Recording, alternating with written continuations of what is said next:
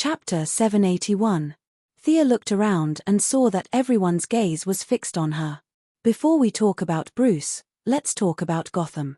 The chaos in the entire country is not as much as the chaos in Gotham. Recently, Gotham's crime rate has been high. In just a month, the number of citizens dying from unnatural causes has exceeded 200. Gotham needs to restore order immediately. If you can't do it, then the Justice League will have to intervene. The National Guard has gathered 1,500 people and is heading to Gotham. I can delay it for 3 days at most.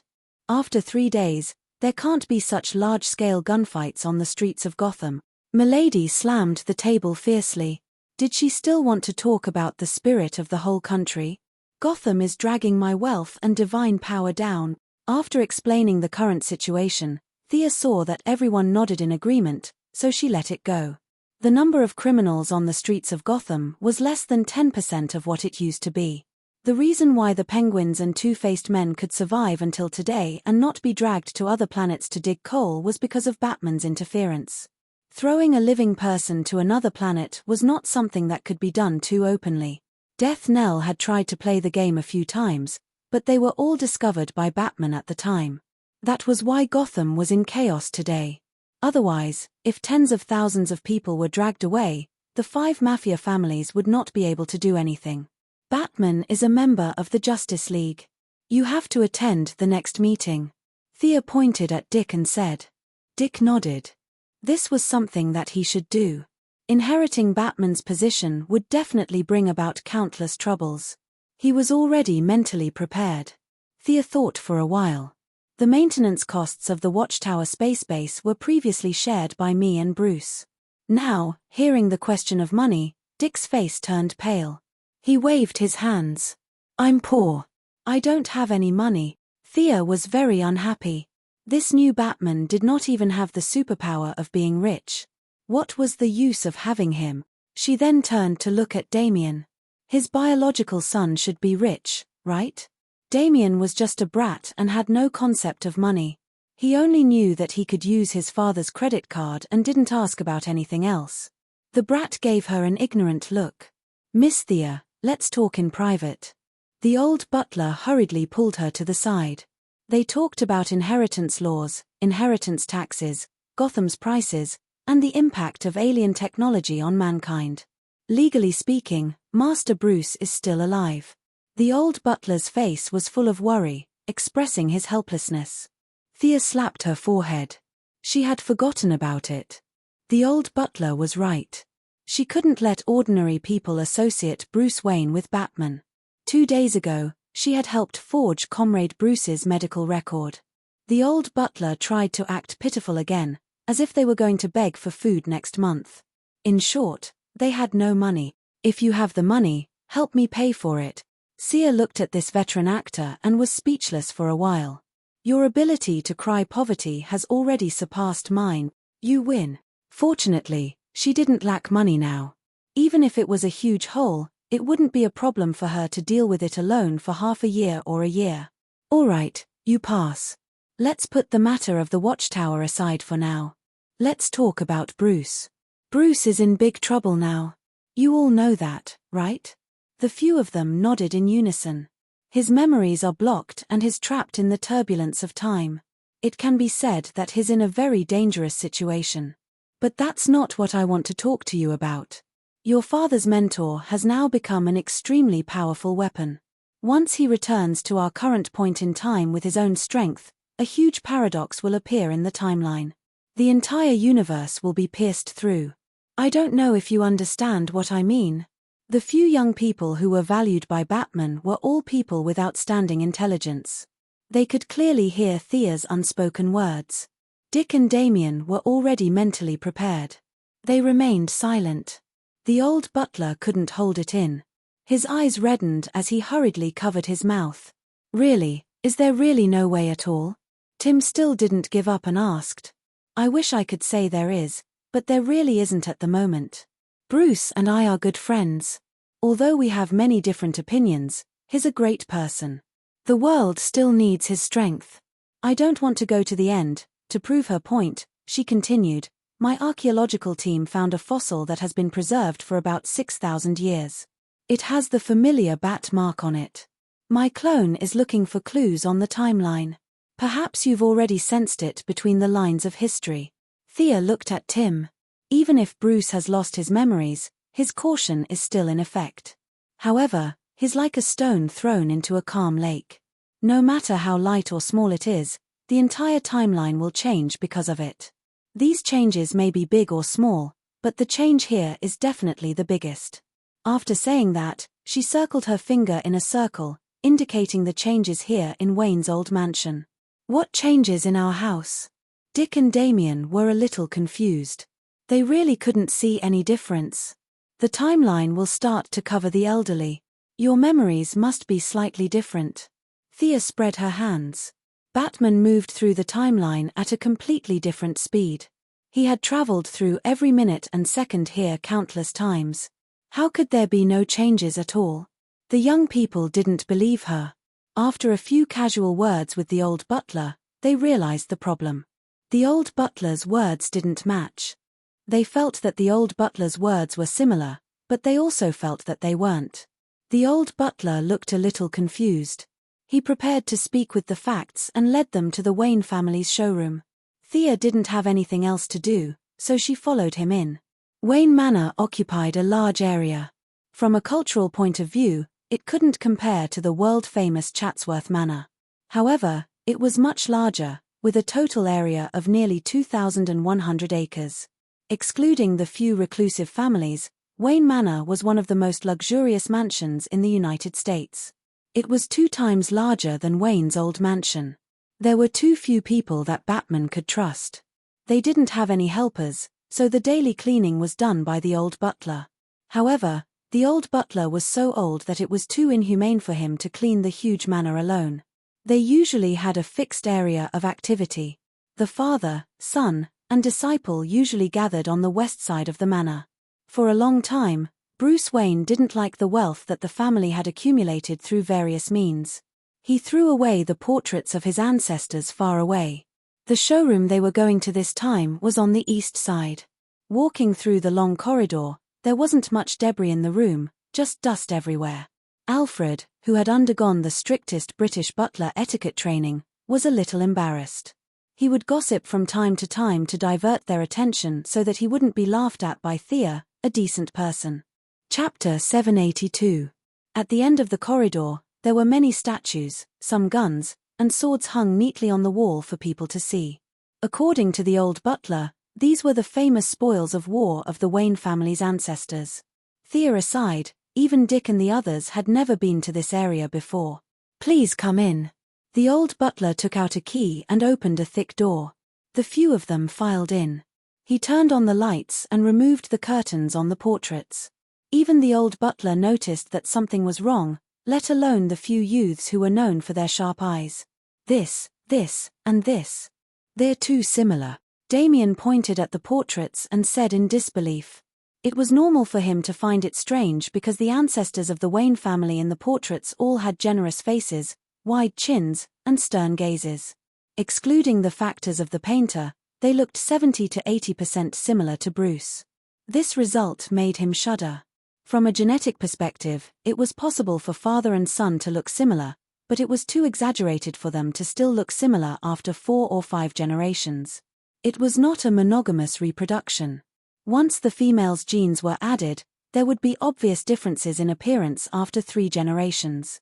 And the ancestors in these portraits seemed to be carved out of the same mold. What did this mean? The youths looked at the portraits and felt a chill run down their backs. Thea was also gritting her teeth.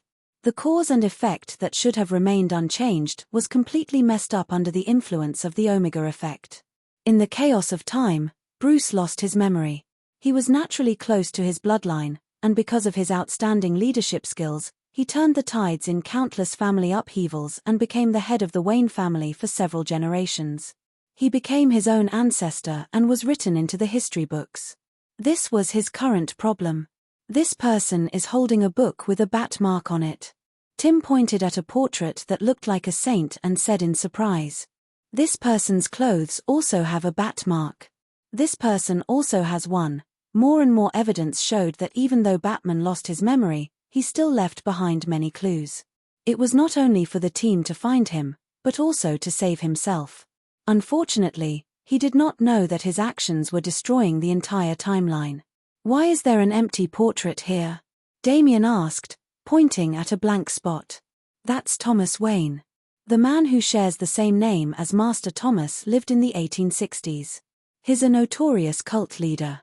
He's already been expelled from the Wayne family," the old butler recalled. "How is that possible?"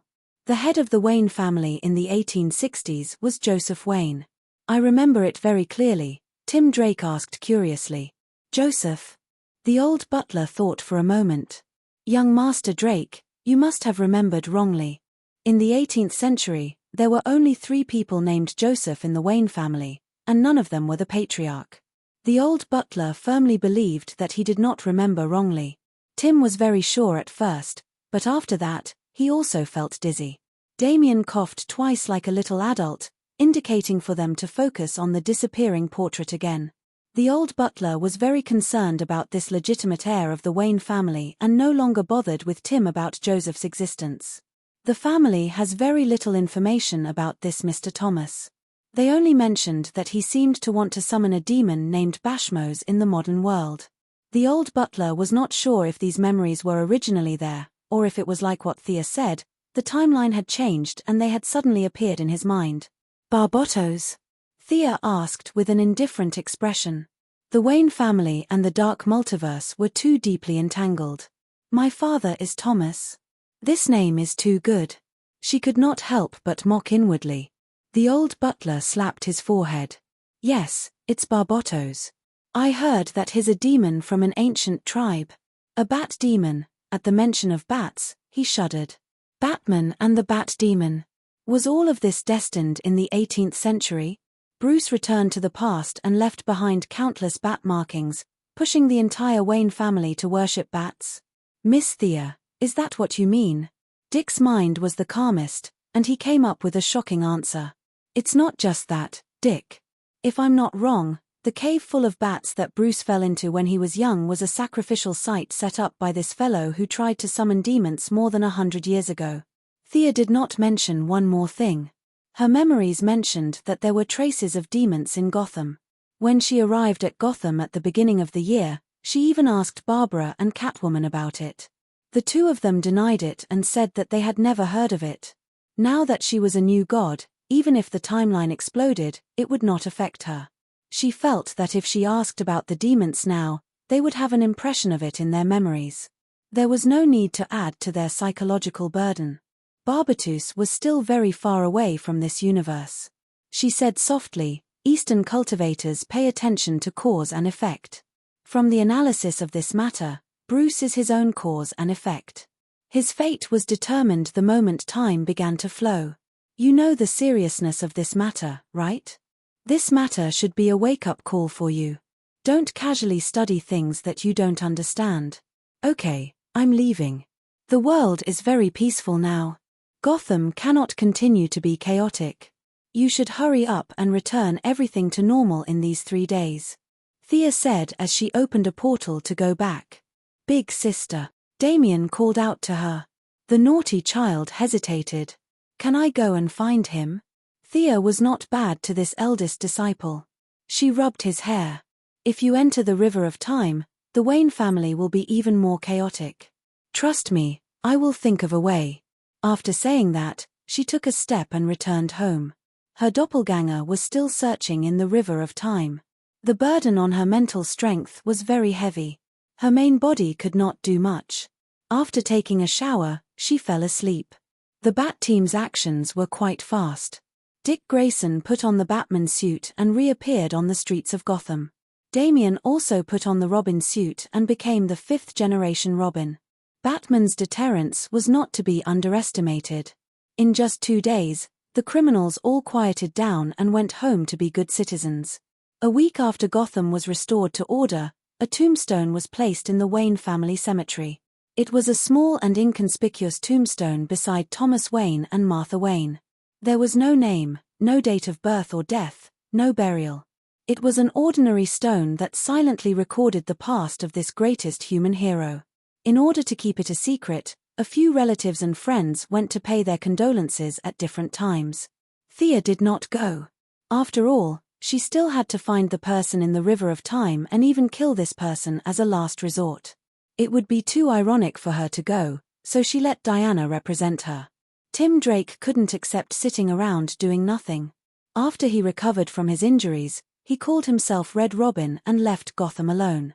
In the American continent 6,000 years away from the main body, Thea, doppelganger, was running with the Golden Vanguard, elderly version. There was a group of barbarians with wild beast fur chasing after them. Woo woo woo. The barbarians shouted with unknown meaning. At least, Thea did not understand the content. She saw the leader of the barbarians, who was 2 meters tall, throw a sharp spear at them. Hey, have you been here before? Where is the cave you were hiding in? She still had her high attributes. Running a few steps was not tiring for her. Chapter 783. It had been many years since she was chased by a group of people. Her divine power was left in her main body, and her doppelganger had a large amount of magic power. She could destroy a few primitive natives with a wave of her hand.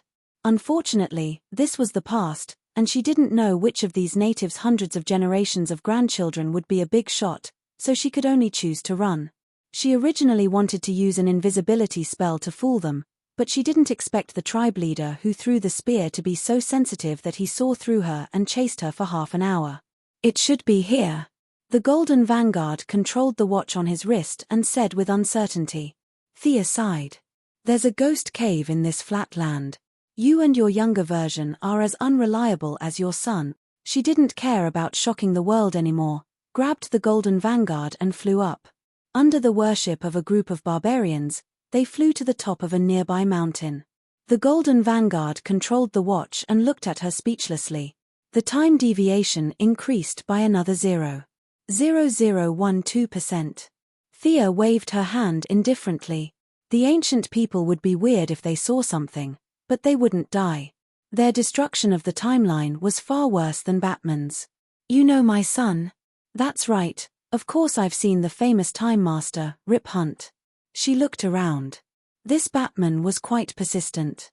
Every time he crossed over to the American continent, he would wander around the palm-sized future Gotham.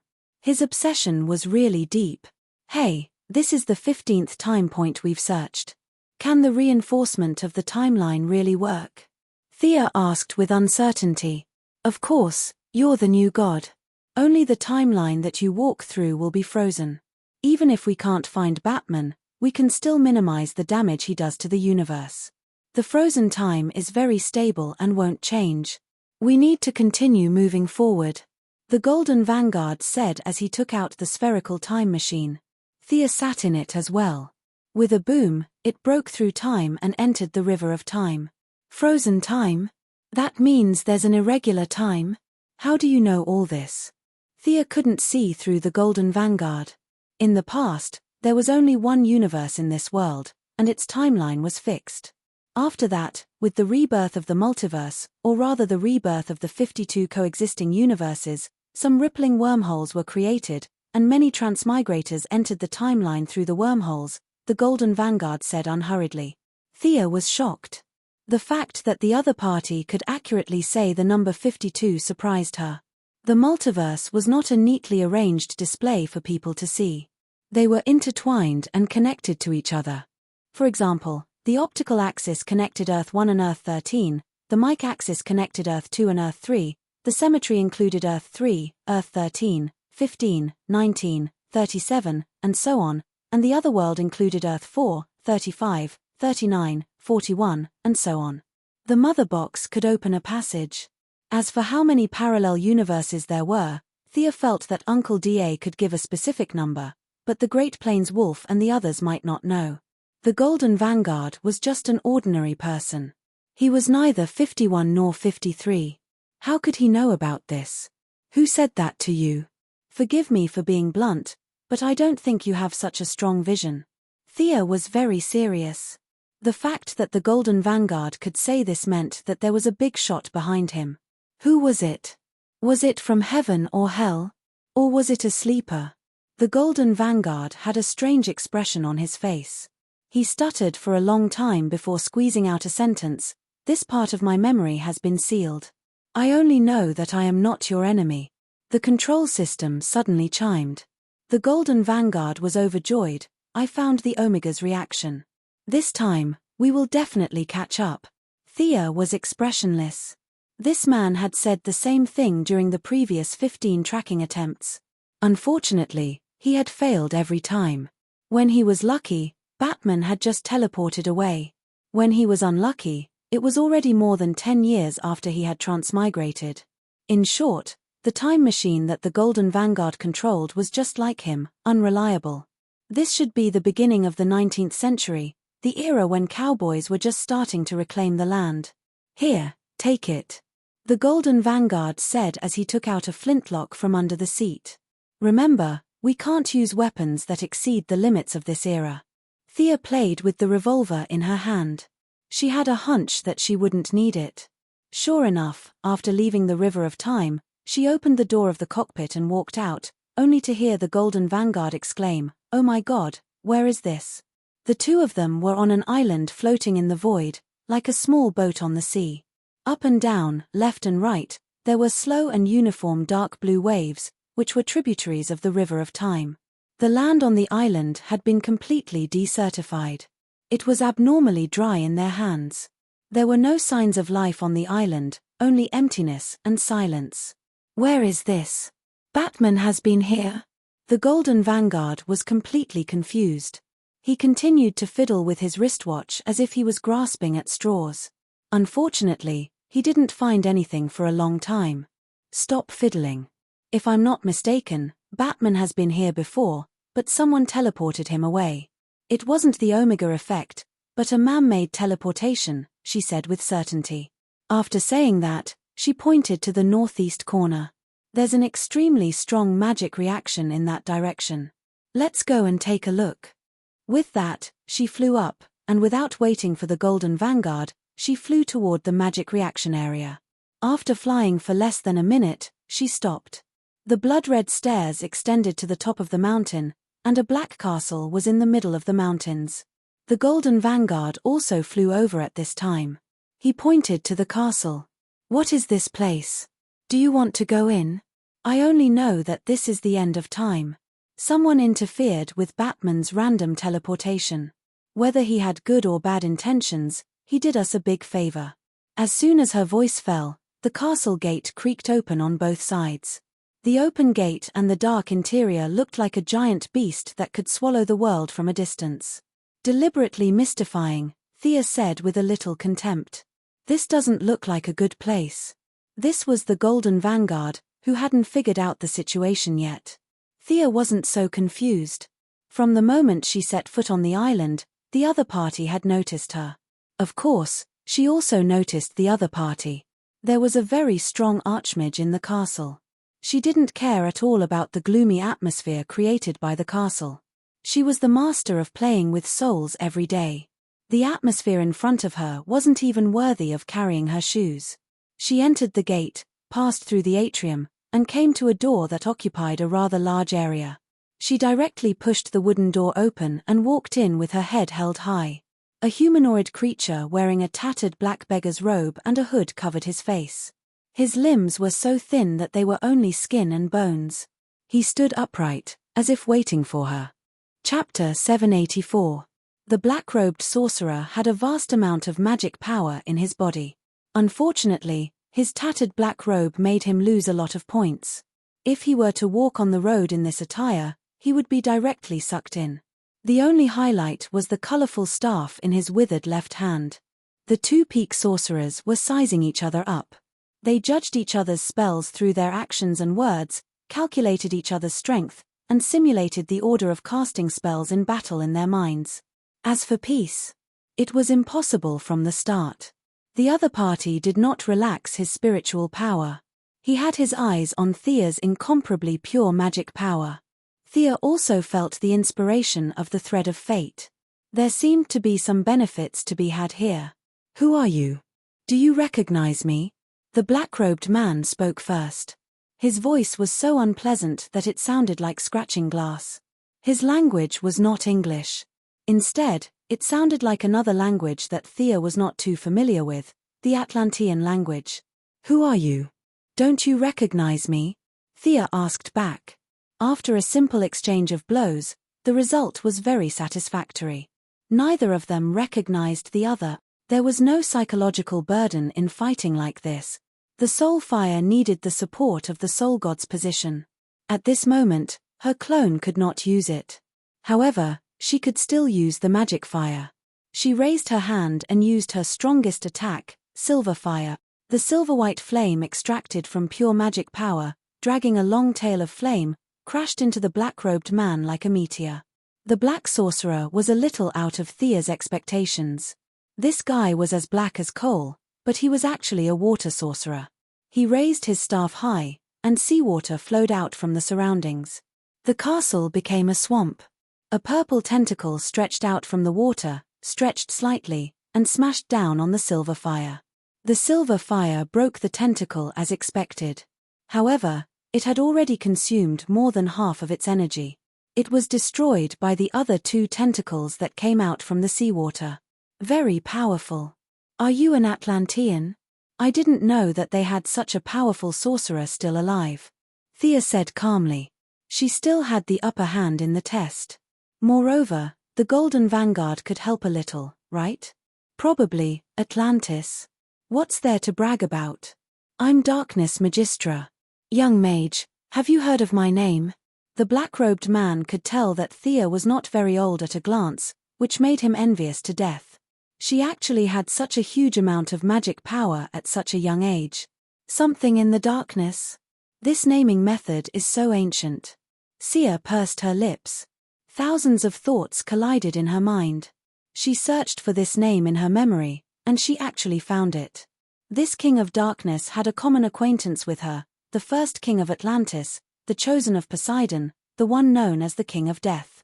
If he remembered correctly, the mage in front of him was the father of that old zombie, the god of death. TSK, his son was a zombie, and his father was a mage. What a family. Thea pretended to be nonchalant. "I've heard of it. Back then, you might have been able to dominate the world. But now, you're too old." She began to quickly mobilize her magic power and shot out endless silver flames. Silver light flickered, and countless magical flames bombarded the dark magi. Seawater. The seawater evaporated. Houses. The houses were overturned, and before the bricks and pillars fell to the ground, they were burned to ashes by the flames. Mph, finally out. More than half of the seawater evaporated, and the monster hidden under the water revealed its face. This thing looked like a huge octopus, and its tentacles were thousands of meters long. The whole house, and even the floating island in the void, was made of rocks piled up by its huge body. The monster did not have a head or a face, but at the part where all the tentacles were connected to the torso, there was a big mouth with a diameter of 10 meters. The sharp teeth were divided into 3 layers, densely covering the whole mouth. Its breath was distant and mellow, like a giant beast that had existed since ancient times. Its energy was too strong. Not to mention Thea's clone, even if the original body came, it would not be able to defeat this thing.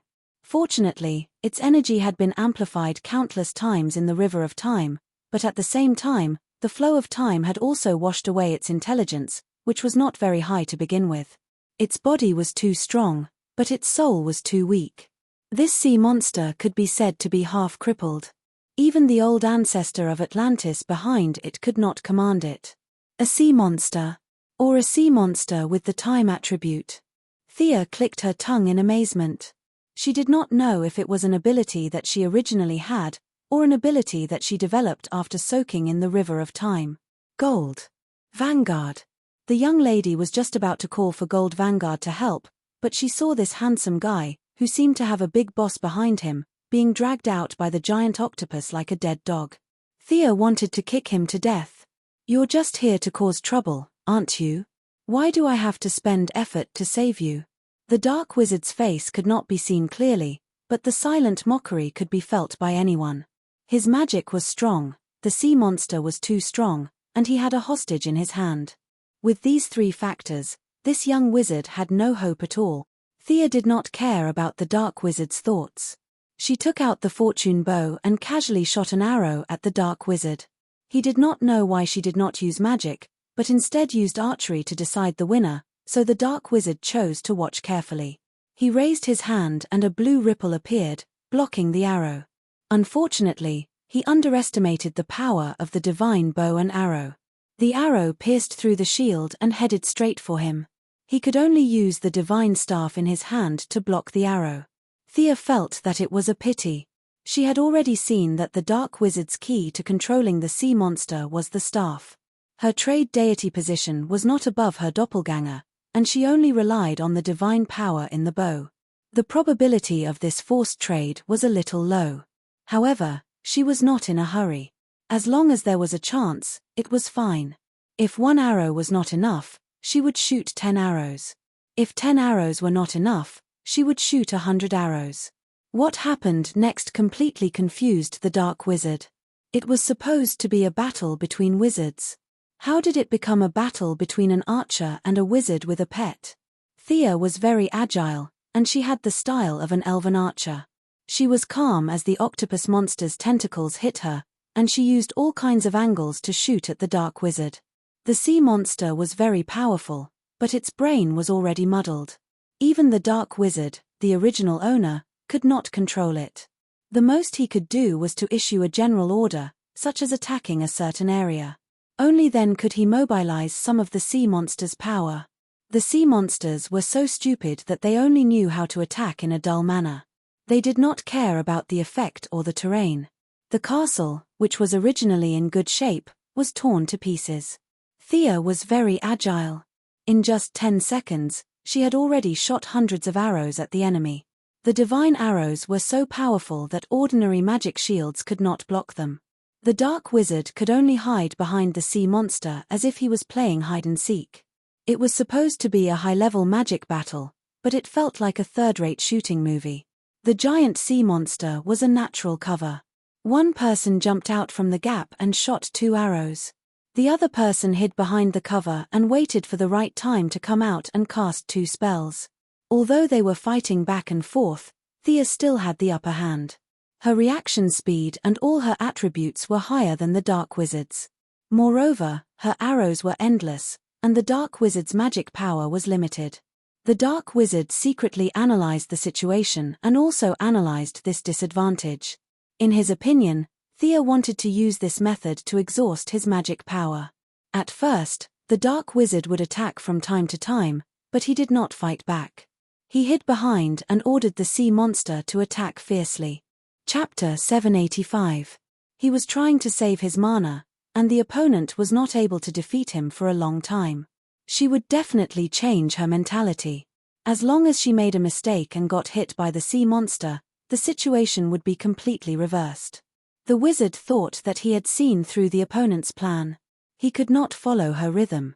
In addition to strength, he also needed to compete with wisdom and mentality. He had lived for so many years, so his mentality was definitely better than Thea's. He was very calm. The magic shield was useless against the divine arrows. In order to save his mana, he did not use the shield to defend himself. He could not block it anyway. Whenever an arrow was about to hit his head, he would hide behind the sea monster. If he could not dodge, he would block it with his divine staff. He wanted to see who could outlast the other. Thea saw that the opponent was very cooperative. She was stunned for a moment, but she did not think too much about it. She continued to shoot arrows like a meteor chasing after the moon. The wizard thought that he had succeeded. He waved his staff like a windmill, blocking left and right. His gloomy eyes were full of mockery. Thea ignored him and continued to attack according to her own rhythm. The wizard was also very calm. The two of them attacked and defended. It was very boring. What was the opponent planning? After blocking 5 or 6 arrows in a row, Thea's attack was like quicksilver flowing down the ground. The wizard muttered in his heart. He had never seen such an unpredictable opponent in his life. He had a bad feeling in his heart. Should he attack twice at the right time? The wizard thought to himself. Soon, he gave up the idea. No matter what the opponent was planning to do, he would be in an invincible position. He made up his mind to fight a protracted battle and blocked another arrow. Hey! Suddenly, his hand became lighter. Where was the staff? The wizard was shocked. The staff that was originally more than a meter long was in the opponent's hand, and he was holding a gem in his hand. What was this? He used his power of the will to examine the gem carefully. With his attainment as a great wizard, the principle of gem magic was as simple as looking at the lines on the palm. He understood everything at a glance. But how did this thing get into his hand? How did the staff get into the opponent's hand? He was very puzzled. Sia chuckled. Exchanging a gem with a 30-year lifespan for a tattered magic staff, the other party was actually making a profit. To this dying mage, life was priceless. He scanned the magic staff with his power of the will. It had a very crude design, and its value could not even be compared to the god of death's magic staff. Its only function was to control this huge sea monster. In order to prevent himself from falling into the flow of time, the wizard had transferred his power of the will to control the sea monster into the magic staff. However, because the sea beasts had been washed away by the river of time, this staff, which wasn't made of the best materials, had been badly damaged. No wonder the control effect is so poor. Thea curled her lips. She did not immediately erase the wizard's power of the will imprint. Otherwise, the sea monster would lose control, and even Thea would be in trouble. Fortunately, she had gotten her hands on it in advance. Otherwise, it would be a big joke if the other party died together with her at the critical moment. I'll keep it safe for you. Thea kept the staff in her space ring as the other party roared in anger. I'm going to kill you. The wizard casually threw away the gemstone and no longer cared about the consumption of magic power. Like a shrew, he opened his arms, and the surging sea water surged as he charged towards Sia. You're talking as if I'm afraid of you. Thea ordered the sea monster to retreat. Her 5 fingers moved lightly, and one by one, lifelike giant silver-white firebirds were created. Then, the firebirds danced in the wind like a group of elves. They cheered, jumped, and were full of rich magic power as they rushed forward. The wizard's spell was indeed unique. Countless strong lights flashed in the sea water under his control. With just a sweep of the light, the firebird was reduced to the purest magic power. Then, with a big wave, the magic power was sucked back into the sea water. Very good. Thea nodded. The opponent's magic was both offensive and defensive. It also had the magical effect of absorbing the opponent's magic power. It could be said that the understanding of magic was at its peak. However, she was not afraid at all. Ordinary mags could not do anything, but she was a god. She could not use her divine power, but her vision and knowledge were still the same.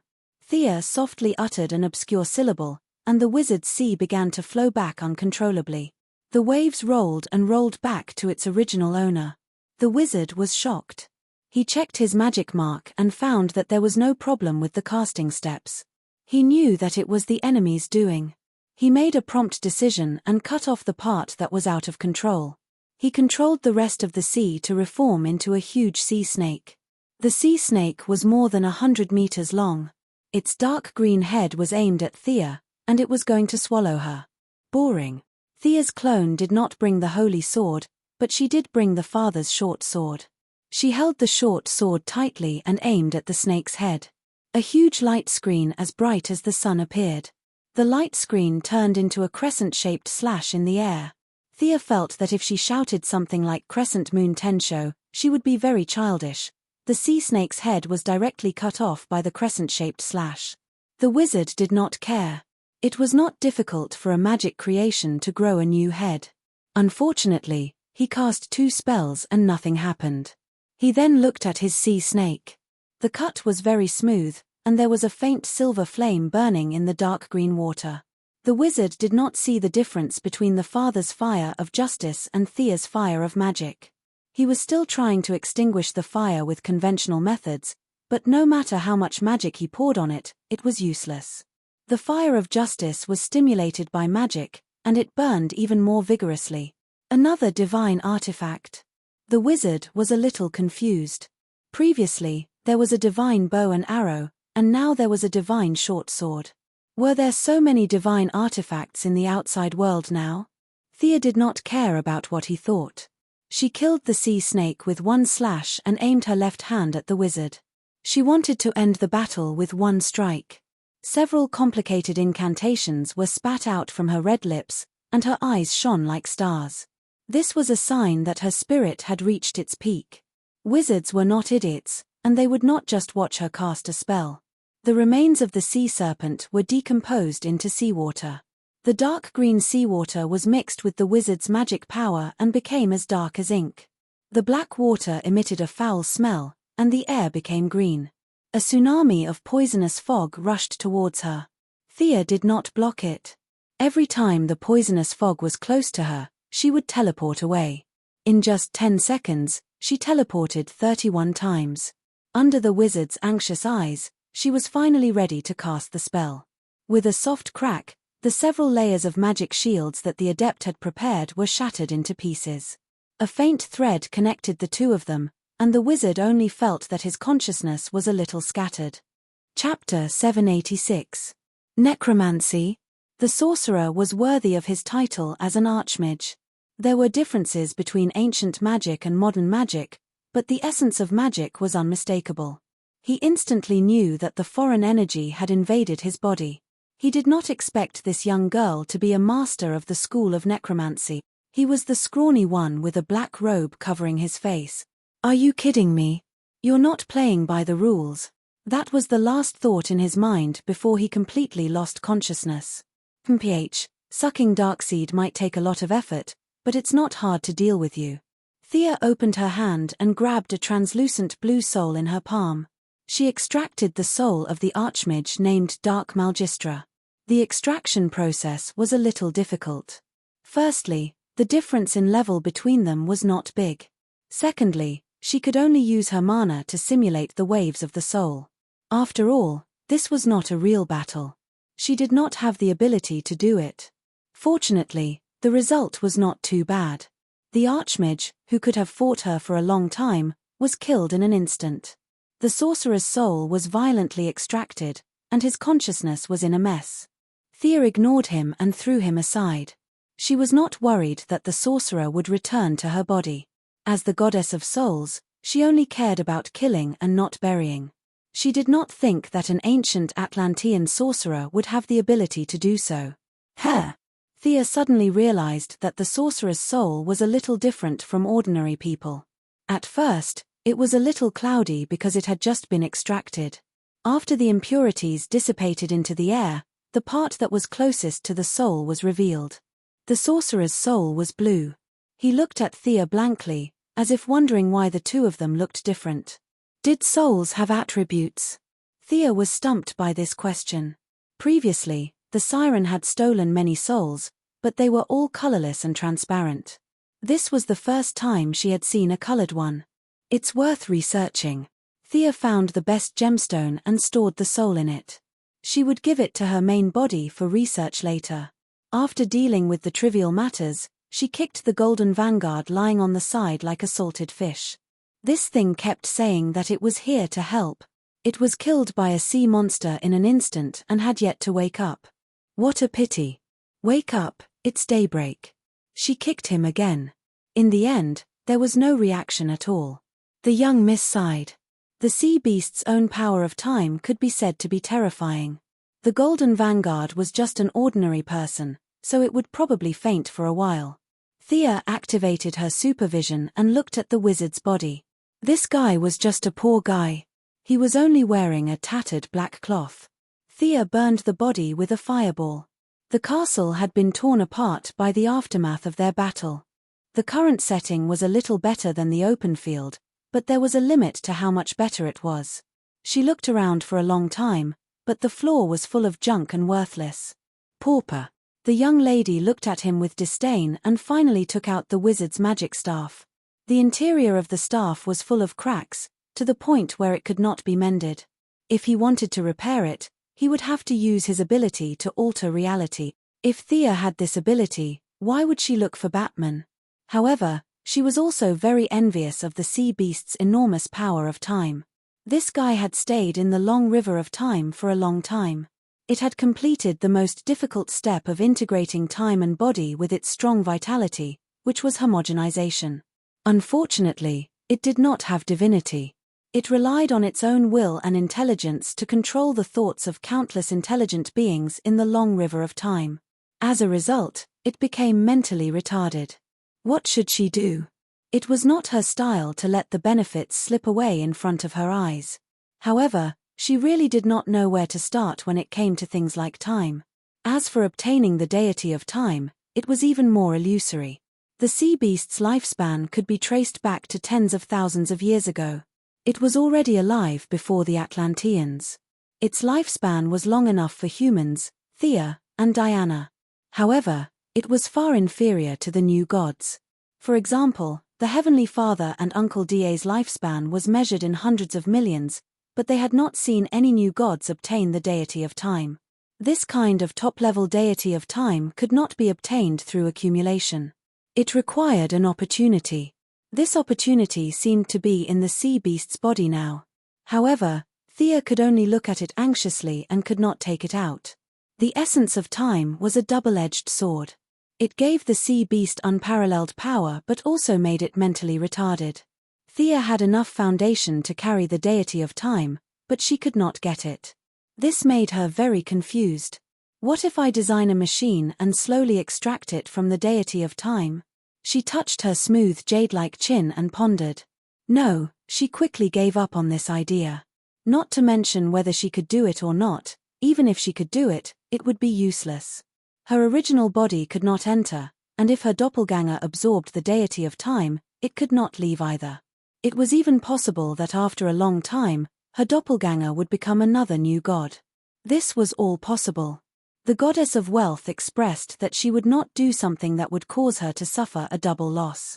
She found a collapsed stone pillar and lay down, resting with her hands on her head as she thought. When she inadvertently saw the terrain of the entire island, a sense of familiarity emerged from her memory. I've been here before. There were some differences in the buildings, but the terrain was exactly the same.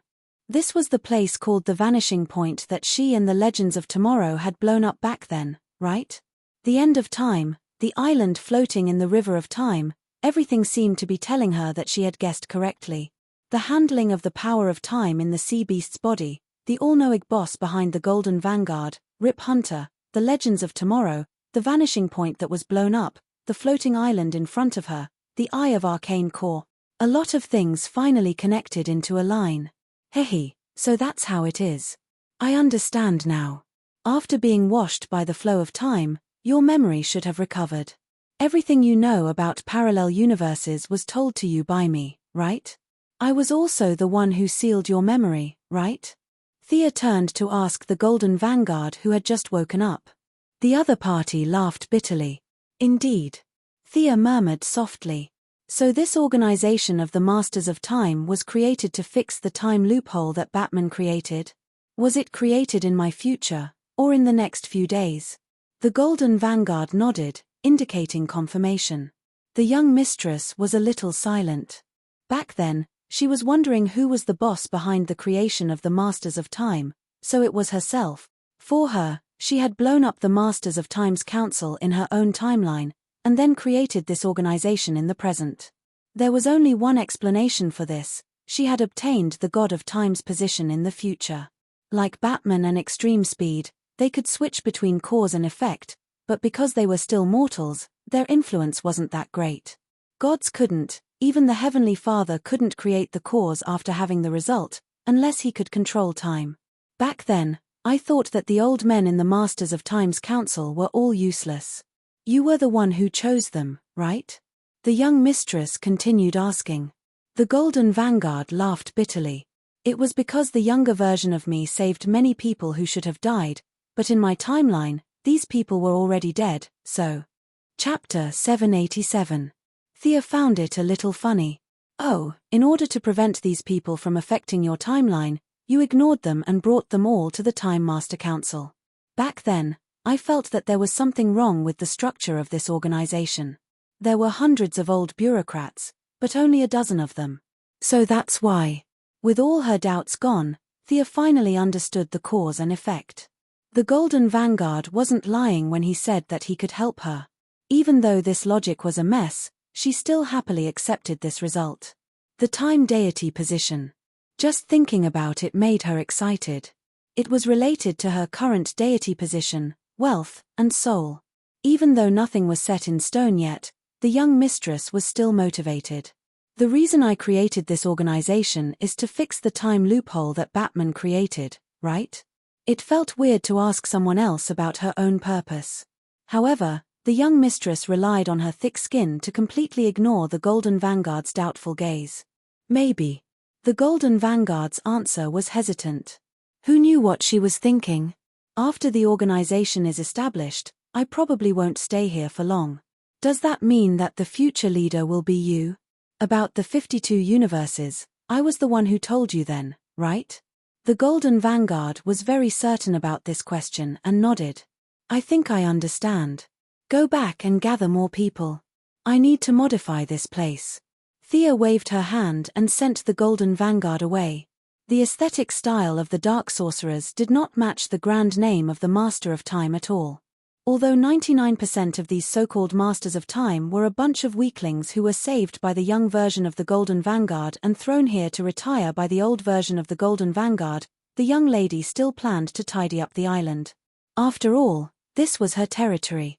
In the previous battle, she felt that the power of many elemental magic would be reduced at the end of time, while soul magic would be greatly strengthened. She was too lazy to waste time and directly used magic to simulate soul power to wash the entire island. The main colors were white and gray. It was exactly the same as the first time she stepped into the vanishing point. Back then, she even mocked the builder for having a problem with his aesthetic style. Now, the blame fell on her. How ironic. She moved quickly, but the Golden Vanguard wasn't slow either. In less than half an hour, he left more than 100 people in the square. On the grayish-white square, a group of people were brought here in a daze.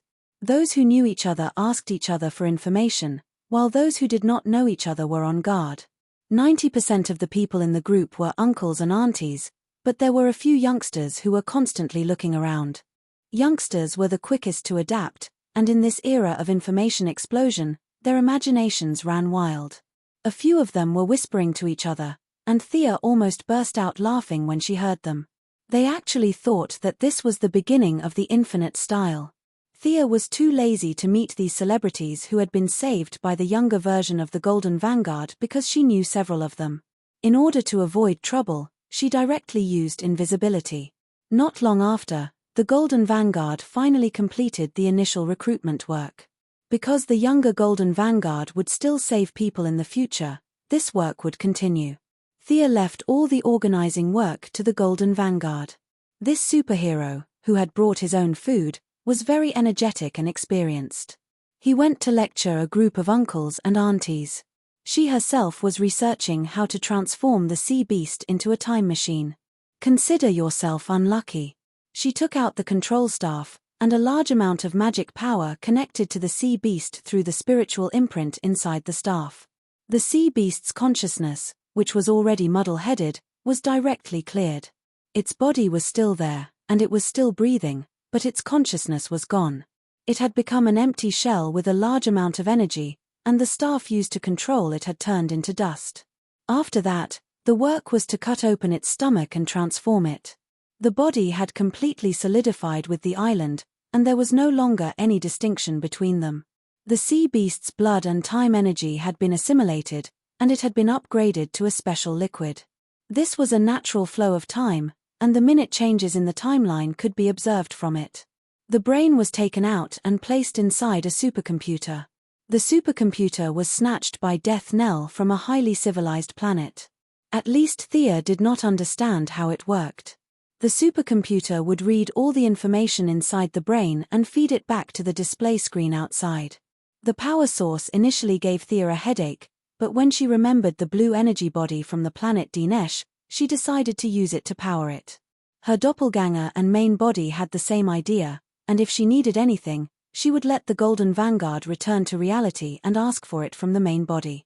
After toying with it for half a month, this half-technological, half-magical product that she named the Eye of Arcane Core was finally produced. After running it for half an hour, a huge problem was discovered. Even the most advanced supercomputer in the universe was unable to deal with the various problems in the timeline. It needs to be faster, said the clone Thea. To speed up the sea beast's brain's processing speed, she could only think of the seraphic speed power. Back then, she had absorbed a little from the speed of reverse lightning out of curiosity. After a few experiments, there was still a lot left. Thea's main body felt that this thing was not of much use, so she found a magic box containing the seraphic speed power from Hade's treasury, and asked the Golden Vanguard, who had changed his job to a courier, to pass it to her clone. "Where's the thing?" On the island named the Vanishing Point, the clone looked at the bitter Golden Vanguard and asked curiously. "It was snatched away by a fellow, ah?" Thea's clone could not think of anyone who would snatch this thing. "It's an extreme speed user. As for the details, he was too fast, so I didn't see clearly," said the Golden Vanguard dejectedly. "Extreme speed user? Which extreme speed user snatched this thing for fun?" Thea was dumbfounded. The seraphic speed power that she wrapped was not even enough for them to run for 10 seconds. What was the use of it? She opened her Arcane Cause I version 1.0 and began to observe. A large amount of data could not be processed, but she could see it with a special time flow. She saw the robber. It was an extreme speed user wearing a huge silver armor. The answer was obvious. It was Savitar, who was imprisoned in the seraphic speed power space in the future. The other party did not want the seraphic speed power, but the box containing it. As long as he replaced the seraphic speed power in the box with his own, then as long as he fooled the Lightning Squad a little, he would be released because of the same origin of the seraphic speed power. As for whether this Savitar was the main body or the one replaced by the remnant of time, Barry Allen, the young lady did not care. "About that, you have to make another trip. Our supercomputer needs the seraphic speed power. What if he snatches it again?" asked the Golden Vanguard while scratching his head. This question really stumped Thea. She did not think it would happen. Savitar only wanted to escape from the seraphic speed power space. Did he have nothing better to do than snatch a bunch of magic boxes for fun? Could it be that he wanted to rely on this to get rich? Chapter 788. But she had to be careful, not to mention that she had to maintain the timeline. The more stable the timeline was, the higher the chance of obtaining the God of Time position. If she allowed the speedsters to travel through the back garden, the timeline would be completely finished. A rotten timeline, even if she thought with her toes, she would know that she had no fate with the God of Time position. If she wanted to get something, she had to pay first. This was an irrefutable truth. The doppelganger and the main body communicated in the spiritual world. Thea instructed the Golden Vanguard to wait for a while. The main body would deal with this matter. This was to prevent Savitar from snatching the box, and also to deter the speedsters from traveling through time for fun. She wanted to set up a group of law enforcers in the River of Time. The rich bureaucrats saved by the Golden Vanguard couldn't do it, they could only do some repair work. Thea needed some law enforcers who didn't know fatigue and could run at high speed. They were the Time Undead from the original space-time. The main body was lying on the big bed in the White House. The feeling of having 1 foot in the timeline and 1 foot outside the timeline was extremely satisfying. If she wasn't a magic god, she wouldn't have been able to support this kind of mental energy consumption.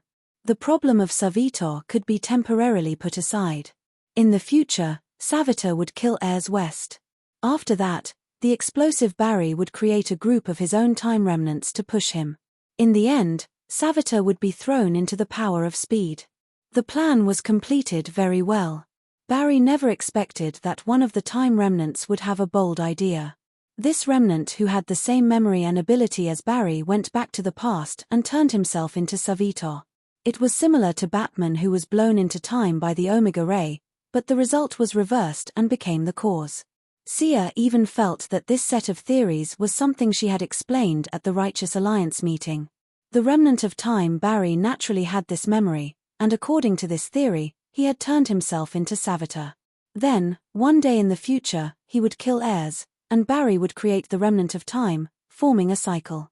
This man didn't rob banks, set fires, or subvert governments. Other than killing Black Girl, he was almost harmless. If he didn't steal her things, Thea wouldn't have bothered with him. The time undead must use soul methods. Who else could create such a creature other than her, who occupied the god of soul and also had a foot in the realm of time? However, she was stumped as to how to create a banshee. She had no experience in creating a race. In addition, the reverse lightning's lightning power had been completely used up, so she had to find a new one. Barry had a good discussion with him. You run a few steps while I absorb some of the power of Godspeed. Logically speaking, it was a good choice. But considering that he and Savita's memories were connected, this good choice became not so good. If it really didn't work, knock him out and extract it from his cells. Thea came up with a bad idea and contacted Caitlin to ask about the current situation of the Lightning Squad. So it's like this. Has Savitar officially revealed himself? His actions are really fast. After listening to Caitlin's story, Thea could not help but sigh.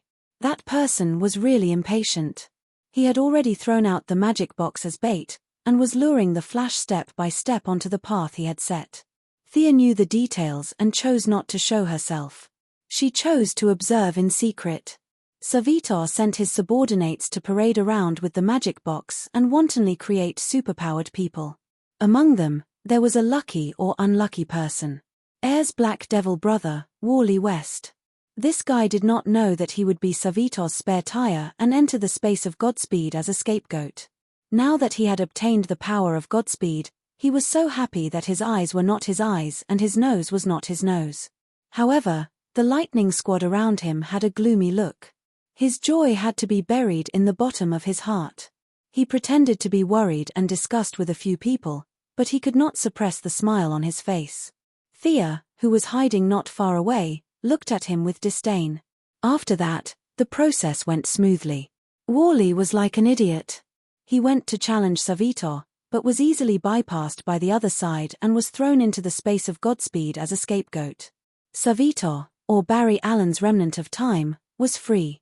Snatching the magic box at the end of time was the first step. Walking out of the space of Godspeed was the second step. Killing heirs in this time and space was the third step. After these 3 steps were completed, the cycle was formed. He was no longer a remnant of time, but the real Savitar. Thea looked on coldly as Wally was sucked into the space of Godspeed. Whether he would become a superhero or not, the current predicament was a lesson. She was too lazy to save a smug black devil.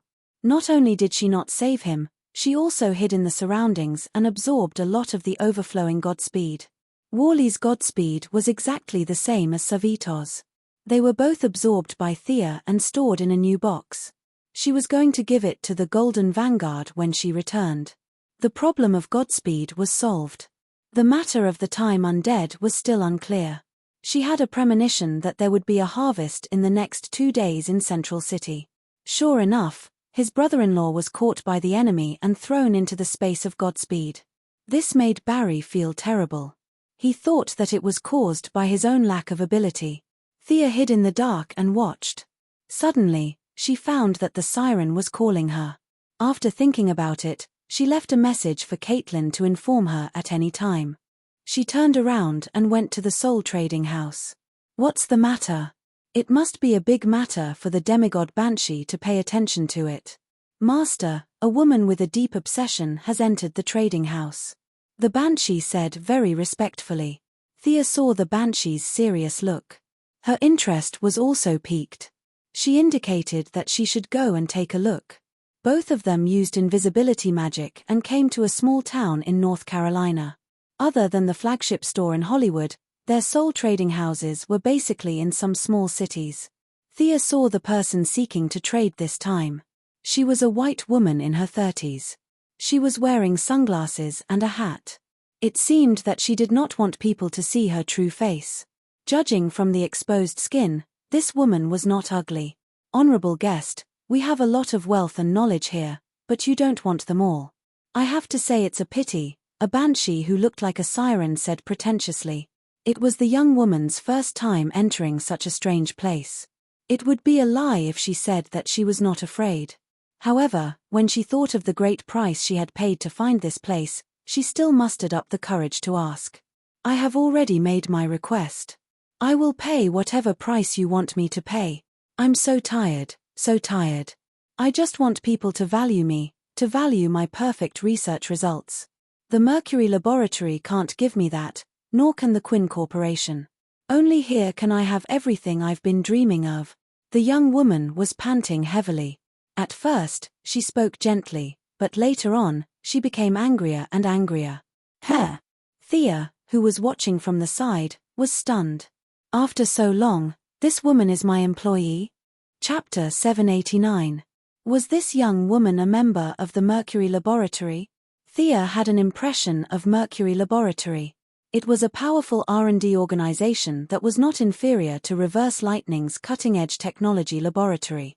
The laboratory was indeed under her name, but she had millions of employees all over the world, so she did not know this woman.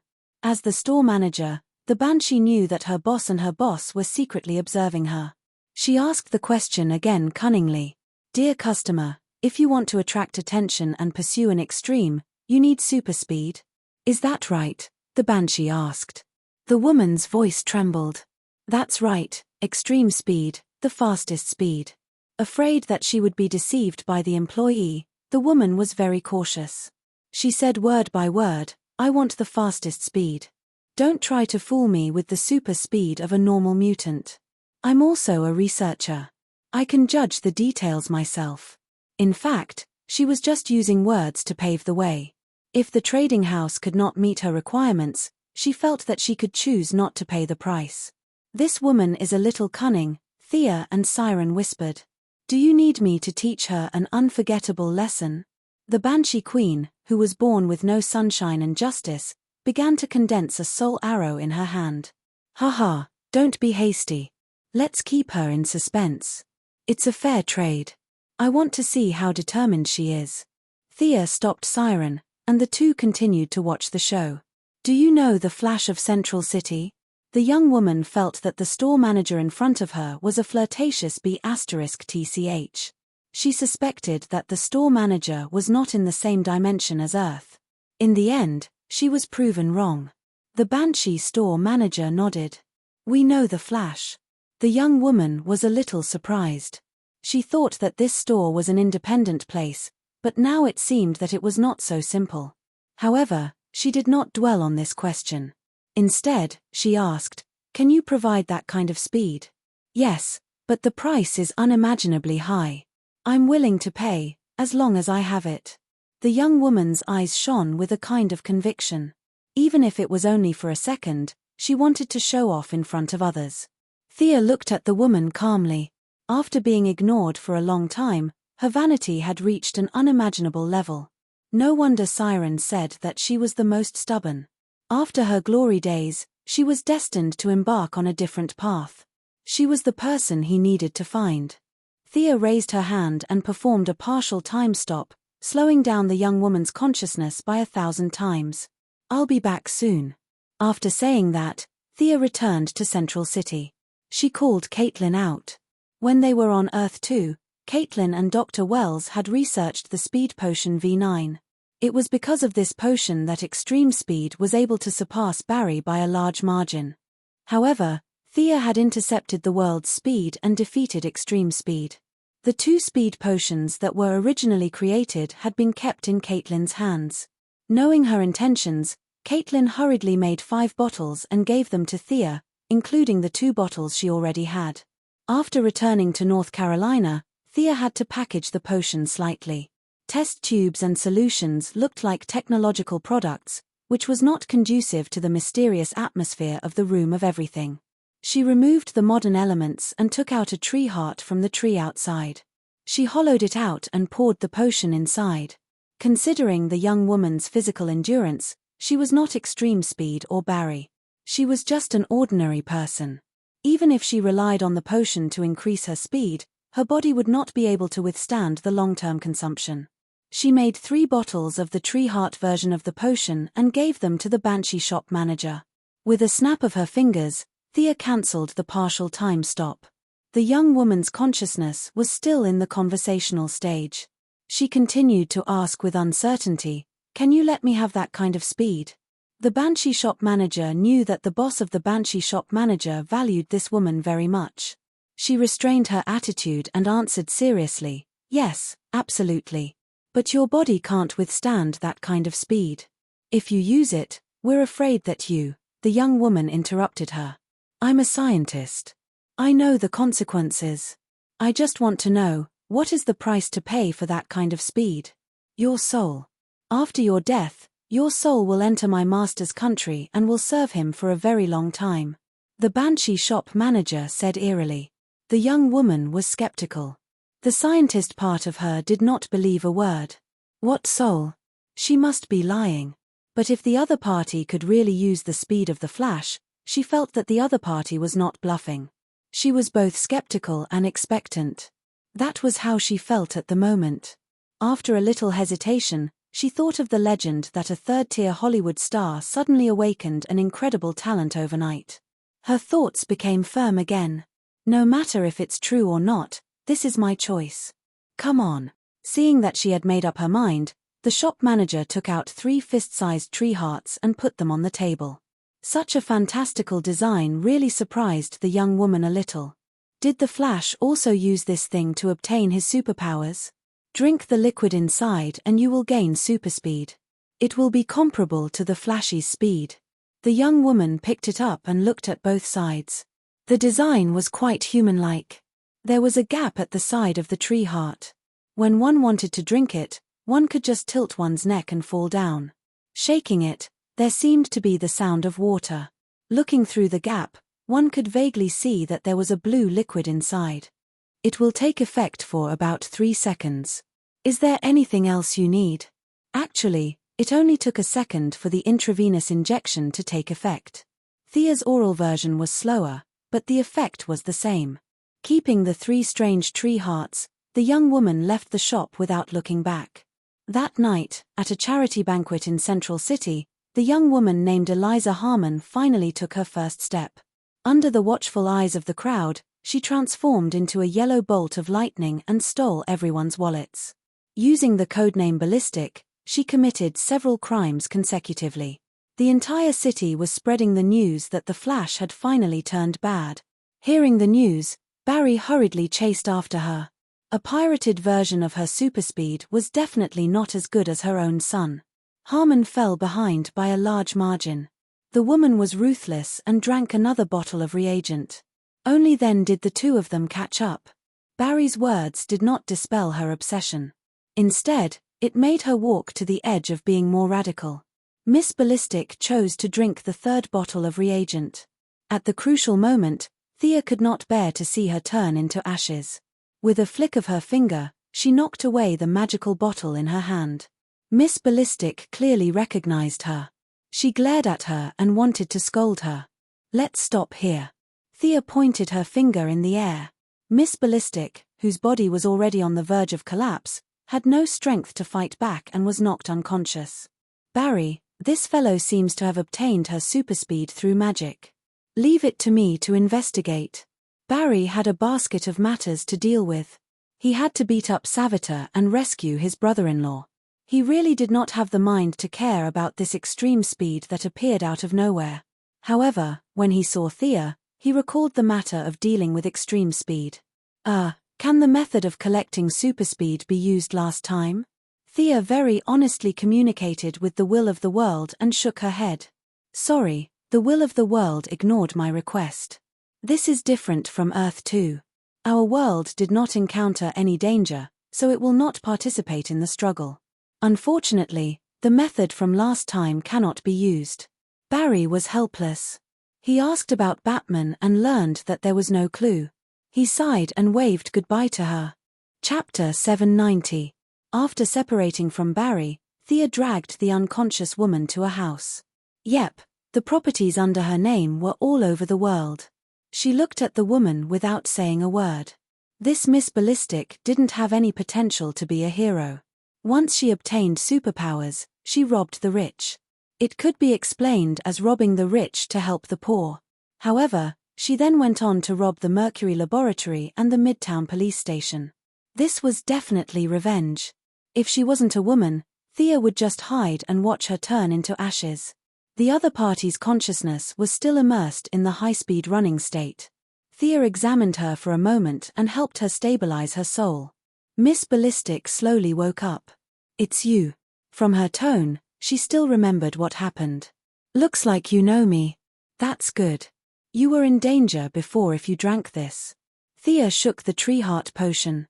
"You would have turned into ashes because your speed exceeded the limits of your body. I'm happy. When did you rich people pay attention to the lives of ordinary people like us? You enjoy everyone's cheers. You're the chosen one, a superhero, and the world's love. What do you know?" Me. Miss Ballistic bared her fangs and brandished her claws as if she wanted to eat her. "Miss Eliza Harmon, I've seen your income and expenditure records. In the Mercury Laboratory, there are currently 29 ongoing research projects. As the person in charge of one of the projects, your annual salary is $750,000. After the laboratory was under my name, everyone's annual salary was raised by 10% to 3%. Your income doesn't seem to be at the bottom, right?" Thea snorted. "You can't even find the right point to criticize." Miss Ballistic was indeed speechless. She was tongue-tied and didn't know what to say. Thea continued. "Do you know how much an intern in the Mercury Laboratory earns? I'm afraid you don't even care. It's less than 3% of your salary. What right do you have to say that you're at the bottom? Tell me." The young mistress had already accumulated a lot of anger because of the Batman incident. Now that she slammed the table and glared at her, Miss Ballistic, who used to be a researcher, was immediately intimidated. She didn't dare to talk about the bottom and top anymore. Thea pointed at the tree heart potion and asked, "Tell me, where did you get this?" Miss Ballistic didn't dare to hide anything. She recounted everything from the rumor that she would grant any request to the actual search and the final transaction. Thea frowned as if she had no idea what was going on. There's such a magic. Now that she had calmed down, Miss Ballistic's cautious nature as a researcher reared its ugly head. "They want to take away my soul. Will I die? Would they be enslaved forever? I don't want to die yet." Her voice was very soft when she said the last sentence. Thea tapped her fingers on the table with an ugly expression. "This is too weird. You didn't have super speed before? Is it all because of this bottle of potion?" Miss Ballistic nodded furiously. "I'm afraid you're in trouble. You have to stay away from those people. The question is, where should I hide? The headquarters of the Justice League?" Miss Ballistic was about to cry. Thea coughed and finally revealed her fox tail. "Miss Harmon, answer my question first. Do you like super speed? Just like the previous level?" "Of course I do. If not, I'll trade my life for it. Am I stupid?" She nodded. "How about this? I'll give you a job in the Justice League. You'll be able to avoid those pursuers and run to your heart's content." Now that the matter was related to the Justice League, it immediately became grand. Even if Miss Ballistic hated the heavens and earth, she actually admired the League. She hurriedly asked what the job was. Thea selectively explained the job, from Batman's disappearance to eliminating illegal transmigrators. The legal transmigrators were of course the Young Ladies' Council of Time Masters. Yep, that's what the young lady thought. Miss Ballistic was intimidated by the Justice League's reputation and agreed without much hesitation. She naturally had to dress up. Her female appearance could be used normally, but it had to be intimidating when catching transmigrators. Thea made Miss Ballistic a tattered black robe according to Harry Potter's demonic appearance. "That's much better. Run a few steps for me to see," Thea said. With a whoosh, she flew out. Her speed was so fast that even the eyes of the main body couldn't catch up to her. Most importantly, she didn't pass through walls like an extreme speed user. Instead, she was in a formless state like the Martian Manhunter. "Miss Harmon, from the looks of it, you used too much speed earlier. You'll be fine normally, but once you start running, you'll enter a half-spirit state. You'd better enter the river of time as soon as possible. The longer you delay, the faster your body will transform," Thea said half-truthfully. Miss Ballistic was usually called by her real name, but she could change her name to Time Ghost when she wore her uniform. But now, there was only one high-speed pursuer and a whole bunch of other extreme speed users. She couldn't catch up to them all by herself. Thea remembered that Extreme Speed had been captured by the Time Ghost, so where was he now? If Extreme Speed was in her hands, it would be like adding wings to a tiger. The young mistress injected a strand of pure divine soul power into Miss Ballistic's body.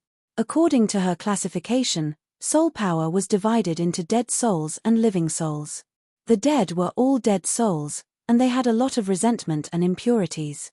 The souls traded from the living were all living souls, so they were much purer. What she was injecting now was precisely the power of living souls. Thea was exhausted from injecting such a strand of divine soul power, but it was worth it. Miss Ballistic had used the power of divine speed, and according to the rules, she should have entered the divine speed space to lie dead. Now that Sia had intercepted her, she had been tainted by the divine power of the soul, and her ownership had changed to the time system of her soul wealth. It could be said that she and the divine speed space represented by speed were two different units. Sigh. The young mistress sighed and opened a teleportation gate that led to the vanishing point. She left the rest of the arrangements to her clone. Go on in and complete your mission. With that, she sent Miss Ballistic in. Check your memories. Before Miss Ballistic could even look at this strange place, Sia's doppelganger ordered.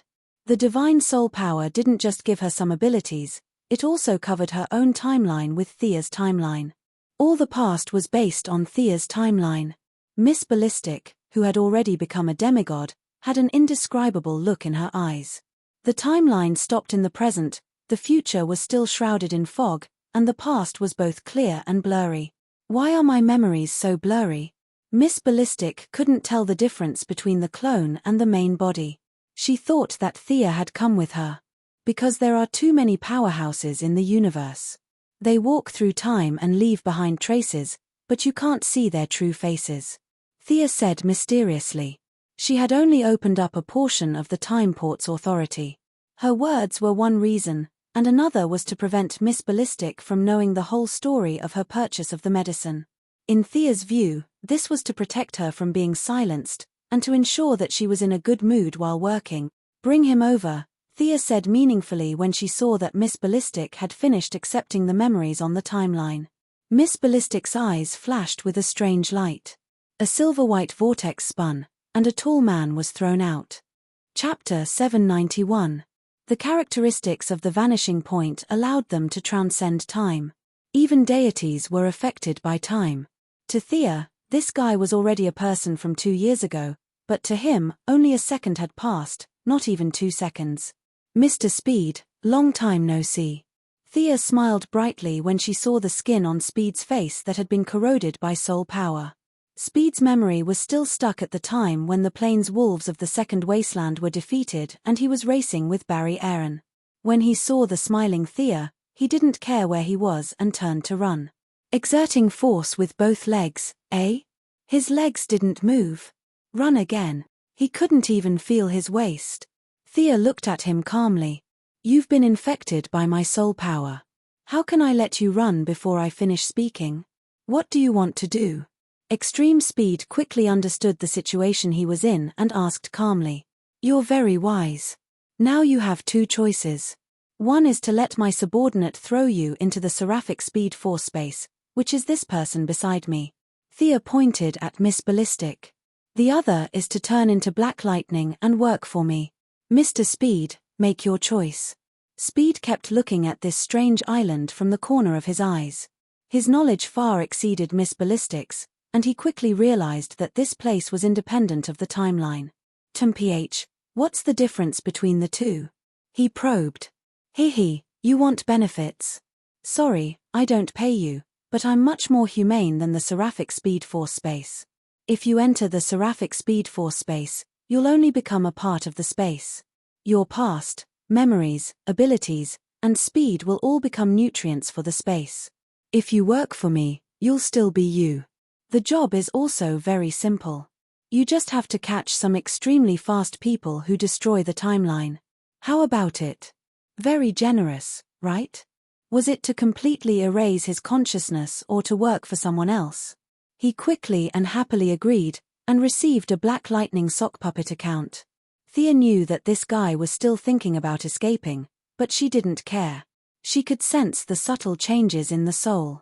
After a few attempts and realizing that he couldn't escape, Mr. Speed would fall in love with this job of eating, sleeping, and fighting transmigrators.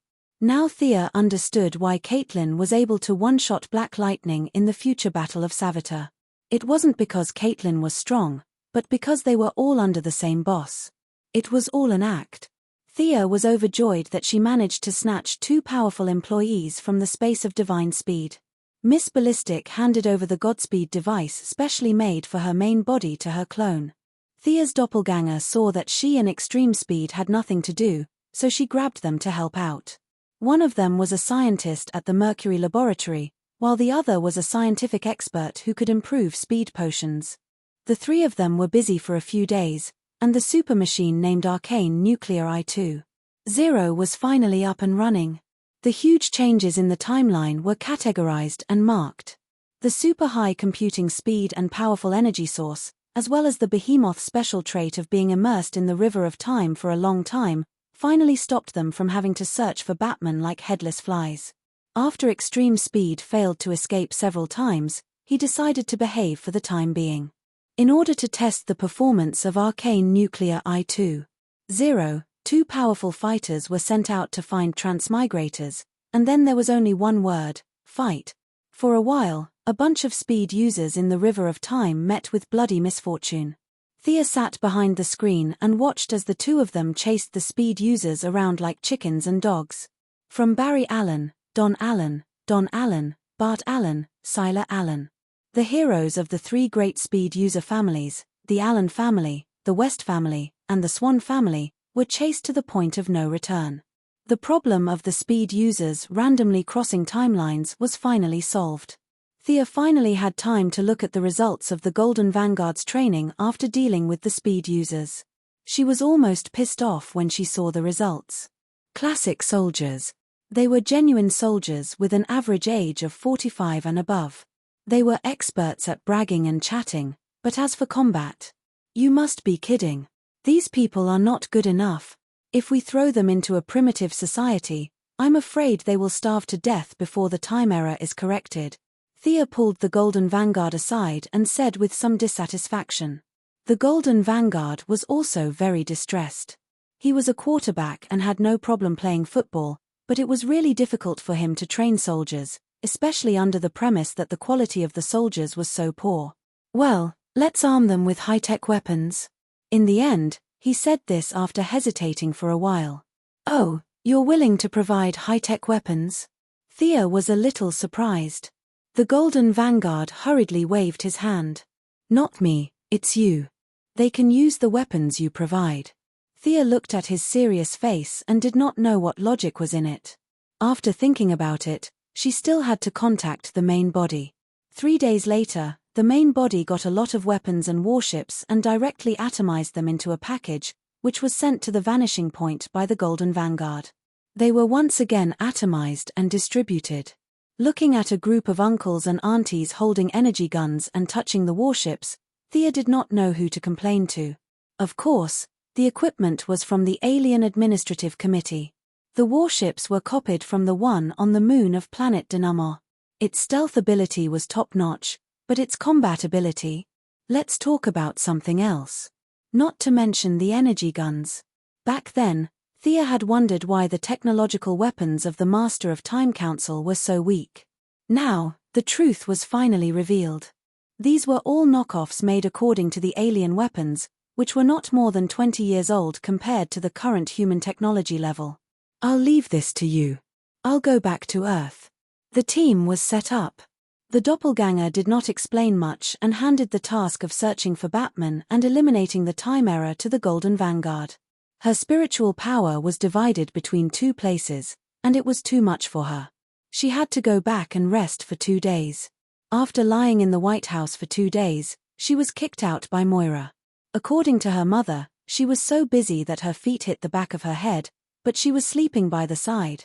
Just stay where it's cool. Walking alone on the street, Thea was a little distracted. In fact, she still had a lot of things to do, but she did not have the energy to do them. Now, she just wanted to lie down. On the other side of Earth, Diana was working hard to teach her disciple, and Thea did not want to disturb her. The people of the main alliance were either fighting monsters or on the way to fighting monsters. They were all busy. The young lady was sitting on a bench on the side of the road in a daze. While her mind was wandering, she saw a familiar figure walk past her. Kara. The young lady hurriedly grabbed the distracted Supergirl. She was just walking when a living person suddenly jumped out from beside her. The young lady was really shocked, and only when she saw that it was Thea did she breathe a sigh of relief. The young lady, who was also a little unhappy, sat down beside her. Chapter 792. Seeing that Kara had something to say, Thea did not want to sit on the side of the road for onlookers, so she interrupted her. Let's go for a drink. The two women went to the base of the Star City Female Alliance and found a bar under her name. Come on, try this. It's the strong liquor of the Teruyans. Even a Kryptonian like you can't stand it. Don't believe me? Try it. Thea put a glass of liquor in front of Kara and motioned her to drink it quickly. Then she quickly told a story. She was going to drink while listening to other people's bad luck. Earth's alcohol was indeed useless to Kryptonians. Kara had secretly drunk it a few times, but it tasted tasteless and she never drank it again. Now, seeing that Thea wanted to try it, she picked up a glass and poured it down her throat. The golden liquid went down her esophagus and into her stomach. The little girl felt a burning heat rushing from her stomach to her mouth. It's not bad. Kara was a little surprised. This kind of alcohol was very suitable for the Kryptonian stomach. Thea took out a small delicate bottle and poured a glass for her. Try this. It's the fine wine of Dionysus. This is the collection of the god of wine. Ordinary people can't drink it. Kara was a bad student. She knew Apollo because she had fought with him twice. She did not know who the god of wine was. Even though she had seen him in the Underworld War, she did not know who he was. But this time, the wine was refreshing, and the aftertaste lingered. Even Kara, who did not know how to taste wine, thought it was good wine. As for what was good about it, she could not tell. Let's continue. There's more here. Thea had collected a lot of good wine in her dimensional ring. The bars here were her private properties. No one dared to stop her from bringing her own wine. After drinking all kinds of fine wines, the Kryptonian's body could not take it anymore. Thea did not drink as fast as Kara. Instead, she drank slowly. After a while, Kara's mood finally recovered. She began to tell her story intermittently. Of course I had to take care of the plane crash, right? After that, we were attacked twice. I didn't know she was from the Luthor family. I don't think the Luthor family is all bad people, right? Clark's a busybody, burp. Lena's not a bad person, burp. The little girl was indeed a little drunk. Many things she said were incoherent and messy. However, eldest Miss's ability to understand was amazing. She slowly pieced together the truth. She didn't know if it was because of the Black Hand in the business war or an accident, but one day, when Lena Luthor was on a plane, the engine stalled and she suddenly fell. Kara, who was passing by, stepped forward and caught the plane. Lena, who was sitting by the window, saw Kara's back as he flew away. Their strange fate began. After that, a bunch of aliens attacked Supergirl, and the battle involved Lena. It was yet another melodramatic experience. The two young ladies worked together to defeat a strong enemy. They went through thick and thin together, and after the battle, they left each other's contact information.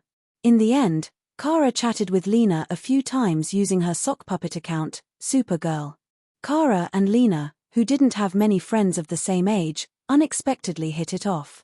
This girl said that she had an evil brother, who was under heavy pressure every day. This girl said that she had a cousin who was like an uncle, who was restricting her freedom. The two mature and rebellious young ladies started chatting. Lena admired Kara's courage, and Kara envied Lena's wisdom. The two were already very good friends. It was at this time that Superman found out about this matter. Good Samaritan Clark, on the other hand, didn't slam the table and glare at Kara. Instead, he spoke the truth and laid out the truth. He earnestly talked nonsense with Kara for an entire day. In conclusion, there were no good people in the Luthor family. Little Supergirl naturally resisted strongly. In her heart, she was her cousin. How could she be educated by her cousin? Superman's temper was unusually good. What's more, Kara was his only remaining Kryptonian relative. He didn't say anything harsh, but he implied that his son was already 10 years old, and she was only a few years older than him. So, she should listen to him. Kara was very unhappy, but she was amenable to coaxing and not coercion. Superman's gentle words didn't make her refute. She could only run out in a huff and was picked up by Thea, who had nothing to do. Thea considered her words. I've seen Lena. Although she's Luther's sister, she's not a bad person. You're right. Kara, who was a little drunk, patted Thea's shoulder. She was so strong that an ordinary person would have been killed. From Clark's point of view, there are no good people in the Luthor family. This is too biased. Lena has never done anything bad, and Luthor isn't simply a bad person either. I've dealt with Luthor a few times. Although he's arrogant, vain, and ambitious, he has a bottom line. He's protecting the Earth in his own way. To some extent, he's a bit like Batman.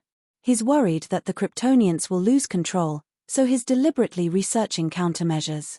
In fact, strictly speaking, there's only one bad person in the Luthor family, and that's their mother. She's really bad. Thea had never regarded Luthor as an enemy. He was a charismatic figure. Without her, Superman, and Batman, he would undoubtedly be a leader who would lead mankind to the top. She, who controlled the global resources, knew very well that the Luthor family could be said to be divided into 3 parts. Lena was still maintaining the old Luthor group, which showed signs of revitalization in her hands. She was considered a moderate. After Luthor was released from prison, he quickly sorted out his previous contacts. He had developed a set of photovoltaic power equipment in prison, and was currently laying the groundwork. He was considered a neutral party. Their mother, Letitia Luthor, was the epitome of menopausal syndrome in Sia's eyes. This old woman had taken over the Cadmus project and hid underground every day to do all kinds of research. She would do anything to deceive people. She was definitely a radical. However, she didn't have Luthor's wisdom, nor Lena's affinity. She was ambitious but not talented. After several years of hard work, she hadn't achieved anything. Thea had been too lazy to pay attention to her. Hearing Thea talk about Luthor and Lena's mother, Kara resonated. Yes, this woman is too bad. Don't worry about Clark. Trust your own judgment. If you think Lena is a good person, it's not a big deal to be friends with her. Don't worry about Clark. He's just scared of Luthor. Coward. Kara, the younger cousin, scolded her older cousin in disdain. Thea also drank a lot. She patted her chest and said, "Be brave. What are you afraid of? Look at me, I'm not afraid at all. If you want to give others courage, you have to give yourself courage first, right?" "Yes. Well said. Let's have another glass." The two drank 2 more glasses in confusion. Thea's so-called fearlessness was more about the strong enemies. She was just using the alcohol to cheer herself up. However, her words had a different meaning in Kara's ears. The little girl had only heard that the enemies were very strong, but she had never seen them. She couldn't understand Thea's cautiousness and bravery. Her little brain automatically thought of love. In her opinion, Sister Thea and Sister Diana were brave to face the strange looks of the world. Compared to her own depression after being scolded by her older cousin, they deserved to be called warriors. Sia was like an understanding elder sister. She started talking nonsense again. She talked about having to be happy as a person, and about trusting one's intuition. She talked a lot. Her mental power had been dragged down by the river of time. Although her avatar had returned, it was still in a bad state. When she felt that she had drunk enough and heard the story, she found a place to sleep. Kara drank 2 more glasses. Seeing that Thea had left, she also walked out dizzily. The Kryptonians' genes were really strong. She almost couldn't recognize the way, but after basking in the sun for a while, she became sober. Supergirl, who was still a little dizzy, changed into a blue bodysuit and a red cloak. She found the right direction and flew towards Nashonial City. She wanted to find Lena and clarify things. The Arya family and the Luthor family were not mortal enemies. Even if the Luthor family and Superman were still enemies, it should not affect their friendship. They still wanted to continue being good friends and best friends. Chapter 793. After Lena took over the Luthor group, she wisely moved out of the Metropolis in the face of countless criticisms from the citizens of the Metropolis. Now, the group had rebuilt the L building in National City, which was the tallest building in the city. Many people saw her confidence in restoring her reputation. It could be said that the Luthor group had walked out of the haze and recovered some of its vitality. Kara and Thea drank lunch and flew dizzily. When they arrived at National City, the sunset had already been left behind. The little girl was very calm. She wanted to have a good talk with her good friend. She didn't jump in through the window. She felt that if they were friends, then they should know each other's true identities. There were heroes everywhere. It didn't matter if she had to hide it from ordinary people. Did she need to hide it from her friends? She was going to use her real name to meet Lena. Kara took off her cloak and tights and changed into a plaid shirt, jeans, and large-rimmed glasses. She looked around and saw that no one was paying attention to her. She quickly ran past the front desk, entered the elevator, and went straight to the top floor. She was familiar with the way to the door. Just as she was about to push the door open, she heard a faint quarrel inside. However, the soundproofing effect of the door was too good, so she couldn't hear it clearly. Kara took off her glasses and used her ability to listen to the noise inside. "I won't give you money to do those harmful things. It's a crime. You've turned the reputation I've worked so hard to restore into a joke. I don't want to see you again. Please leave." A young woman's voice sounded. It was loud and powerful, showing the owner's firm belief and unwavering determination. Kara could tell that it was Lena Luthor. "Shut up. The whole Luthor group is mine. You're just the adopted daughter of the Luthor family. If it weren't for Lex's protection, you wouldn't have the right to talk to me like that." An old woman scolded Lena. Lena sneered.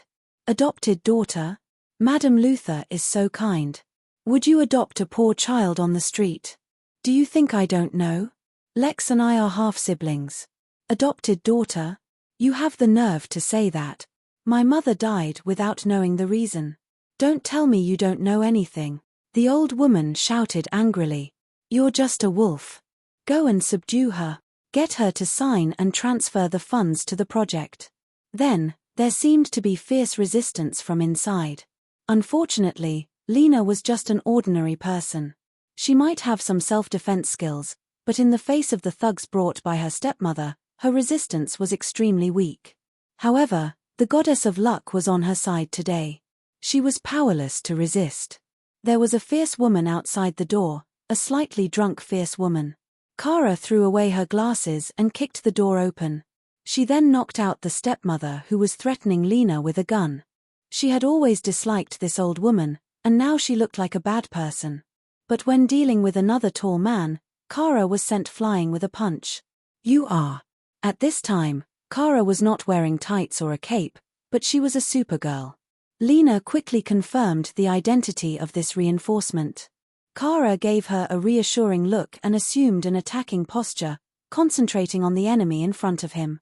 "Another Kryptonian? Ha." The tall man let go of Lena and looked at Kara gloomily. If Thea was here, she would definitely recognize this guy. This guy used to be Luthor's subordinate, the Metal Man. He once fought to a draw with Red Whirlwind. After the Battle of Doomsday, he joined Luthor's mother. With his ruthless style and metal body, he had been an important fighter in the Cadmus project. Kara did not know how powerful the enemy was. She only felt that she was very weak now. She thought it was the effect of being drunk. Until the enemy tore open his coat and revealed a large green piece of kryptonite on his chest, she knew what the problem was. "Lena, run, I'll hold him back." Kara wanted her new friend to run. However, she looked so weak that no matter how he looked at it, he didn't feel at ease. Lena was quite a brave person. She did not abandon her friend and run away alone. Instead, she took out a pistol from under the table and pointed it at the Metal Man. Seeing that she did not run, the Metal Man laughed. He was not good at speed and could not catch two people at the same time. Now it was convenient. He pounced on Lena, ready to knock out the target of this mission. After that, he would deal with Supergirl, who was dizzy under the radiation of the kryptonite. Bang! Lena's marksmanship was very accurate. She shot the metal man in the forehead. But as Luthor's weapon against Superman, how could he be hurt by a gun? The bullet hit the left side of his forehead with a crisp sound of metal hitting metal. It only left a hole in his skin before the bullet fell out. D*MN, bionic skin? Is this the Terminator? Lena's legs went weak when she saw the 2-meter-tall giant pouncing on her. At the critical moment, Kara flew up and kicked the metal man's waist. Kryptonite weakened her greatly, so her kick didn't even have 1/10 of her usual strength. Fortunately, Kara's close combat skills were much better than Kara's after being ravaged by Fura and Alex several times. She used a clever move and borrowed the enemy's strength to kick him down. The metal man patted the dust and stood up indifferently. He had a metal skeleton and a kryptonite heart. These were his trump cards. He might be strong against ordinary people, but he could easily crush the Kryptonians. The metal man was like a bison, pressing down on the two girls. Lena was stronger than ordinary women, but there was a limit to her strength. The mission to defeat the enemy was still up to Supergirl. Miss Thea had to be mentioned. She had built a red radiation room in the Female Alliance's base. Kara had been dragged in by Thea several times and beaten up by her. Kara was not too disappointed by the sudden loss of her superpower.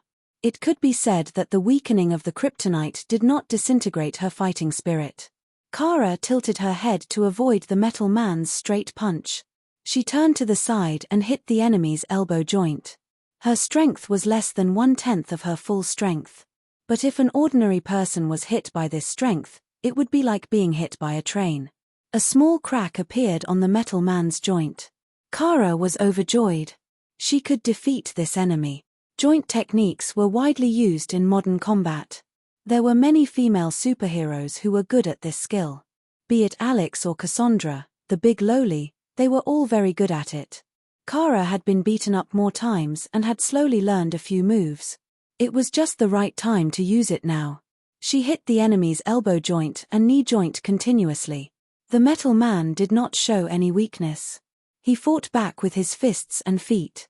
Kara, whose physical fitness had been greatly reduced, vomited blood. But the hard fight had stimulated her fighting spirit. So what if she had no superpower? She was still a warrior. Lena, who had been in a peaceful situation for a long time, was a little overwhelmed when she saw her friend fighting with her life. Fortunately, she was born in the Luthor family, so she was much braver than ordinary women. She slowly calmed down and began to analyze the situation. Calling the police would not work. She could not expose Kara's true identity, and the police would be useless. As for the security guards in her building, they were not in her consideration at all. Who else could she ask for help? The first person Lena thought of was Luthor. This brother of hers was good to her, and the metal man was also his creation. Unfortunately, Luthor was elusive, and Lena could not contact him at all. Moreover, she could not ask him. Luthor and the Kryptonians could talk for 3 days and 3 nights. How could she ask him to help the Kryptonians defeat the metal man? It was unrealistic. Chapter 794. It seemed that she could only rely on herself. She could see that kryptonite was weakening Kara more and more. At first, he had been able to exert more than 10% of his strength, but now, he was less than 5%. Lena stared at the metal man's body thoughtfully. Metal skeleton, right? Let's see how much the electromagnetic field can affect you. She quickly took out a hexagonal metal device from the drawer. It was a small magnetic controller. Many of the technologies in it were the same as those used by Thea's skateboard. Later, it was simplified and sold to Luthor Group as a patent. Luthor Group quickly carried out research and completed various tests. Maglev cars were successfully introduced into the market. The device was kept in her office as a souvenir. Lena carefully avoided the metal man's sight and set up a fulcrum point in each of the 3 corners of the room. She then winked at Kara and pressed the switch. The electromagnetic field began to spread in the room. At first, The metal man did not feel anything. After 20 seconds, he realized that his limbs were sluggish. He wanted to escape, but Kara blocked him. When the electromagnetic field was turned on to the maximum, the metal man could not control his body at all. Kara knocked the metal man out like a dead dog. Lena hurriedly turned off the electromagnetic device. The two girls breathed a sigh of relief. The kryptonite in the metal man's chest could not be removed. If it was removed, he would die. However, they could not ignore this huge threat. Lena was indeed Luther's sister. She took out various high-tech devices and tested them. Finally, she covered the metal man's heart with a box made of lead and set a complicated password. If someone tried to crack it by force, the box and the heart would be blown to pieces. Without the influence of the kryptonite, Kara, who was about to collapse, immediately recovered. He called the Martian hunter, who quickly sent a DEO agent to take the metal man away. As for Lena's evil adoptive mother, she was taken away by the police for attempted kidnapping and extortion. Lena knew that her adoptive mother was very powerful and would probably be released in a few days. She just wanted to annoy this old woman. Kara and Lena planned to find a place to have a good chat, leaving the warlike office to be cleaned up by the staff tomorrow. Lena had the spirit of making the company her home.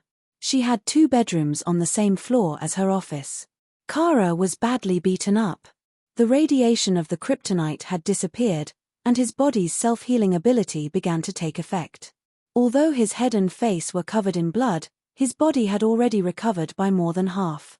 As his sister, Lena had seen many of Luther's experiments and knew a lot about the Kryptonians.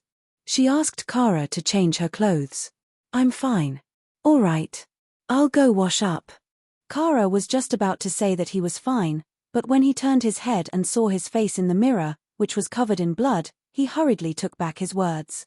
After a simple wash, Kara tied her hair into a bun. Her clothes were all torn, so she could only wear Lena's long dress.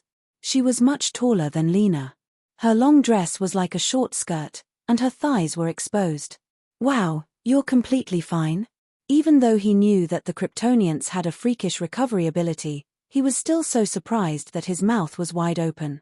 Was he the one who had been beaten to the point of vomiting blood? "Haha, of course, I'm fine." Kara was so happy that he puffed out his chest like a proud peacock. Seeing that the atmosphere was good, Kara began to talk about his purpose of coming here. Hearing that this new friend valued her so much, Lena was very touched. In the business world where everyone was trying to cheat each other, sincere friendship was simply a luxury to her. She did not expect that she could also receive such a generous gift. "Come on, we're acquaintances now. Let's celebrate." Lena had good taste. Even though it was just a temporary residence, she had a small bar with many world-famous wines on the wine rack. She was going to open a bottle of good wine to celebrate with her new friend. "Hey!" Kara thought of something and rummaged through his clothes. Finally, he took out a small bottle. Shaking it, it seemed that there was still a lot of wine in it. Kara was very happy. "Come and drink this." Lena took the small bottle, which looked only the size of a fist. How much wine could it hold? She was a little bit amused, but she did not say it out loud to save her friend's face. Well, this bottle is very delicate. It looks like a work of art. I got it from Sister Sia's place. I heard someone brewed it." Kara tilted his head and scratched his cheek for a long time. She really could not remember the smelly and long name of Dionyse. She only remembered that the wine was very delicious. Thea said that she would give it to her to drink slowly. At that time, she was dizzy and directly put it in her pocket. She did not expect that the small bottle was still intact. Hearing that it was Thea's, Lena was a little bit moved. Luther and Batman were quite similar in some aspects. Luther had collected a lot of information about Milady. As his sister, Lena also knew a lot of legends about Milady. Soon, she discovered the magic of the small bottle.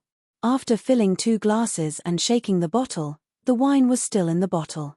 Even the weight of the bottle did not change. Drink it, drink it. As a poor student, Kara did not care about the weight of the bottle or the scientific problems involved. She just wanted to let her new friend taste the wine. Lena also put down her doubts about the wine bottle. She didn't try to be mysterious. Instead, she took a look at the golden liquid and drank it slowly. Well, it's delicious. The mellow liquid slid across the tip of her tongue. This was a kind of wine that quietly warmed the blood. Lena was sure that she had never drunk such good wine. Come, let's celebrate today's victory. Kara also drank a glass. The two of them drank one glass after another. At this moment, the enmity between the Arya family and the Luther family was thrown to the back of their minds.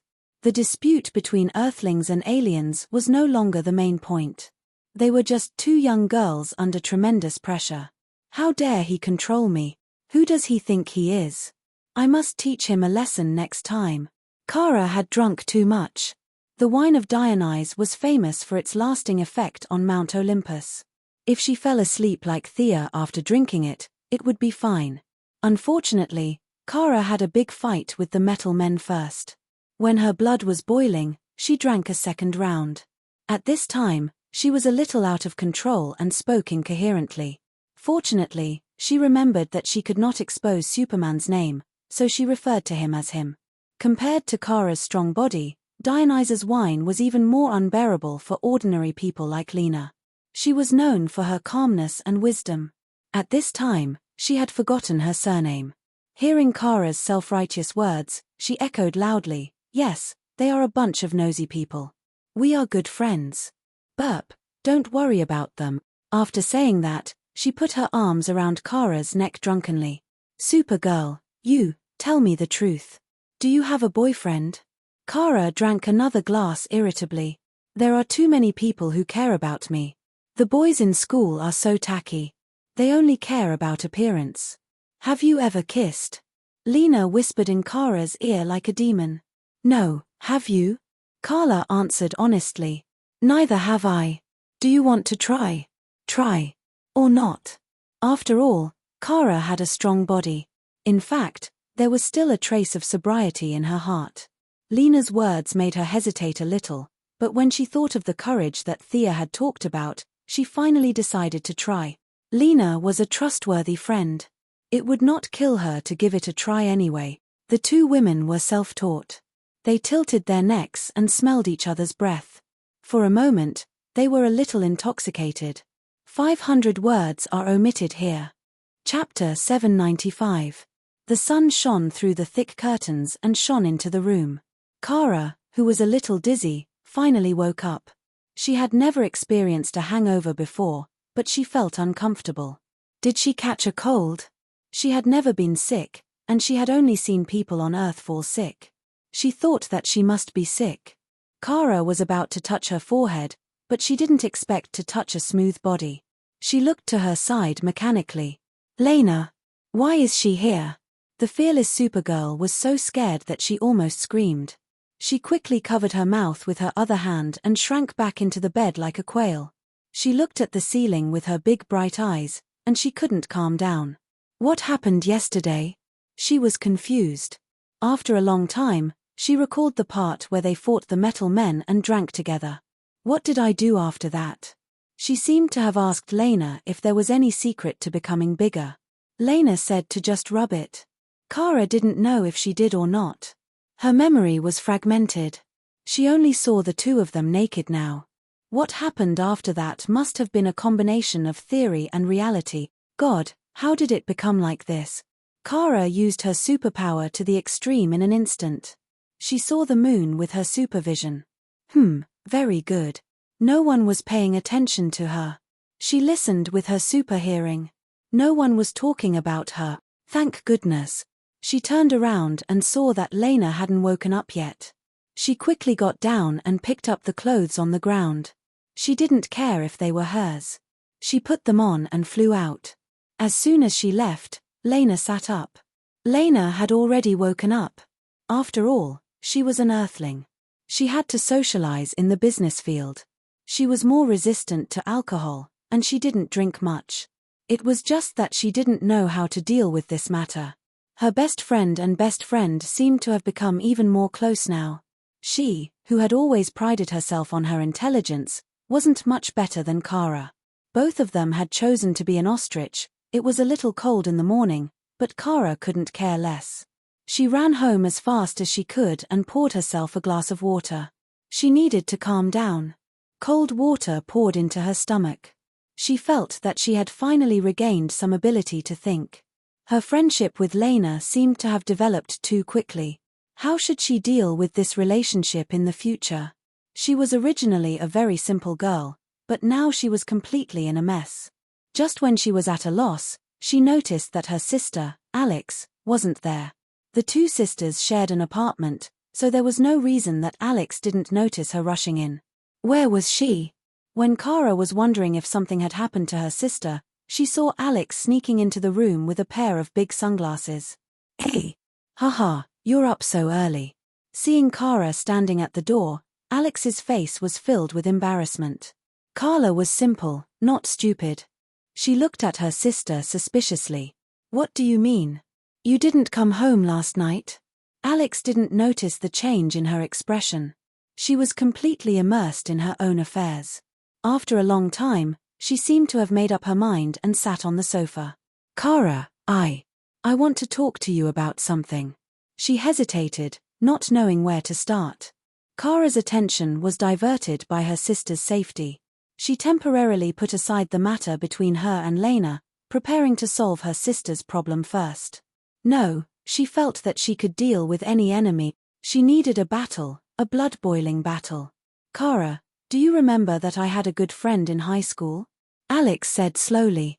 Yes, she was called Jessica or something. Yes, we were very close at the time. I used to stay at her house many times, and I really liked the smell of her house. I thought it was friendship, but now, it doesn't seem to be. Alex said, weighing her words. Kara was a little confused, but her strength was that she didn't think about things that she didn't understand. She nodded and signaled Alex to continue. I recently met a police officer, Maggie Sawyer. You've met her too. Kara's little head didn't understand why Alex's topic changed so much. What happened to this police officer named Maggie? Was he dead? Had he gone mad? I was with her last night, the whole time. Alex clenched her teeth and finished the sentence. Then she lowered her head like a criminal waiting to be sentenced. This sentence was a little vague. If Kara had been asked yesterday, she wouldn't have understood. But today, especially when she was also troubled by this question, it took her only a fifth of a second to understand. She relaxed a little. She was so lucky. The troubles of the two sisters happened on the same day. As for hiding it, Kara naturally thought about it. But when she thought of Thea's courage, she felt that since Alex had the courage to talk about it, she should have the courage too. Moreover, it wasn't a heinous thing.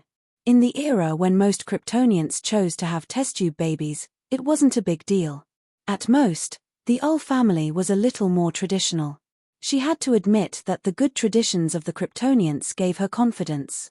Plus, with the previous incident with Thea and Diana, she really didn't think it was a bad or ridiculous thing.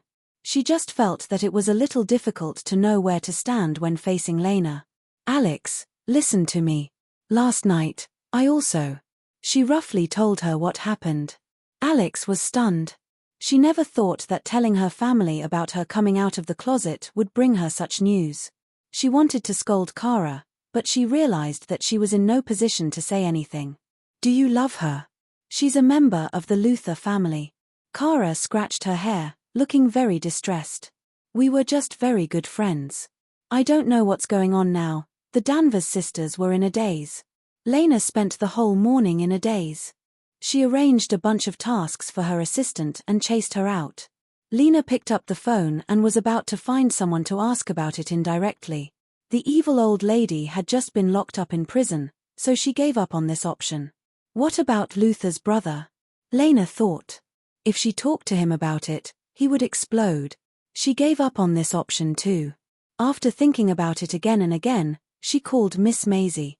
As Luther's former bodyguard, they naturally knew each other and had a good relationship. For a while, she even thought that Miss Maisie would marry Luther's brother and become her sister-in-law. After rambling for a long time, when she seemed to be chatting casually about women, something unexpected happened. The secretary was full of praise. Generally speaking, It was very good, and indescribably happy. Lena hung up the phone, dumbfounded. She couldn't help but ask herself, was it really that happy? She thought about what happened last night. Her memory was blurry, but she seemed to be quite happy. There was no burden or pressure at all. She turned on the computer and searched for Supergirl's majestic photo. She touched the screen gently. Her heart was filled with that living person. She was strong, optimistic, and cheerful. Kara had all the qualities she wanted but couldn't have. Lena twirled the pen in her left hand and fell into deep memories. From the first time they met, to the few times after that, it was as if there was a thread of fate that connected the two of them. She thought about what happened last night. She felt like she was flying on the clouds. That intoxicating and dreamy experience was still lingering in her mind. That didn't seem too bad. Chapter 796. Lena, who was staring blankly at the computer, heard a tapping sound on the window. She saw Supergirl looking at her with a serious expression. Lena quickly closed the computer. She didn't know if Supergirl had seen her touching the photo. She was nervous and hesitant. But she had been in the business world for many years, and she was much better at handling interpersonal relationships than Supergirl, who only knew how to argue. She opened the window with a strange expression and wanted to ask what was going on. Kara, who came to her window, had mustered up the courage of her life. It took her 30 minutes to fly to the window. Under normal circumstances, this amount of time was enough for her to fly to Mars. Well, I want to talk to you. The little girl's voice was normal at first, but she started to tremble a little. Both of them were preoccupied, so they didn't notice. Let's go to the roof. Lena tried to suggest. Okay, I'll wait for you, Kara said and flew up with a whoosh. Lena was also nervous. She patted her cheeks gently and tried to relax, trying to regain some confidence. Unfortunately, no matter how calm she was still a weakling in the face of this matter. Not everyone could be as calm as Diana and Thea. She ran to the roof as fast as she could. The whistling wind made her a little unstable, but she didn't care at this time. Kara was sitting on the eaves, looking into the distance. The background was lonely and pitiful, like a small injured animal. Lena wanted to call her over, but she swallowed her words after opening her mouth twice. What was there to be afraid of? It's just the eaves. She took a deep breath and walked over with firm steps. Lena was confident that even if she fell, Kara would save her. This had nothing to do with their relationship. It was purely her kind nature. Wow, why are you here? Kara was shocked to see Lena sitting next to her. She was a Kryptonian, so she was not afraid. She would be fine even if she fell from the moon, let alone this height. But Lena didn't have that ability. If she fell from this height, even her parents wouldn't recognize her.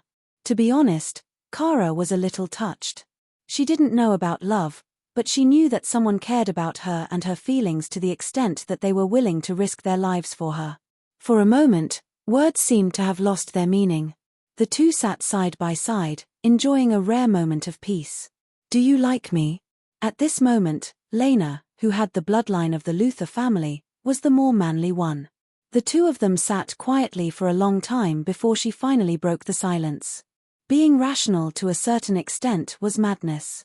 Lena, who had always been rational since she was a child, was ready to go crazy today. Chao Nu was shocked by her straightforward question, and her eyes widened. Shouldn't we say something to ease the atmosphere first? Why is it so explosive right from the start? Lena looked at her confused eyes and felt as if her heart had been stabbed by a knife. She loosened her hands, leaned forward, and fell to the ground. Kara's mind was blank, but his body still reacted. He grabbed her arm. Let go. Lena's tone was very calm. Don't, Lena, why? Kara was so anxious that she was about to cry. It was as if she was the one hovering in the air and Lena was the one saving her. Her mind was filled with helplessness and panic. All she could think about was Sister Thea, Sister Diana, or Uncle Martian Hunter coming to save her. Do you care about me? Nonsense. Come and hug me. Not on the ground, but in the air, Lena ordered domineeringly. Kara hugged her waist mechanically, afraid that she would fall. The two of them floated in the air together. It was already working hours. The pedestrians on the street noticed them. Some took pictures with their phones, some called the police, and most of them were discussing. However, they were too far and too high to see clearly. Are you willing to be with me? Kara Danvers. Sorry, I don't know your Kryptonian name. Kara Zoair. Kara Zoair. Are you willing to be with me? Lena asked domineeringly again. She could see that this guy was a little out of ideas. If there was no one to push him, who knew what would happen in the end? Chao En-yu had already noticed the various pedestrians on the street. Without saying anything, she carried Lena and flew into the distance. This feels so good. Is this how it feels to fly? Lena trusted Kara. She opened her arms and enjoyed the pleasure of leaving the air behind her. Say you're willing. Say you're willing. Say it. She said a little coquettishly. I'm willing, I'm willing. Kara finally said what was in her heart. It was as if a huge rock had been lifted off her shoulders. Then fly faster. I want to play for the whole day. Faster. The two of them flew across the sky, leaving behind a string of laughter like two happy children. They did not know that there were people watching them from above the clouds. Thea and Superman appeared at the same time. The secretary had reported to her about Lena's unusual behavior 3 minutes ago. After that, Gideon saw the two girls confessing their feelings in the sky through the satellite. Thea was a little confused. Young people were so brave. She felt that she was getting old. She did not know that the courage in her words had played a major role in yesterday's drinking. The secretary had also helped her in time to strengthen Lena's conviction. Perhaps there was also the rebellious mentality of a young girl. In short, there were several factors that led to today's incident. She immediately instructed the secretary to clear all the records and teleport herself over. Superman arrived a little earlier than her. The two of them silently watched Chao En-yu and Lena fly away. Lena is not a bad person. Kara should have her own happiness. Hee, you're very open-minded. Superman smiled bitterly. What else could he do if he was not open-minded? The two of them waved and left. Thea was more experienced than Superman. She could see that Kara had admitted to 90%, but still had some misgivings in her heart. As her sister, she felt that it was her duty to help her strengthen her conviction and go further on this path. The Daxam in the original spacetime looked ugly and was obviously not a good match for Kara. However, she still needed to think about how to proceed. When she returned to the office, the secretary gave her another piece of news. Kara's sister, Alex, was with a woman named Maggie Sawyer last night. You have a good relationship with Lena. Do you think we can help? Thea asked the secretary. The secretary pondered for a moment. I think Lena is not ready. Maybe we need to push her a little. How about this? Let's hold a party and let them put down their burdens. The Missy decided on the plan. She picked up the phone and started to contact everyone. She first called Batwoman, Kate Kane. She was Batman and Bruce's cousin and an old senior in the lesbian circle. She had confessed her sexual orientation 20 years ago and was later expelled from West Point. Now, her lover was Gotham policewoman Renee Montoya, the future second-generation questioner. The two of them were only acquaintances, but when she heard Thea's purpose, Batwoman agreed without hesitation and prepared to use her villa as a meeting place. Thea contacted a few more people and prepared to hold a small party. There weren't many people at the party. As the hosts, Batwoman and Montoya, she and Diana, the secretary and Poison Ivy, the Danvers sisters, and finally, the Sea King's little friends, Yavara and Cassina. Well, a total of 12 people. Chapter 797. Considering that the Danvers sisters needed some time, there were also some who lived far away, such as Yavara who lived in the jungles of South America. Some had jobs, such as Renee Montoya and Maggie Sawyer, who were both police officers, decided to hold the party on the weekend. 2 days later, in the Hall of Justice, Thea welcomed the newcomers to the Alliance as an elder. The Green Arrow, Oliver Quinn, and the Atom Knight, Ray Palmer, had officially joined the Alliance.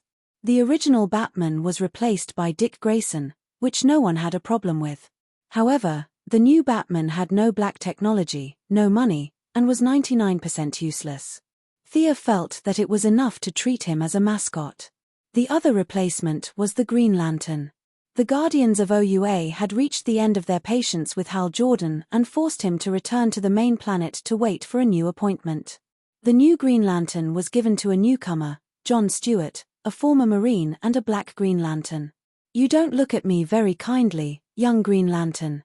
Thea glanced around and saw the new Green Lantern looking at her angrily. "Did this guy not take his medicine today? You are the leader of the Yellow Lanterns, and the Yellow Lanterns are evil," the new black Green Lantern said, a little annoyed. "Ha ha." Thea smiled and stopped Diana and Oliver, indicating that she was fine. Her bell-like laughter echoed throughout the hall. "You must have been told by the Guardians of the Little Blue Men. They want you to replace Hal Jordan? Their political skills are still so stiff." Thea immediately put a big label on the black Green Lantern. Although Hal had a lot of bad habits, he got along well with the Alliance. Whether it was the Flash or the Green Arrow, they were all very good friends. Now that they heard that he was transferred away because of political strife, the few of them looked at John Stewart unkindly. The black Green Lantern did not realize that Thea was using Hal Jordan's popularity to isolate him. He was still talking about how evil the Yellow Lanterns were. "The Yellow Lanterns sacrificed a lot in the last war. They are not evil." Diana stood up immediately. If this newcomer didn't say anything, she would teach him a lesson. Thea pulled Diana back.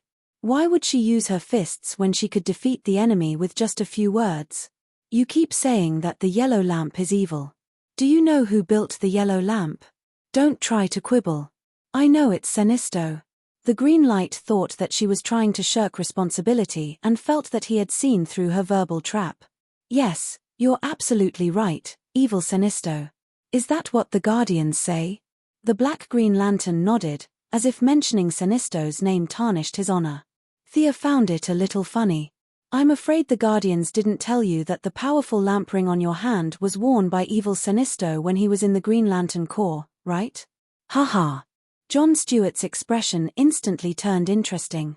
At first, it was disbelief, then suspicion, and finally horror. However, his dark expression didn't make it obvious. "Why didn't you throw away such an evil thing? Buried? Destroyed?" She continued. "The Guardians that you think represent justice probably didn't tell you that they built a space peacekeeping force before the Green Lantern Corps, mechanical hunters. These mechanical hunters went out of control and slaughtered an entire sector of intelligent life. That's why they built the Green Lantern Corps. Mr. Stewart, do you know that the survivors of this sector built the Red Lantern Corps? Do you know that they want to take revenge on the Green Lanterns? Do you think these survivors are evil? 79 planets with nearly 150 billion intelligent life were slaughtered by the Guardians that you claim to be incomparably righteous. Mr. Stewart, as the honor guard of Planet OU, as a law-abiding person, you must also think that these lives deserved to die, right?" Her words were extremely tricky. In fact, she knew that the massacre had nothing to do with the Guardians and that it was Colonna who was behind it. However, this Black Lantern didn't know, and the Guardians didn't know. That was enough. The information on both sides didn't match at all, so it was easy and enjoyable for her to criticize. Moreover, she pointed out John Stewart's identity as a member of the Honor Guard. Just by listening to his name, it was obvious that he was someone who obeyed orders. However, superheroes were a group of people who didn't obey orders. One could imagine that this Black Lantern's future in the Justice League wouldn't be too easy. After Thea finished blabbering, she didn't wait for him to answer. Her lips softly uttered a word, retard. She turned her head to the other side and whispered to Diana. The people from the Justice League looked at John Stewart a little strangely. This Black Lantern also sat down with lowered eyes. The atmosphere in the League was a little strange. The usually flamboyant Green Lantern was replaced, and Batman, who was always looking for trouble, was also replaced. The 9 of them had a simple exchange and announced the end of the meeting. "How's your female disciple?" Thea and Diana walked out of the Hall of Justice and strolled on the street. She asked casually.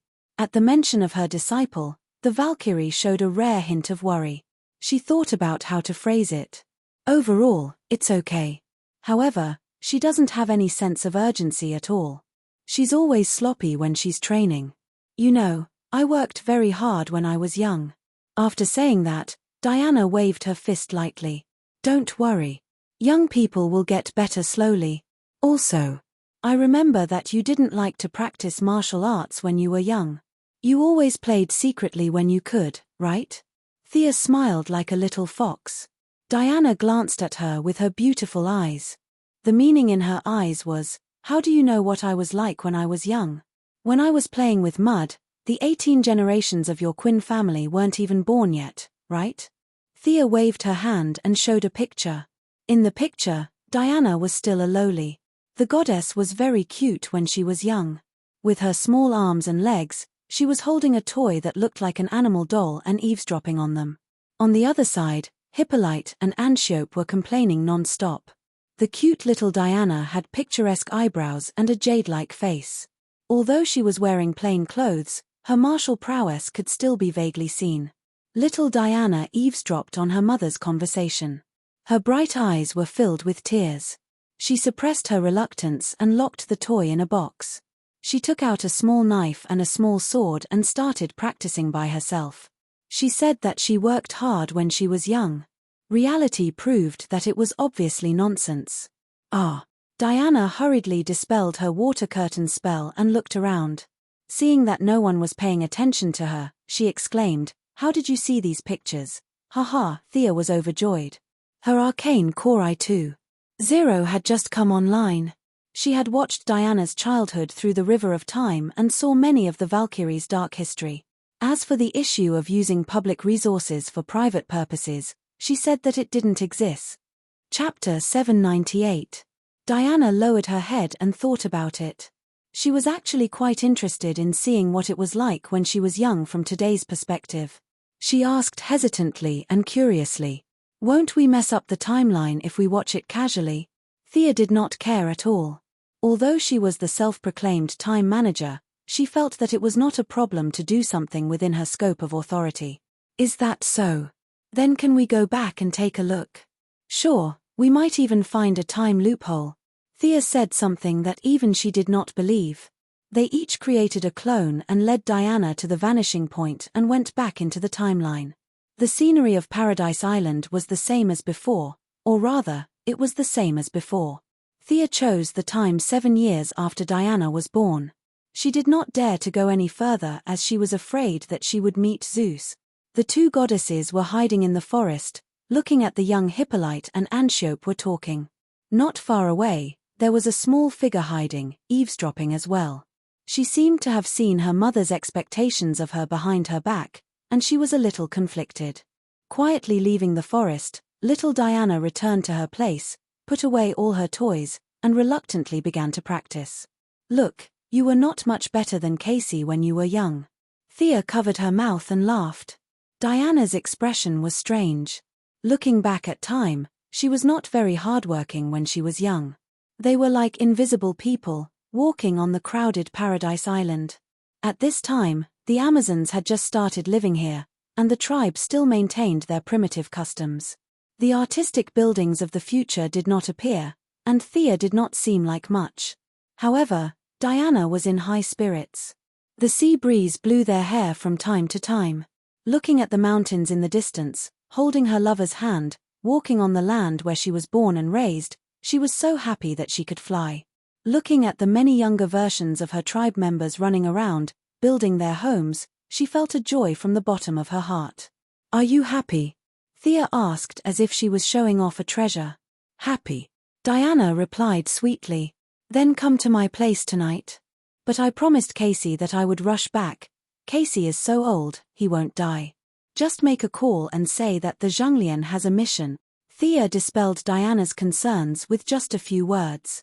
According to her, if Diana, the teacher who brought her own food, were to disappear for a few days, the magical girl would realize the value of a teacher and would most likely study harder in the future.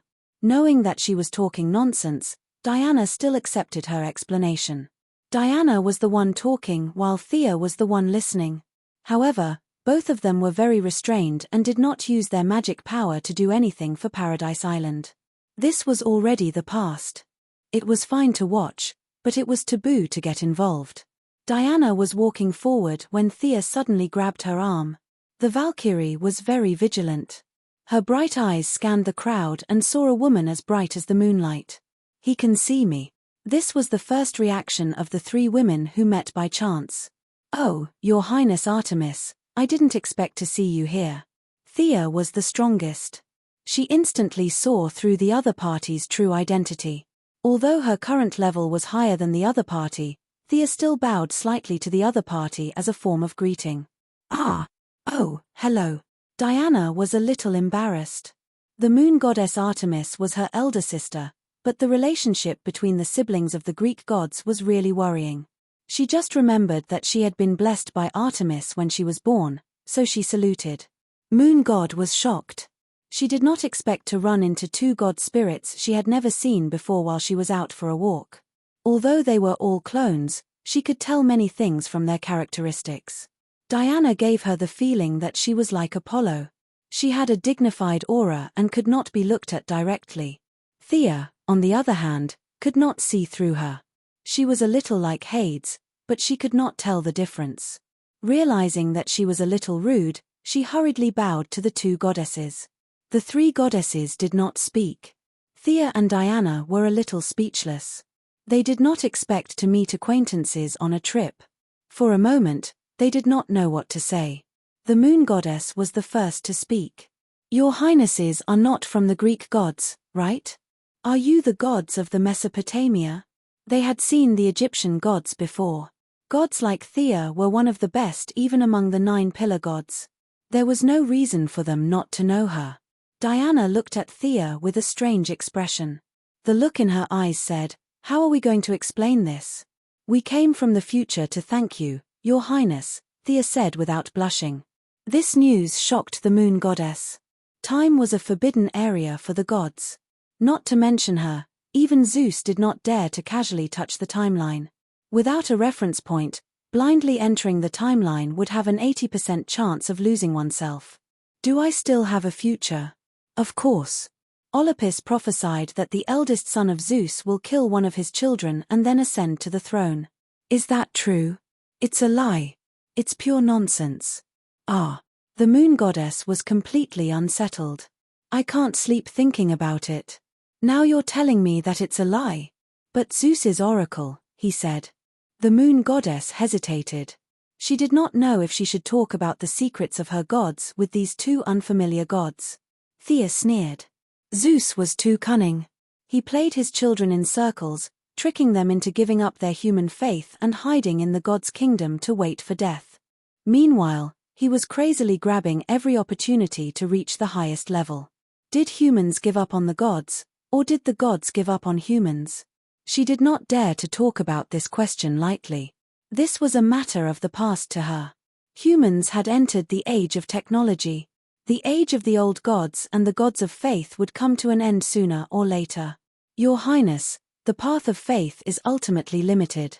However, as long as the bright moon in the sky is still there, nothing will happen to you." Artemis's personality was very light, even a little aloof from worldly affairs. After being tricked by Thea, she completely extinguished the idea of participating in the battle of the gods. What happened next was logical. Thea had always felt that the moon goddess was unreasonably good to her back then. Now that the truth was out, she realized that it was all because of her own knowledge that she had given up on. There was no discerning eye, no familiarity at first sight. The inside story was actually a deal. It was a fair deal. She did not let the moon goddess suffer a loss. To prevent her from jumping into the pit, she also gave her some pointers from the perspective of a new god. It had to be said that the Greek gods spent a lot of effort on eating, drinking, and having fun. However, when it came to becoming stronger, they were all as slow as fools. Giving up the human faith and walking the path of the gods of nature, like Zeus, was the only choice for Artemis. "You came from the future, so your knowledge must be 100 times better than mine. What is the world we live in? What is the position of our gods?"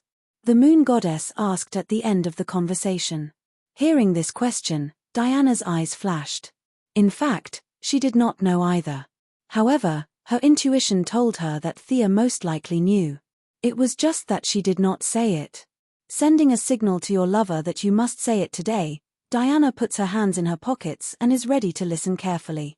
Thea scratched her head a little. After thinking about it, she decided to say a small part. The universe is very big. There are unknown parallel universes. The world under our feet is one of them. She did not show off the concept of 52 universes. The new gods were unique, but the old gods were different. There was no need to deliberately show off this point. In the universe, there is an immeasurable power that divides the universe into 8 regions, called the realm of gods. They correspond to each other. They are dream, heaven, new creation, and heaven. Nightmare, hell, apocalypse, and underworld. We come from new creation. Our enemy, Darkseid, is in apocalypse. Many holy lands, including Mount Olympus, are in heaven. The underworld of Hades and Osiris is in underworld. Of course, the angels are in heaven, and the demons are in hell. As for dream and nightmare, they are too mysterious. I don't know. She briefly explained the realm of gods, and the moon goddess breathed a sigh of relief. She had always thought that she was not doing well. Now that she analyzed it, it seemed to be okay. Some of the urgency in her expression disappeared, and her temperament slowly calmed down. Thank you for your kind words. I look forward to our next meeting. Before Moon God left, she said something that had a double meaning. After sending the moon goddess off, Thea continued to walk around with Diana for the whole day. When they returned to the original space-time, they were going to the party on the weekend.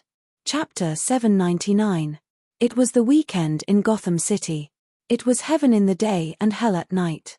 The storm caused by Batman's disappearance had gradually calmed down. Dick Grayson was working very hard. Everyone could see that, but he was not Bruce after all. Thea took advantage of this opportunity to make a move on both sides. A large number of criminals were loaded into spaceships and taken away. For example, Batman's old rival, Penguin Man, was now mining coal on a planet 5 light-years away from Earth. Many of the underworld families were swept up several times, and all the core elites were captured. The remaining small fries were also beaten up badly by the Raptor squad led by Barbara, the new Batman, Dick, and Damian, the Robin. It could be said that security in Gotham was at its best right now. A new wave of criminals would definitely stand up, redivide the territory, and confirm a new boss. But that was a matter for the future. Welcome, Thea, Diana. As Bruce's cousin, Batwoman Kate Kane was also from a wealthy family. Her villa was located in the wealthy district. Unlike Wayne's old mansion, which only had one old butler, she had many helpers. The waiter at the door helped to open the car door. Thea was wearing a checkered chiffon blouse, a camel-colored skirt, and stilettos. Diana was wearing a white dress and black pointy heels. The two of them walked out of the car hand in hand with smiles on their faces. Batwoman, who was standing at the door to greet them, was not wearing the red and black battle suit. She was also wearing a very casual dress, like a gorgeous young woman. She looked much younger than Bruce, who had suffered so much. Thea and Diana hugged her gently and said jokingly, "Gotham's security has improved a lot. I was worried about a fight before I came. Haha, I'll leave Gotham to the young people from now on. I can retire." Batwoman laughed softly. They exchanged a few more pleasantries and walked into the venue together. The secretary and Poison Ivy had been there for a while. They greeted each other from afar and talked to each other. After a while, the Danvers sisters, Yavala, and Cassina entered the venue. Alex's lover, Maggie Sawyer, had a gentle smile that hid unquestionable faith. She was a very charming woman.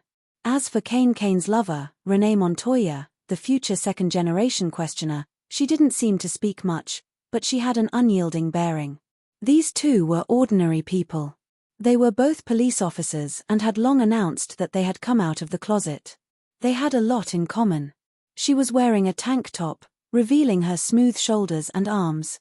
She was wearing a blue skirt and crystal high heels. She looked both ladylike and fashionable, much better than her usual rustic outfit.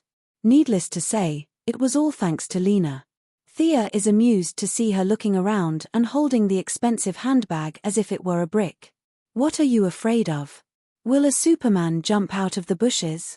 She turned around and patted Supergirl from behind. Hi, Kara. The little girl hurriedly turned her head.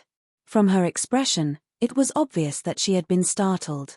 When she realized that it was Thea, she immediately relaxed. How is it? Are you happy staying with Lena? Quite happy, but Lena is always controlling me. Kara pouted and complained.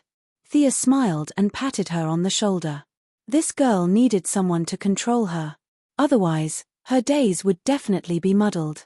Today's gathering was mainly for Carla, Alex, and Lena, the three novices, to strengthen their confidence.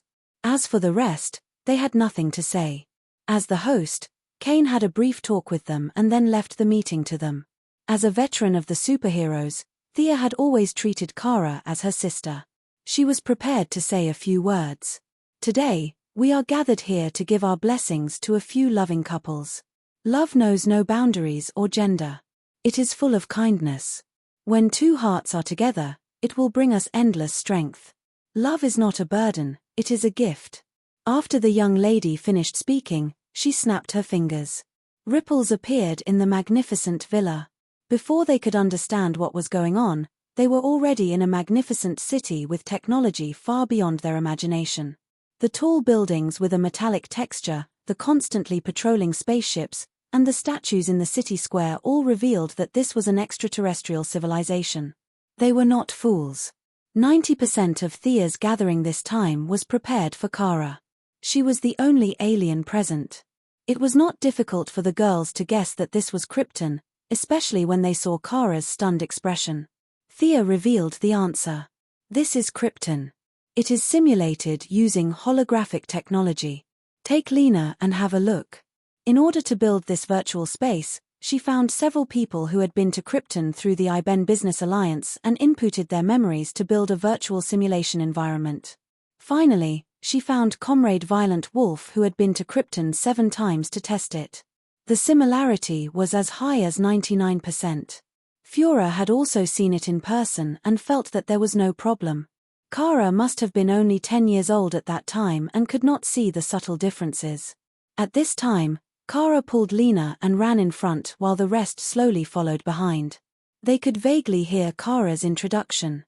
This was someone's home, and there was a delicious shop there. Lena also wanted to know more about her lover's past. They talked and laughed as they walked. Can't you take it back to the time before Krypton? Diana asked in a low voice. Thea whispered back, it's difficult. It involves a very complicated past. We should not touch it easily. After she self-proclaimed as the time manager, she realized how many secrets there were in time. The current board of governors could only do some mending work. They could intervene in the affairs of ordinary people, but once it was beyond Thea's level, they would be in the dark. There was no doubt that some big shots did not want to be seen. This was the situation on Krypton. The young lady chose to retreat. Using space technology, she could completely simulate the environment of Krypton, but it was not necessary. Kara also knew that this was all an illusion. She was very satisfied to see her hometown again. She was full of energy again. Karaoke played crazily for a whole day. She was so tired that she did not even recover when she sang in the evening.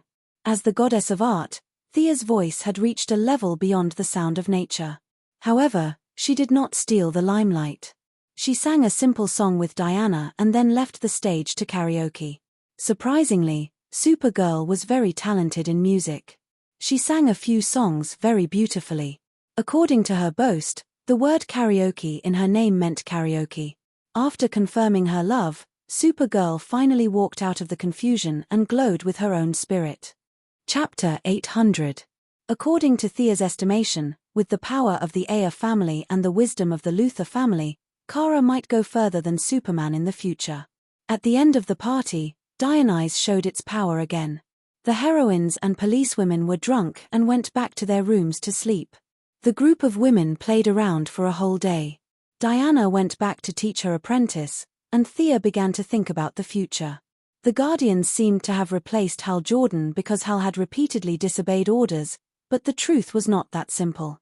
According to the Yellow Lamp and the Green Lamp, the Green Lantern Corps had been on the move recently, which meant that they had begun to plot against the entire universe. There was only one enemy that could make the emotionless little blue man so anxious, and that was the imminent arrival of the Dark Knight. They were eliminating unstable factors. Hal Jordan was a troublemaker, and there was no doubt that they would take him down first. Thea had also thought about stopping this disaster, but unfortunately, this was the will of the universe. If there was life, there would be death. Everything was caused by the laws of nature. She could not stop it, nor could she stop it. The consciousness of this universe was much stronger than that of Earth too. Once she stood on the opposite side of it, Thea felt that some ghost stranger would jump out at her in the next second.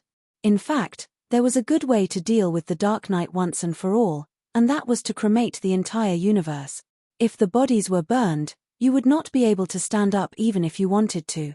But she also knew that this was unrealistic. According to incomplete statistics, 90% of the planets in the universe carried out burials.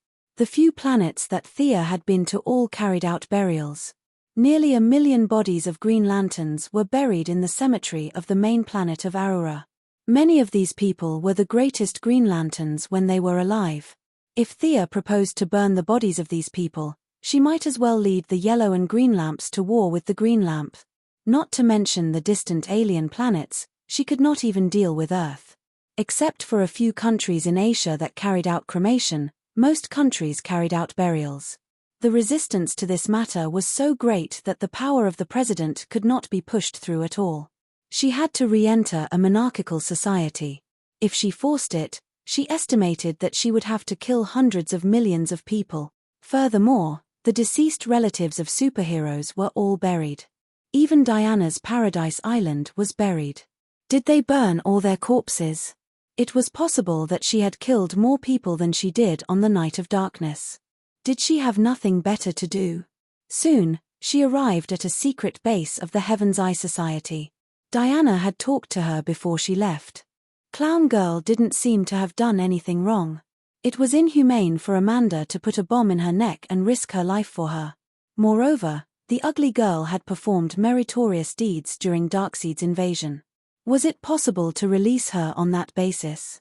Thea also felt that the Clown Girl was slowly getting better. She was a little crazy, but not to the point where she was unscrupulous.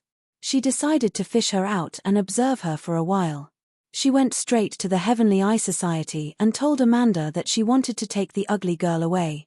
"Can you tell me your reasons?" Black Panther didn't look too good. She felt a little embarrassed when Lin Fan came to ask for her in such a blatant way. "What reason do you want? Government approval? A special pardon? A thank you letter signed by the Justice League? You can think of anything. I can find it for you," Thea said, amused. She was very confident in facing the Heavenly Eye Society now. No one in the system could beat her. Amanda sighed. "You can take the ugly girl away, but, no buts," Thea answered calmly. She was in a different position. She had no right to talk about conditions. The two quickly completed the procedures. "I can go now." Clown Girl, who was practicing gymnastics in her cell, was a little surprised when the bomb was taken out.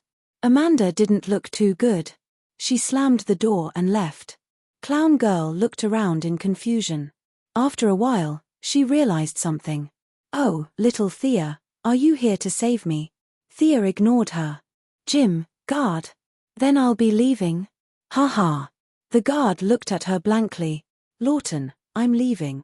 Death Archer's eyes almost popped out when he saw Clown Girl waving at him from outside the cell. "Can I stay by your side forever? Until death?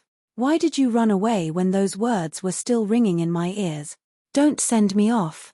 I'm leaving. I'll come back to see you guys later." Clown Girl was still yelling at the prison door. Her voice was full of energy. It was obvious that she was very happy. Thea quickly pulled this troublemaker into the car. If she continued to taunt, half of the people in the prison would come out and beat her up. Thea didn't dare to throw this crazy person into society. She locked her up in the administrative committee and let Bao Lang watch her for a few days to see what would happen. After dealing with Clown Girl, She returned to the vanishing point in less than 10 minutes. Ballistics and extreme speed, the two extreme speed. She had to check on their results. This is a magician from the 64th century. Extreme speed pulled over a middle-aged man with white hair. His eyes were unfocused and his words were frivolous. Thea opened the records of Arcane Core's eye and looked at it carefully. The number of crimes this magician committed was shocking. In his eyes, all humans were like NPCs in a game. It was not uncommon for him to kill people. Not only did he commit crimes in the parallel universe, but he also did many bad things in Thea's original universe. The Heaven's Eye Society even planned several capture operations, but unfortunately, he used future technology to evade them. Don't look at me like that. Future person, do you think you're better than others? As far as I know, in the 30th century, the Superhero Legion has already issued an iron law forbidding time travel. Your era is 3,000 years later than theirs. How dare you ignore the human agreement? You're unforgivable. Magician's eyes were full of contempt.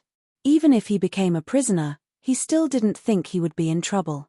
In his opinion, even if these people from the 21st century could travel through time, their knowledge was no different from prehistoric humans. Thea reached out and tapped his forehead. A bright light flashed and her finger was blown away by an explosion. Both of them were surprised. Nano body structure? You're not even human now, right?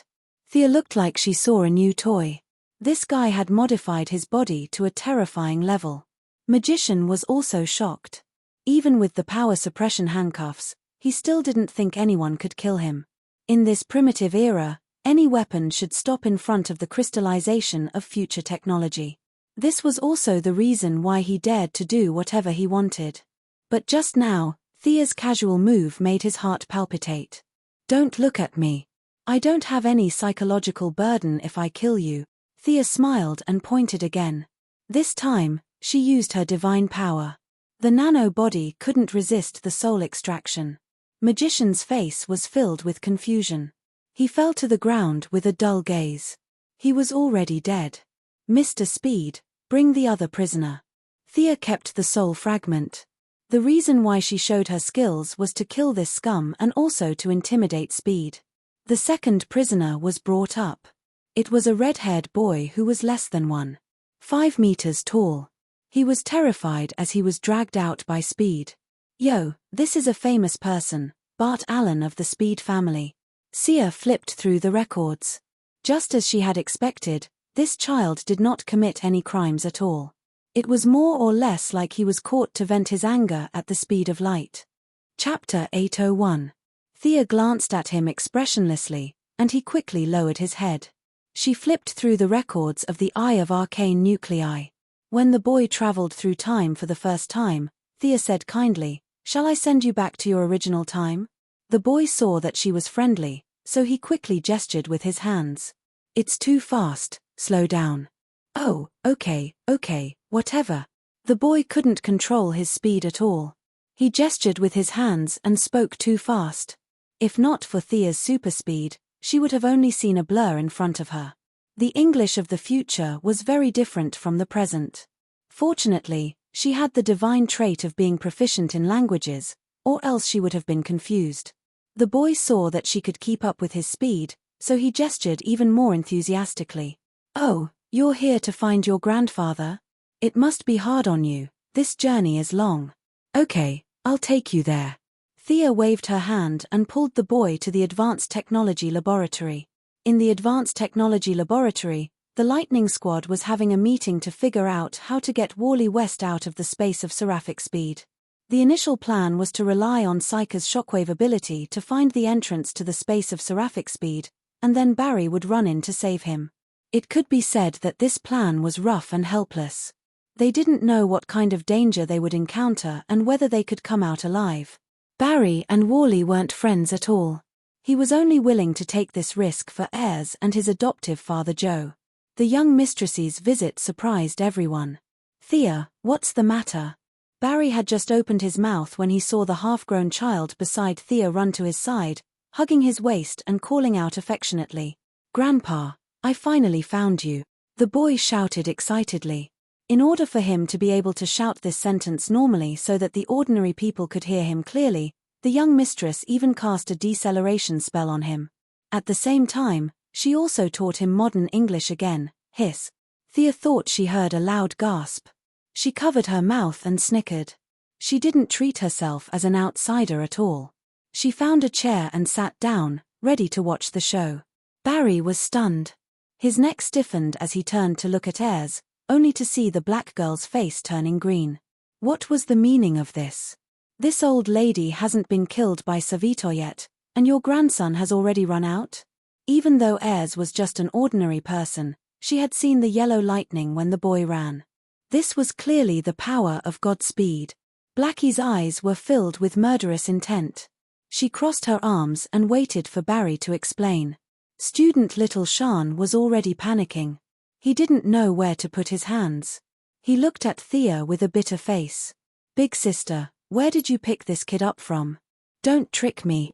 I supported you in the Righteous Alliance conference. Cough, cough. Thea coughed softly. I found this child in the timeline. He came from the 30th century. This explanation made Ayres even angrier. She was just an ordinary person. Without the power of speed, she did not think that she could live to the 30th century.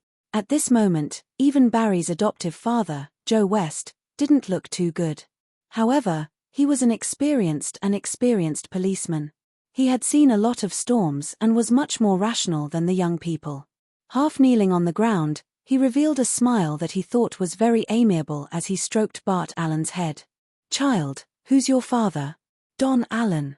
The little boy still knew the answer to this question. Barry found that everyone's eyes were focused on him. He hurriedly spread out his hands and shook his head, indicating that he knew nothing. What Don Allen? He had never heard of him. What about your mother? Melanie Swan. Who? Swan. This was the surname of Reverse Lightning Albert Swan. This surname was very lethal. Except for Thea, who was blatantly watching the show, and Wales and his daughter from Earth 2, the rest of the Lightning Squad were shocked. They looked at Barry as if he was an enemy. Reverse Lightning was their greatest enemy. How could your son be mixed up with his descendant? Just as Thea was about to take out her melon seeds and peanuts to watch the show, a long-distance communication interrupted her. She read the message twice and thought for a while. She stood up and stroked Bart Allen's little head. Okay, stay with your family and play. I have something to do. I'll leave first. Goodbye, sister. The child waved to her from behind. Thea happily left the cutting-edge technology laboratory. 10 minutes later, she arrived at Odium, which was known as the most beautiful planet in the universe. It was the new base of the Blue Lantern Corps. The two Guardians, Ganther and Sade, had entered the deepest part of the universe to explore the secrets of the Dark Knight, leaving behind a small army of Blue Lanterns. However, it was at this moment that an enemy called the Strange Insectoids set their sights on the peaceful Blue Lanterns. The two Guardians were not there. As the leader of the Blue Lantern Corps, the Saint directly asked Thea for help. She agreed without much thought. The Yellow Lanterns and Blue Lanterns each sent out 500 people. The large group arrived at Odium. There was a reason why this place was called the most beautiful in the universe. Among the beautiful mountains and rivers, many of the Yellow Lanterns who were good at fighting felt calm. There were mountains, rivers, and warm and hospitable natives here. In addition, the Saint spared no effort to transform the environment with the light of hope. It even made people feel as if they were in heaven. What a great place! The eldest son of Zeus also came. He was still dressed in the same way, with a dragon skin coat and a stone pillar-like sword. The only change was that his hostility had disappeared. His face was full of compassion, like an elder who had washed away all his glory. Your Majesty, thank you for coming to help. The Saint did not care about his subordinates around him. He knelt down in front of Thea and bowed deeply. Thea hurriedly helped him up and briefly explained the situation. The Saint was under a lot of pressure. Unfortunately, he had a soft personality. His catchphrase was "everything will be fine." His way of dealing with troublesome matters was to wait and see. Wait for a pie to fall from the sky. Anyway, according to his theory, everything would be fine. It was not an exaggeration to say that the Blue Lanterns were just 2 or 3 big cats. It was too difficult to obtain the emotion of hope. They only had 3 official members. One was the Saint, the planet Mogo, who was tricked into coming here, and the other was an alien who looked like an elephant spirit in Journey to the West. He was called Walls. It was a fool's dream to rely on the 3 of them to resist the army of the sharp insectoids. Those were the insectoids. Just by hearing the name, one would know that the enemy was huge. No matter how good the Lanterns were at fighting, they had to kneel down and call the insectoids daddy. Now, with the strong support of the Yellow Lanterns and Blue Lanterns, the situation was much better. Especially with Thea, the eldest son, who was especially good at fighting and was not limited by the energy of the Lantern Ring. The Saint finally let out a sigh of relief. "Your Majesty, today we have a new brother joining the Blue Lanterns. Sure enough, everything is better. Are you interested in coming and taking a look?" the Saint suggested excitedly. Chapter 802.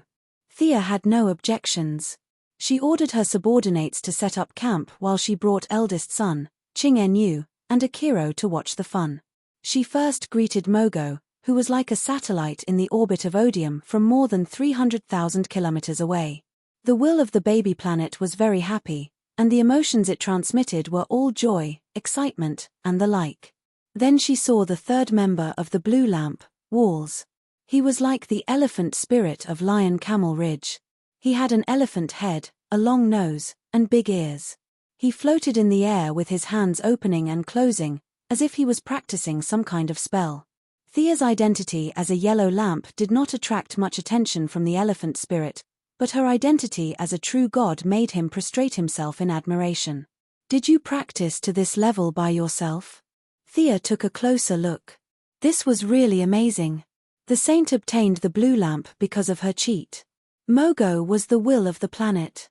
Intelligent life forms were dregs in front of the will of the planet, but this elephant head was different.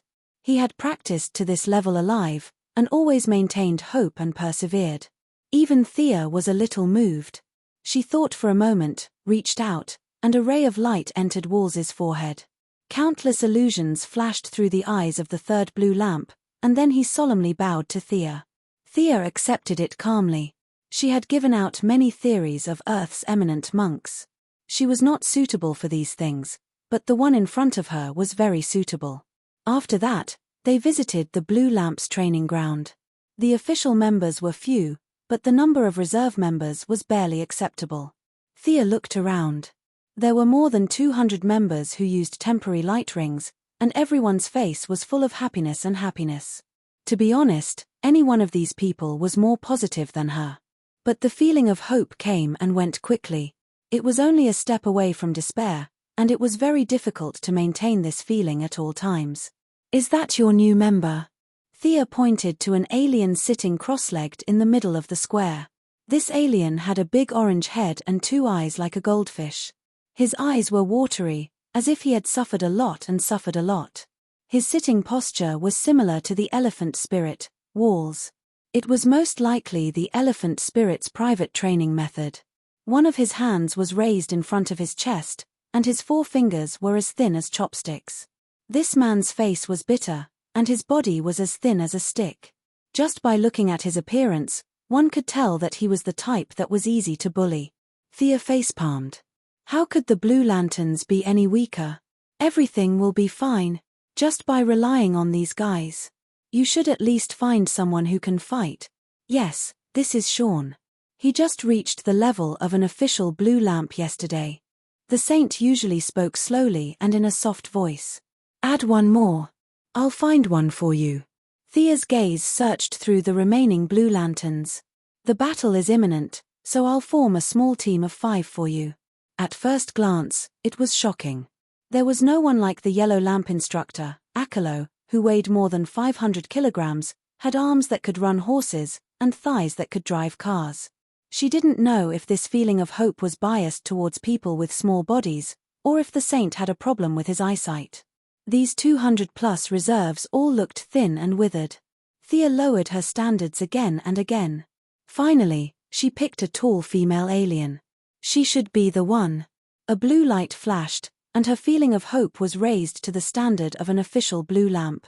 With a new member, the saint was overjoyed. After a little arrangement, the woman named Circe also became an official blue lamp worker. The day of fear, the night of pain, the raging fire retreats coldly. All are lost in the fire of war. Looking up at the stars, the light of hope will never be extinguished. After a simple ceremony, 2 more blue lanterns were added. After watching the show, they began to discuss the matter of retreating from the enemy. That's right, the goal was to retreat from the enemy. The plan to kill the enemy was not an option at all. The home planet of the sharp insect race is in Sector 9. Their forces are spread across the surrounding 31 galaxies, and they control Sectors 9 and 10. They are an extremely powerful civilization. The saint, who was still in a feudal society and thought that there were only a few people on his planet, suddenly sat in the position of a leader. Facing the fierce alien enemies, to be honest, he was a little powerless. He was more optimistic and was still thinking of ways to maintain the situation. However, no one laughed at him. The terror of the insect race was well known by all civilizations that entered the universe era. No one dared to provoke them. Now that they had gathered the power of 3 lanterns, the Odin people were not weak. They also had some battleship weapons, but these added together could only resist 1 or 2. If they had time to study how to defeat the enemy, it was better to think about retreating. Even Thea did not want to start a war with the insect race. There was no need to win or lose. The insect race's reproductive ability was the best in the universe, and she would be distressed for half a day if she lost 1 lantern. Starting a war between the 2 sides was simply using porcelain to smash a jar. The goddess of trade would never do such a loss-making thing. What's more, now that the Guardians had begun to make preparations to deal with the Dark Knight, she could not fall behind. It was different from the fog in the Book of Oua's prophecy, and the Guardian's wild imagination. She knew the details of the Dark Knight. It was not a weapon, nor was it the end of the world. It was the rebirth of the dead. To deal with the countless dead that crawled out of their graves, was there a better fighter than the insect race? She joined the war with the purpose of making the enemy surrender. In her opinion, there were very few things in the universe that could not be traded. The sharp insect race must have needs. If you have difficulties, I will help you solve your difficulties. What a good thing. What? No difficulties? If there were no difficulties, Goddess Thea would change her avatar to create some difficulties for them. After asking about the sharp insect race's habitat, she did not let anyone protect her and flew over by herself. Of course, the reason was to investigate the enemy. In a few breaths, she crossed several sectors and arrived at the sharp insect race's main planet. It was a bit of a stretch to call it the main planet. The sharp insect race was very small at first, and they were not the rulers of the mother planet. However, after continuous reproduction and evolution, they finally took the planet from the hands of intelligent life and began to expand wildly. The original main planet quickly became a desert. The Cortex Prime could not move, so they plundered planets with beautiful scenery and resources from the universe and used biological means to connect the newly conquered planets to the already barren mother planet. The sharp insect race that Thea saw was now an irregular celestial body. It was like a huge arthropod lying in the universe. The original planet was in the middle, and there were 7 or 8 planets outside that were grabbed together by tentacles that covered the sky. The nature of plundering seemed to be engraved in the genes of this race. The appearance of the planet conveyed a belief to intelligent life.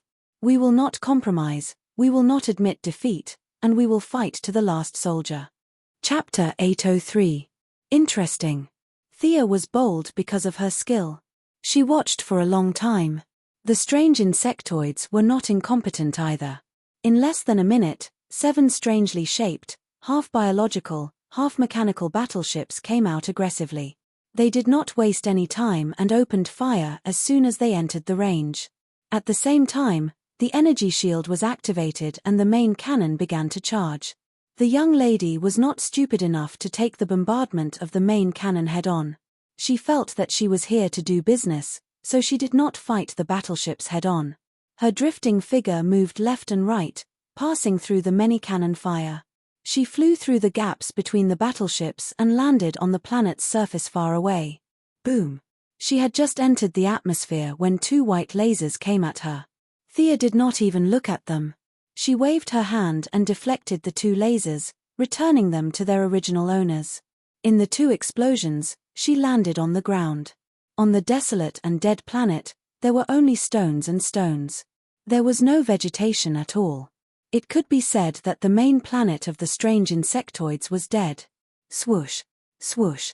7 or 8 beetle-shaped robots with blue shells surrounded her. Oh! It's rare to see humanoid creatures on this planet. Are you insectoids? Why are you working for them?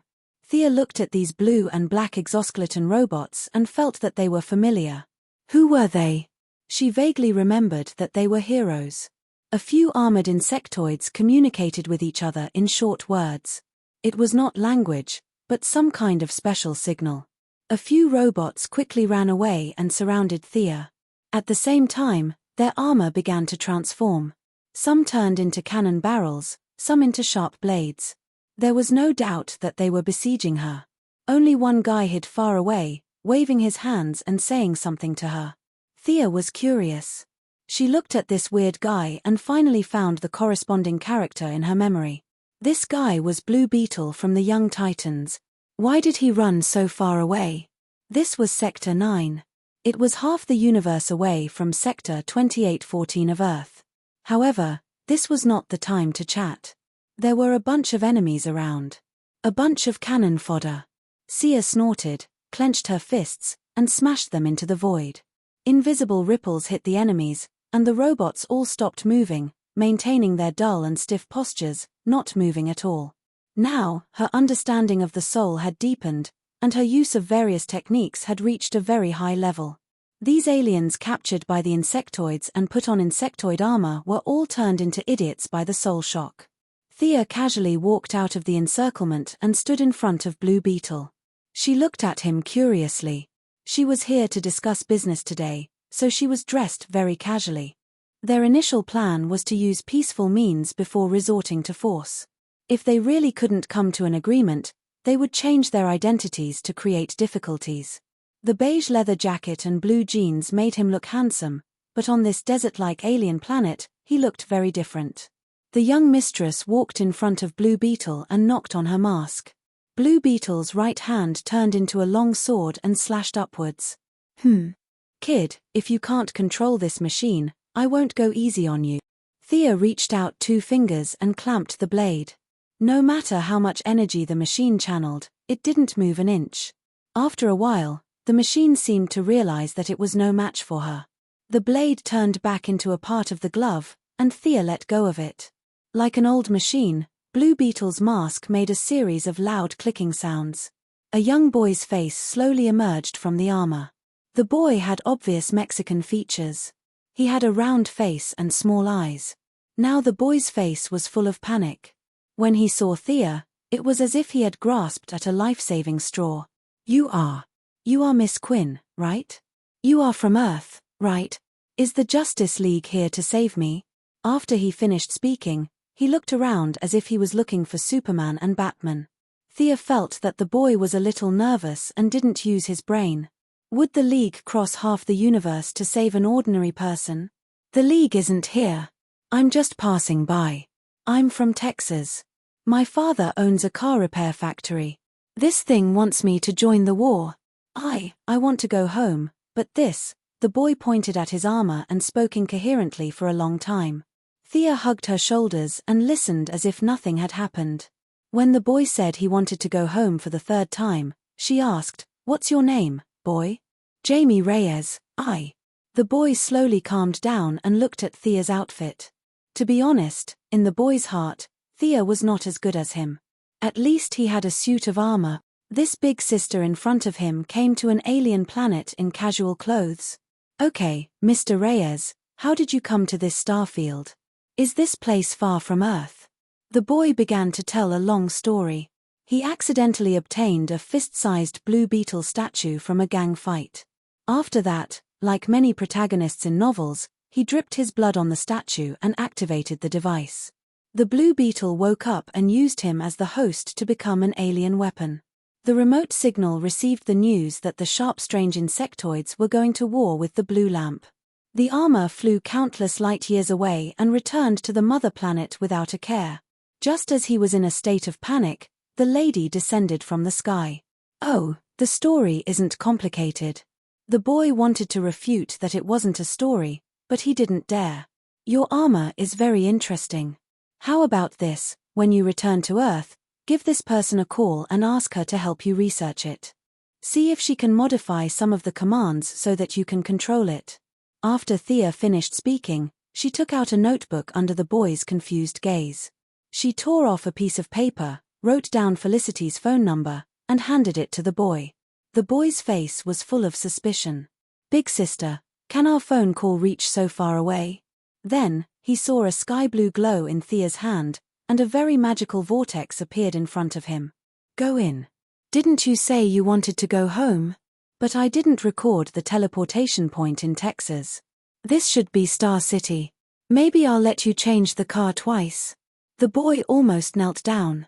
You're really a kind person. Not to mention Star City. As long as he could return to Earth or the South Pole, he would be happy. Gritting his teeth, he closed his eyes and rushed into the portal. After the small interlude, Thea activated her supervision. She wanted to find the boss here and ask if it had any difficulties. The insectoids that came out of the ground were killed with a slap. Those that could turn invisible were burned into fireballs. Those that could spray acid were greeted with lightning magic. In short, Thea walked neither fast nor slow in order to show off her strength. She also wanted to take the opportunity to see if this insectoid had the ability to do business with her. Chapter 804. A single Zerg was not strong. Even an ordinary person on Earth could fight them one-on-one with weapons. In a horror movie, a group of ordinary people could kill them with fire axes. However, once the Zerg reached a large scale, they would be terrifying. Boom! With a loud explosion, a wall of fire more than 10 meters high and 100 meters long was created out of thin air. She pushed it towards the oncoming sea of Zerg. In the high temperature of over 1,000 degrees, less than 1 in 1,000 survived. Thea stomped on the ground with her left foot and used a large earthquake spell to bury the remaining Zerg. Almost no soul. That's really bad. She sighed as she walked in. Large-scale soul magic had little effect on the Zerg. They did not have souls. Even if the little soul in their bodies was extracted, it would not affect them much. The Zerg were driven by their instincts. No matter how deep her understanding of souls was, it would be useless. This caused Thea's earth-shattering strength to be reduced by more than half. This problem could not be ignored. The Zerg did not have many souls. The corpses that were resurrected in the night of darkness did not have any souls. There was no need to talk about wealth and trade. They were all dead. No matter how much wealth she had, it would be useless. Souls, wealth, trade, literature. The corpses could be said to be immune to the 4 divine positions in her hands. If they really fought, Miss Thea would not be as useful as Diana. This was also the main reason why she came to help the sharp Zerg. When she reached a canyon, she could not walk anymore. Zerg filled her vision. There were all kinds of Zerg that she had seen before and never seen before. There were Zerg that looked like combat-type Zerg. They bared their teeth and were ready to fight to the death. There were also Zerg with big bellies. They looked like Zerg that specialized in reproduction. They filled the entire space. The Cortex Prime seemed to be confused. Thea could not help but think.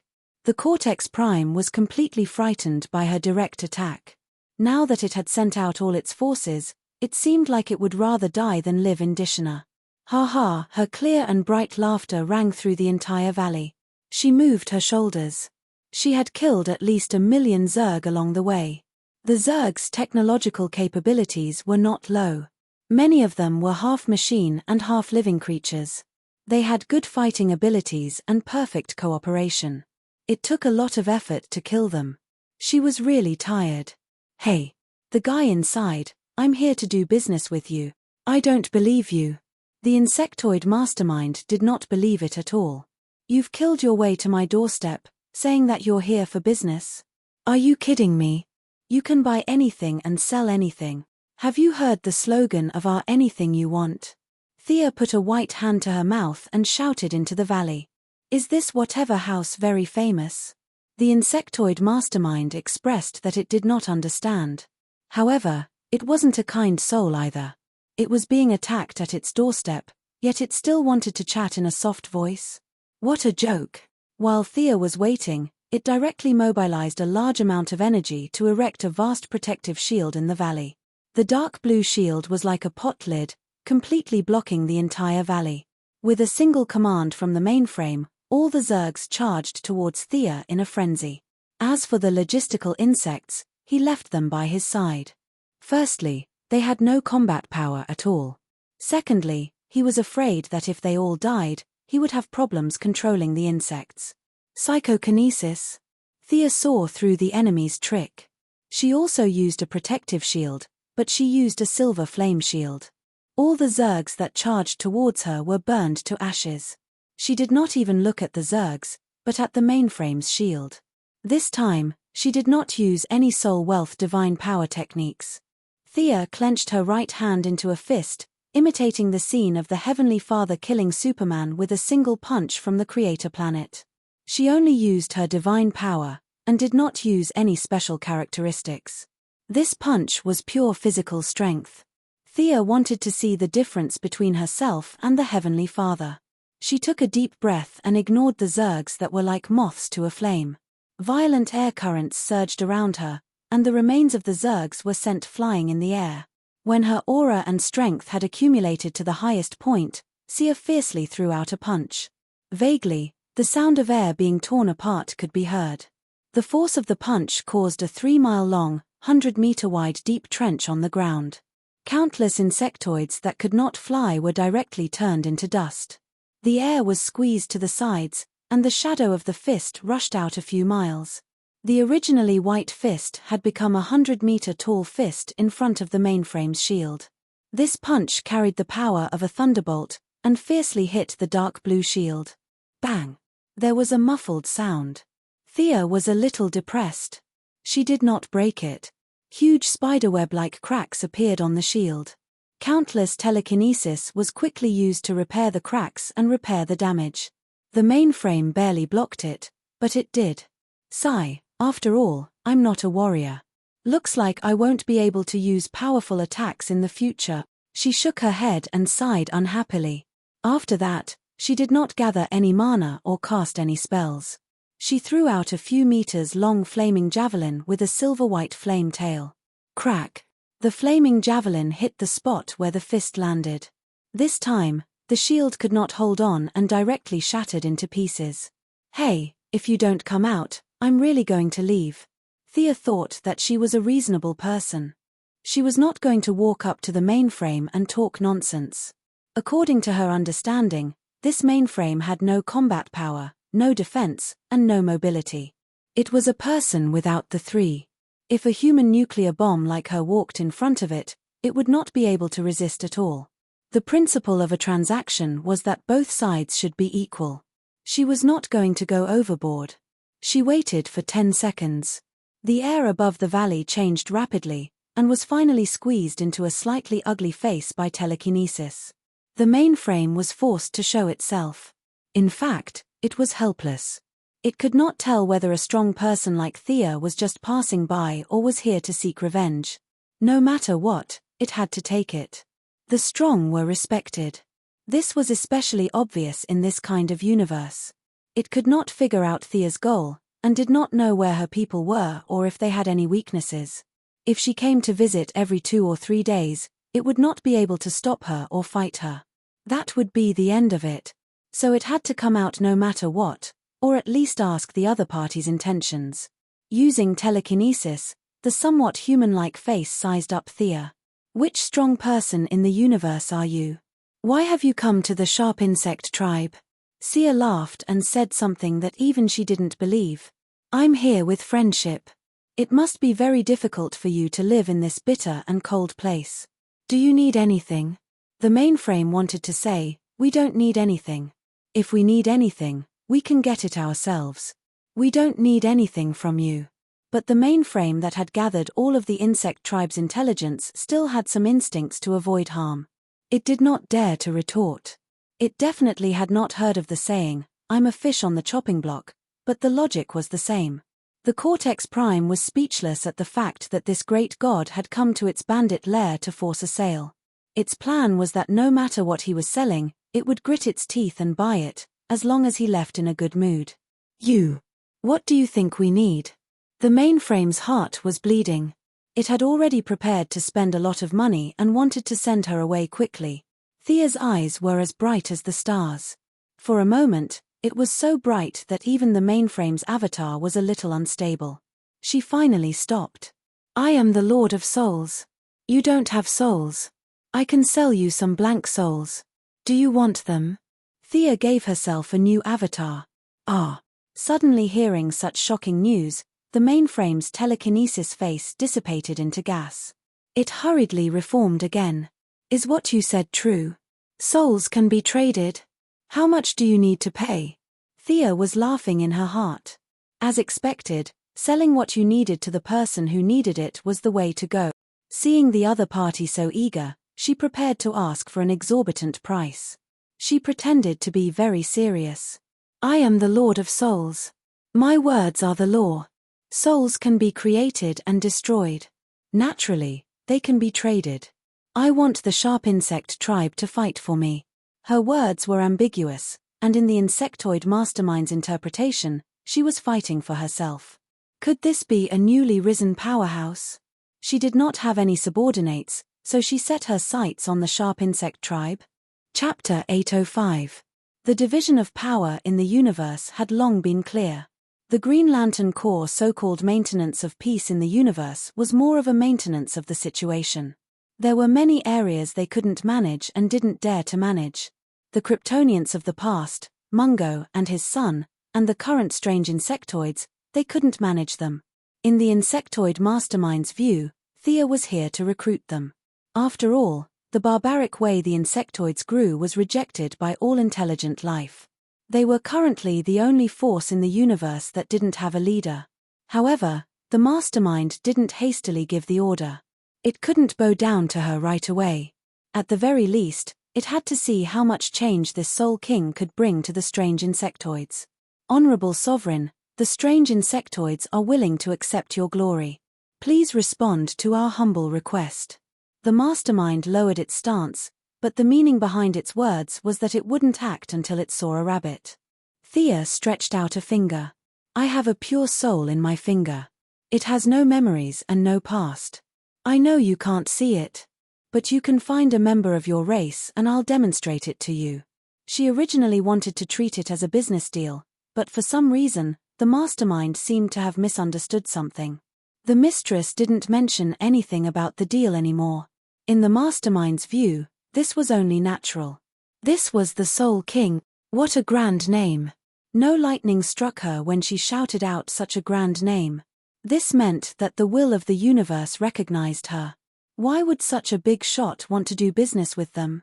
Zhongxian pondered for a moment, and with a thought, a winged tribesman flew over. The siren had recently obtained a lot of souls. After repeated research, Thea now had the ability to stuff souls into her body. One had to know that she had always been the type of person who didn't care about burying. It was difficult to stuff a living person's soul into her body. The various mental, physical, and memory problems were very complicated. She didn't have a good solution. However, the insectoids were different. Their souls were naturally thin. Thea had taken a look at the insectoid's internal structure. The insectoid's body structure was for evolution. They had countless advantages, but the rapid evolution of their bodies and the constant replacement of their genetic chains also affected their souls to a certain extent. To be honest, they were too casual. For a long time, many insectoids lived in a muddle-headed state and could only rely on the mastermind to coordinate their work. Having a soul, having memories, and being able to think independently, this was the symbol of intelligent life. If the sharp insectoids obtained a soul, then they might be called them. This was the most important thing in history. Thea did not use the soul fragments of Earthlings. Due to the existence of spirits, The essence of life on Earth was much higher than that of aliens. Be it from an emotional or practical point of view, even the souls of some bad guys were not suitable for the insectoids.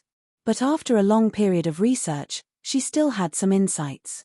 She made a lot of fake soul fragments, using magic power to simulate soul waves, manually adding memories, and then erasing them. Finally, she used a bit of soul divine power to solidify them, creating a blank fragment. He picked through the soul fragments in his hand. The insectoids had a short lifespan, so he found a 10-year lifespan essence. It was originally a memory-erasing imitation, and now it was just right to use it on the insectoids. She observed for a while and found a few nodes. With a soft shout, the shard entered through the veins of the soul. Silent and invisible waves blew around. The cortex prime, with its amazing psychokinesis, sensed something strange, and looked at the insectoid cautiously. The insectoid who obtained the soul was confused. It took a long time before he realized what was happening. He had feelings, and the concept of self was born. The cortex prime looked at the insectoid gloomily. After a long time, it looked at Thea and said, "Your Majesty, please wait for a moment.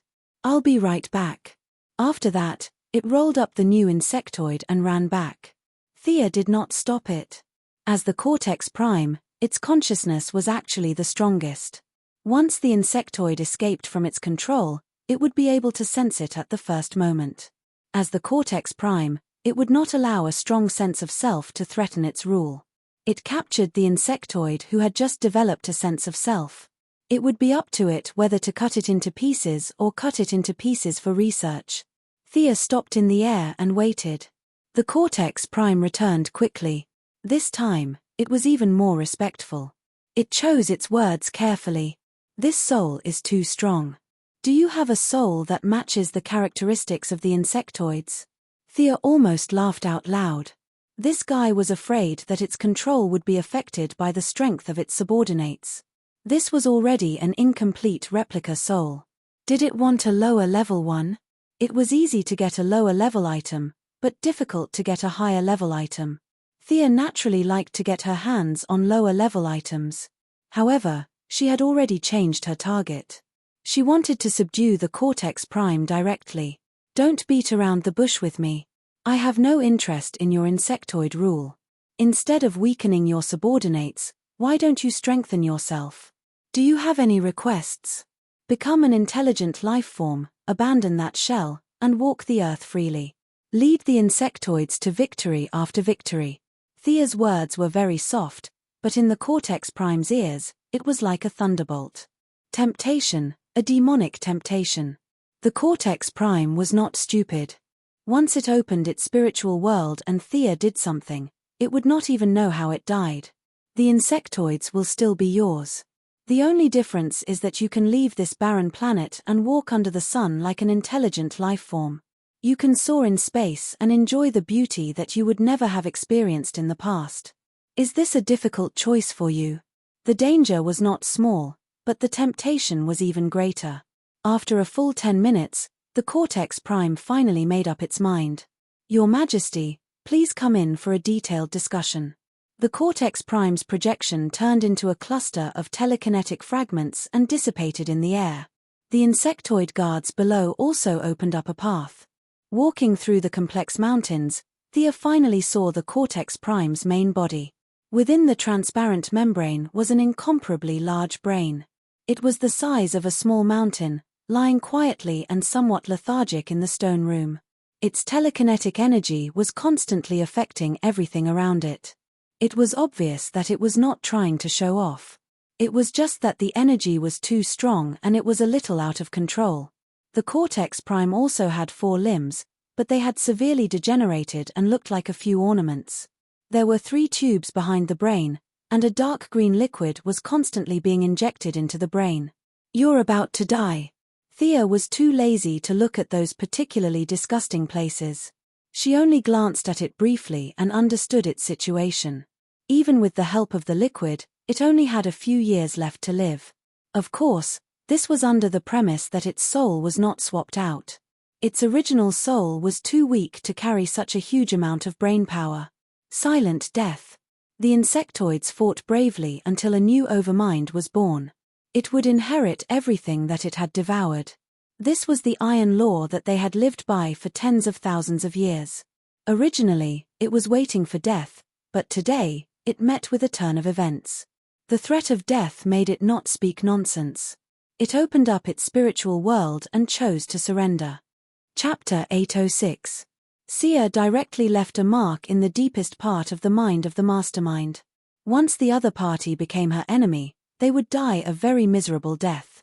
Sia was not polite at all. She left a mark on the mastermind. It was a strange fate. Originally, she wanted to do business, but now, she had to take the entire Zerg with her.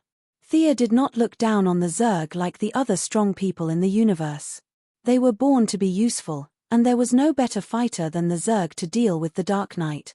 She was not stingy with this subordinate who took the initiative to bring the entire tribe to her. With the Zerg's biological technology and her Kryptonian genetic knowledge, a large amount of precious materials mixed with magic power to create the body, and divine power to shape the body, Thea considered that this was her subordinate, so a female body was necessary.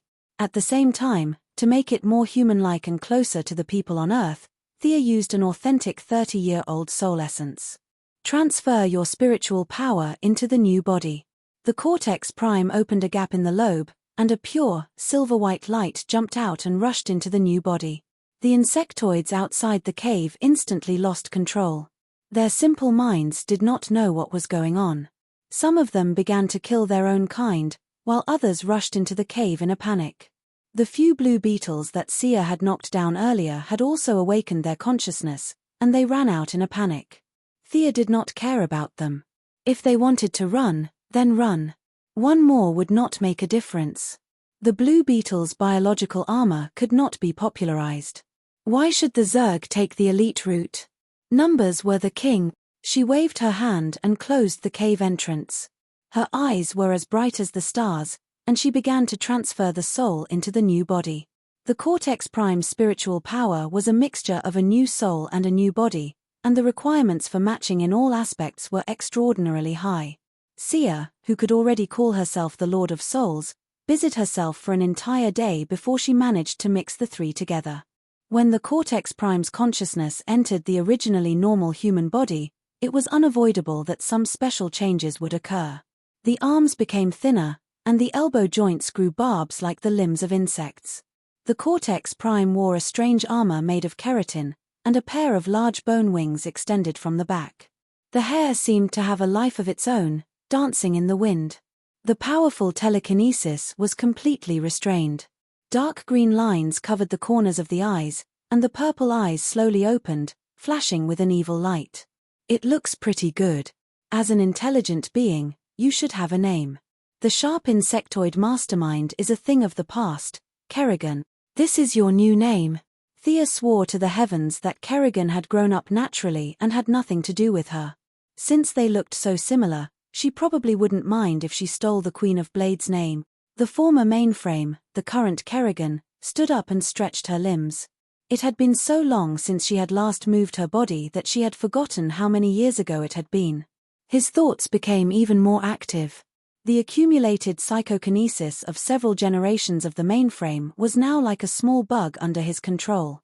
She was relaxed and happy. She now had emotions. She was no longer a link in the chain of insectoid war machines but an independent individual. She found it hard to control her emotions and wanted to roar. Hey, subdue your people first. Without the insectoids, you're useless to me, Thea said coldly. Kerrigan was shocked. Only then did she realize that the insectoids had gone out of control. She also knew where her value lay. She hurriedly used the insectoid's special waveband to gain control of her subordinates. The Lord level, Commander level, elite troops, main troops, and miscellaneous troops were all under control. After a day of chaos, the sharp insectoids were once again under her control. As for how many insectoids had died in the day, she didn't care. Thea didn't care either. Without needing Thea's orders, she began to gather the insectoids scattered across 2 sectors and over 100 planets back to the mother planet. In the process, her psychic power was damaged. She needed to re-establish her control system. Send out your scouting troops. I want to know the movements of the Green Lantern Corps on the main planet of OUA. Also, don't let Zamalan off. Also, have your subordinates multiply. I want an army that can cover the entire universe. Thea was very confident in the insectoid scouting troop's reproductive abilities. However, in Kerrigan's ears, these words had a different meaning. Oh, Boss wants to attack the main planet of OUA and Zamalan? How cool. As for the multiplication, it was naturally to prepare for the invasion of the Green Lantern Corps. Kerrigan thought she understood Boss's intentions and began to give orders to her subordinates. With the sharp insectoids retreating, the crisis of the Blue Lantern Corps was resolved. From the results, it was indeed as the Saint's mantra said, everything will be fine. Thea returned to the main planet of the Blue Lantern Corps. She didn't say much to the Saint, who was waiting optimistically. She only said that her scouting results showed that the insectoids were retreating rapidly. Then, she ordered the Yellow and Green Lantern Corps to return to their stations. She didn't follow the main group. Instead, she flew alone in another direction of the universe. The universe sector was awesome.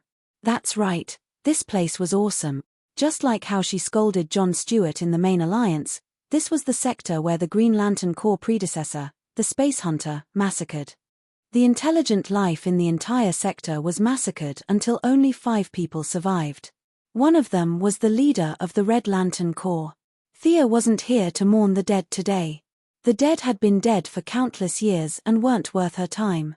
No matter what happened in the future, the night was coming. She wanted to see it for herself. She only remembered that the future dark night originated from here. As for which planet it originated from, she would have to find it carefully. The Guardians had completely erased the records of this area. Thea couldn't find any relevant written records. The entire sector was like an indescribable piece of trash, casually thrown into a trash bin. No one remembered what happened here, and no one came here again. Facts became stories, and stories became legends. The souls here wandered endlessly. Some were destroyed, while others were still immersed in the moment before they were killed. Their resentment was accelerating the birth of something. Walking on the surface of the planet, this place was far away from the stars. The sky and the land were pitch black. Faint red lightning flashed in the atmosphere. Hurricanes passed by the ground from time to time, accompanied by a thick smell of blood. Even after countless years, the smell didn't fade at all. Innumerable corpses were piled up on the road. The deathly aura that seemed to have materialized reduced the flesh and blood here to nothingness, but the corpses of intelligent life remained. They seemed to be roaring at the sky, at the universe. They couldn't accept it. They couldn't understand why they had to suffer this. Chapter 807. A Peaceful Death. Thea used her heart to experience the mysterious realm. Walking on a barren planet, the mood here was not what she wanted. This kind of death was very high-end, and the concept of death had been deduced to the extreme. However, Thea did not like it. This kind of death was not what she wanted. She even felt that it did not explain the true meaning of death. She walked past 12 planets in a row, but the trip on a whim was fruitless. If she remembered correctly, the Red Light Corps was also in this area. They were a group of lunatics who were completely unreasonable. She was ready to go home. She had just opened a portal when she saw an orange light coming at her from a tricky angle. She reached out and slapped the orange light away. Immediately after, 7 or 8 light beams came flying at her. There were flames, sharp blades, and gas. Without exception, they were all orange. Thea released the aura of a god, shattering the various attacks. Only then did she look back. She saw a tall, thin alien with dry skin and an orange light all over his body squatting at the top of the mountain. 2 dim eyes were staring at her without blinking. The strange alien had the head of a wolf dog. His face was very long, and other than the teeth in his jaw, there were 3 sharp teeth on each side of his mouth. His body was stooped, like a large kobold. Thea saw that he was holding a very European-style rechargeable lantern in his hand and asked tentatively, "Orange lantern? You're that guy called Laphus?" The dog-headed alien screamed sharply, "I'm Larfles, the greatest Larfles. Wealth, you have a lot of wealth on you. This is Larfles, and only Larfles. The alien looked at Thea as if he was looking at a moving pile of gold. The greed in his eyes could be seen even by an ordinary person. Thea was too lazy to think about whether the other party was here to ambush her or just happened to pass by. She flew into the air and asked condescendingly, "Do you know how to write the word death?" It was a very imposing sentence, but Larfles unexpectedly thought about it and said, "I can't read, I don't know how to write." His answer almost made Thea laugh. This was a lucky idiot. An idiot who accidentally obtained an orange lamp ring. Treasures, countless treasures, they're all mine, they're all Larfles'. The dog-headed man was lost in his own dreams as he spoke incoherently. After a while, he looked at Thea and raised the ring on his right hand. "Hand over your treasure." Endless energy gushed out from his ring, and the images of the aliens were summoned by his lamp ring. These aliens were once enemies of the orange lamp, but they were all defeated without exception. The greedy orange lamp even stole their identities and made them fight for the orange lamp like the ghosts of the lamp ring. If it weren't for Larfles' low IQ, the damage he could cause wouldn't be inferior to Black Lamp. Interesting. Thea whistled, and the sound pierced through the air, fiercely entangling the enemy at the front. This enemy was like a big bug, with 3 densely packed mouths on its abdomen. The sound turned into a white line that tightened around the big bug, and quickly exerted force on both sides, a perfect strangulation. "Go, go. Take my treasures." Larfles, who was at the back, didn't care about this level of consumption at all. His ring seemed to contain infinite energy, and wave after wave of monsters were released. The sky and the earth were completely covered, leaving no gaps. All that could be seen was orange light. Thea couldn't help but be moved. She always knew that the orange lamp was difficult to deal with, but she didn't expect this guy to have the posture of an army by himself. If the energy of an ordinary lamp ring was 100%, and the blue lamp was present, it could exert about 150% of the energy, then the orange lamp ring's upper limit was 100,000%. The orange lamp's greedy nature made it impossible for him to share and make a new ring. All the emotional energy gathered together, and this made Larfles unprecedentedly powerful. One person was an army. Lowly life, it's blasphemy for you to live for one more second. Thea used magic to condense a silver fire scimitar in each of her hands, and threw it at Larfles, who was hiding in the protection of the conjured creatures. The 2 scimitars flashed with a dazzling light, and spun at high speed like 2 lightning bolts. All the conjured creatures along the way were defeated in one hit, and some could resist for a little bit. After killing 11 monsters in a row, the silver fire on the scimitars was exhausted, and they turned into nothingness. Larfles, who was greedy by nature, was shocked. He hurriedly hid behind a monster with a big head whose chin was full of tentacles. "You have such great power, but you don't know how to use it. What a shame. This ring should be mine." Damn it, am I affected too? Thea felt that something was wrong halfway through her words. Her realm was right there, and greed had little effect on her. Her mental strength was strong, and she quickly came to her senses. While she was distracted for a moment, Larfles pulled out a bunch of conjured creatures. The Guardians were afraid of his power, and in order to appease him, they gave him the Vega Galaxy, including the main planet, Okaro, on the condition that both sides would not invade each other. For a time, many criminals in the universe entered the Vega Galaxy to escape the pursuit of the green lights. They thought that they were safe, but in the end, they even became part of the orange lamp. This monster with a huge head full of tentacles blocked Thea's view like a big tadpole. This was Larfles' biggest trump card. He killed a new god and made the new god into a spirit of the lamp ring for him to use. God knows which universe this guy came from. Thea looked at its characteristics. If she was not wrong, this was the god of hunger. Although it looked terrible, she felt that if Darkseid saw it, he would not let it go. Unfortunately, the source was already exhausted.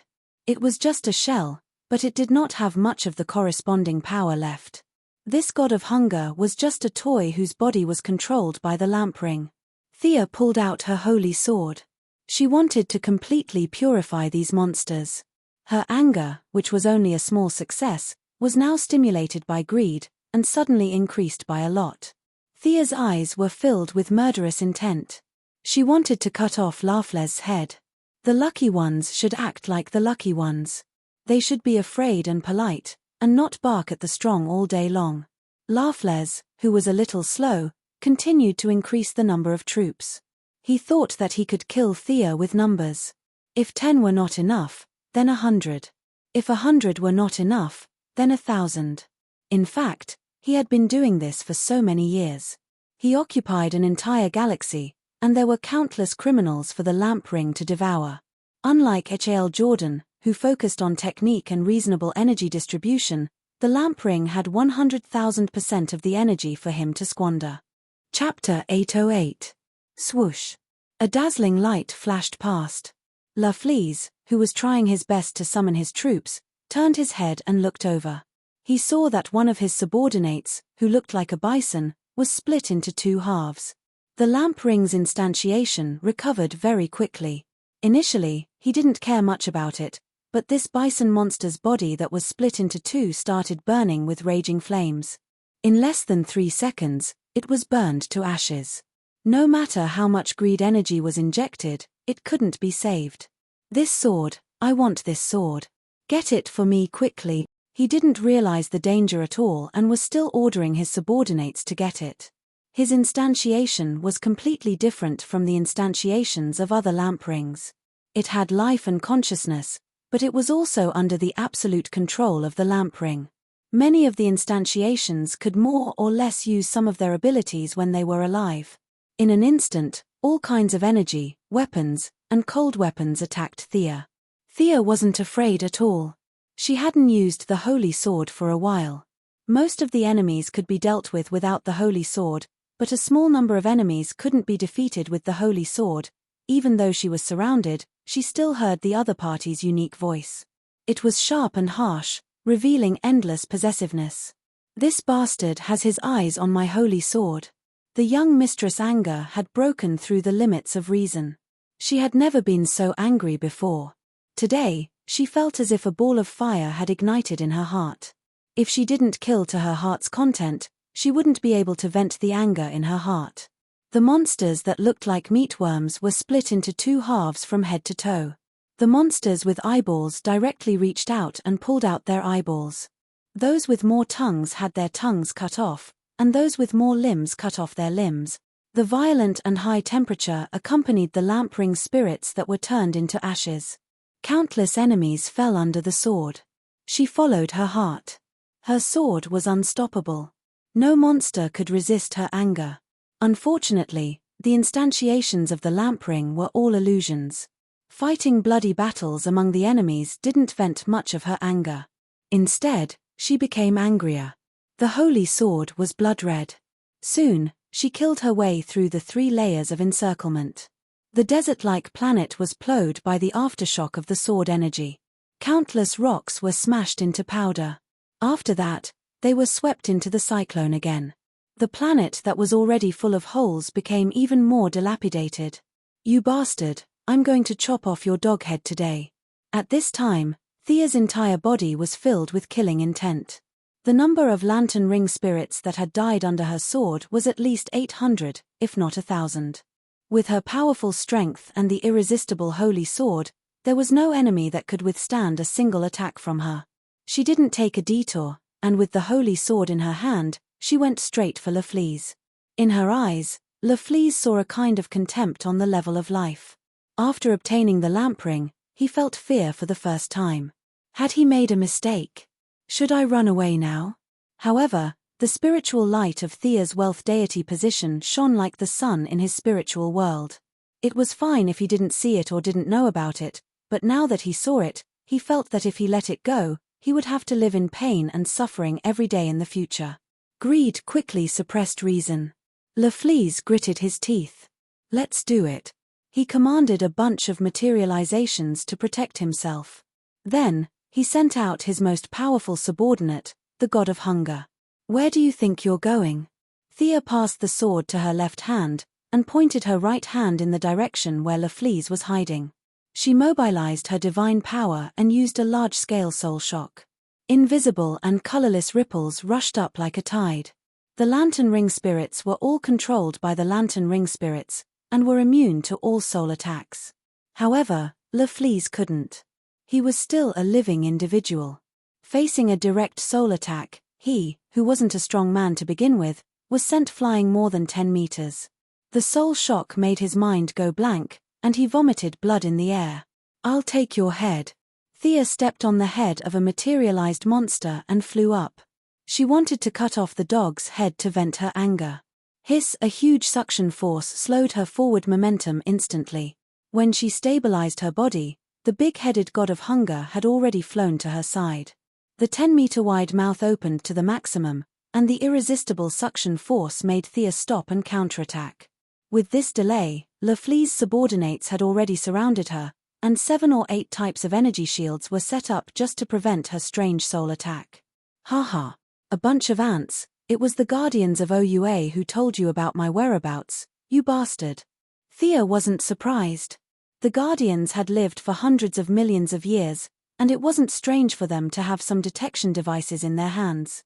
Provoking the orange lamp to fight with her didn't cause them any losses at all. "Consider yourself unlucky. No one can save you today." Anger rolled in her heart, and Thea's green eyes seemed to contain a ball of fire. 2 rays of light flew towards Laflease. The green rays were mixed with a little red anger, and the light was a little more gorgeous than before.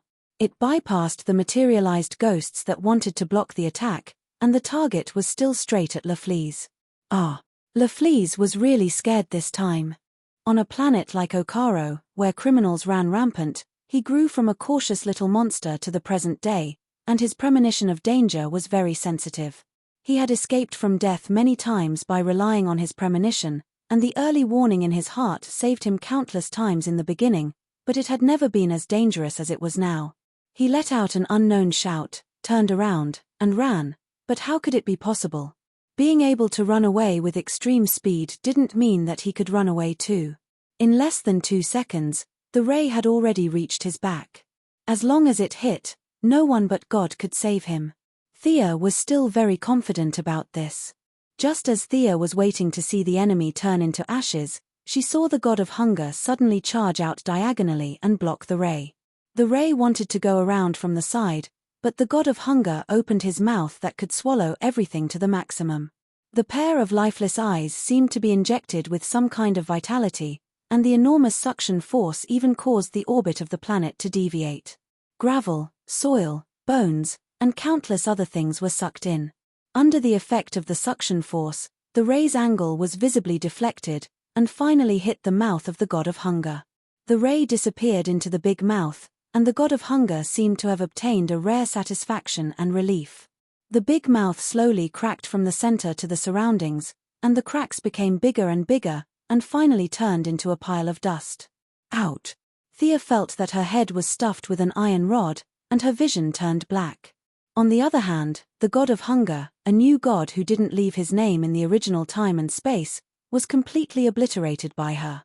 Unlike the group of vengeful goddesses under the benevolent grandmother, those were all false gods, existences without origins, and were gods who relied on various means to force themselves to become stronger. The god of hunger was now an empty shell, but he used to be a real new god.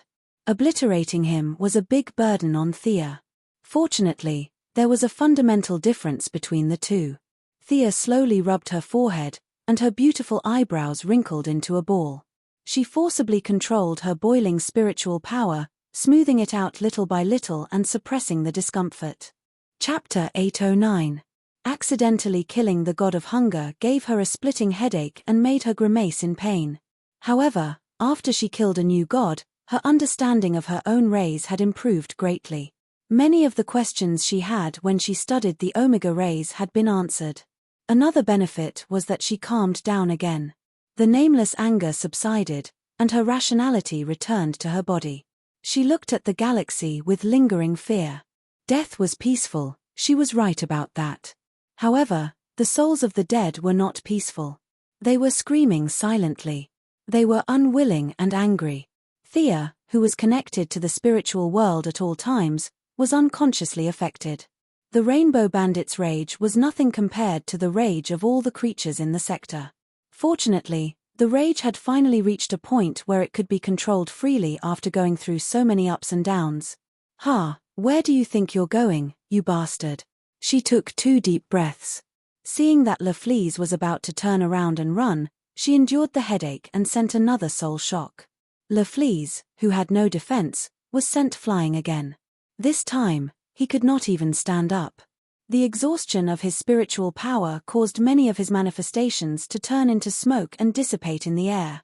The orange light did not materialize, and the earth returned to darkness.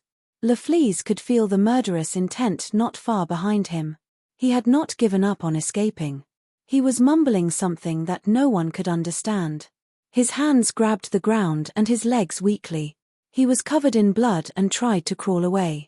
Even if he could only delay for 1 more second, he wanted to hide as far away as possible. There were no more manifestations to save him. Thea took 2 breaths and looked at Le Fleas, who was injured by her. She pointed the holy sword at his ugly head. "Don't you want my holy sword? Come and get it. All the wealth is Le Fleas. That's what you said before. If you dare to extend your filthy claws to the goddess of wealth, this day next year will be yours." A message entered her spiritual world. She, who had regained her rationality, heard a call from the distant earth. It was an emergency call gem that only a few of her family members had. Which one of her family members was in trouble? Thea's mind was filled with various thoughts. At her current level, divination was not difficult. The other party was generous and did not hide anything. She quickly figured out the various relationships and causes. She pondered for a few seconds, then sneered and pointed at Le Fleas.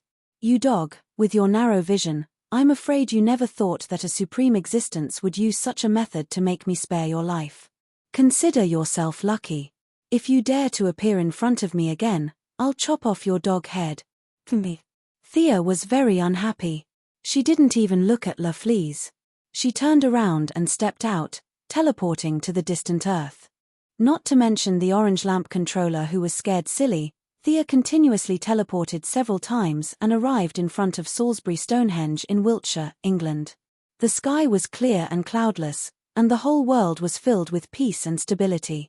At the end of the line of sight, there were a few young people playing soccer. Stonehenge was a world-class tourist attraction. Many people took photos and played here. However, contrary to the harmonious melody of the whole world, this place was not harmonious. Ordinary people did not feel it. They did not know that in the interlayer space of the real world, a tall man in a blue trench coat and a top hat was standing in the center, and a petite girl in a dark black robe was continuously retreating. "Raven, stand behind me." Thea slightly shook her shoulders and squeezed into the space. She waved her hand and released a magic barrier, wanting to stop the man in the top hat. However, as soon as the magic was released, she realized that the magic here was abnormal. It was like a completely different magic law. She hurriedly used her divine power to block the enemy. When the big lowly saw her appear, she secretly breathed a sigh of relief. She hurriedly ran to her side and coldly looked at the man in the top hat. "Sister, be careful. This guy tricked me to come here.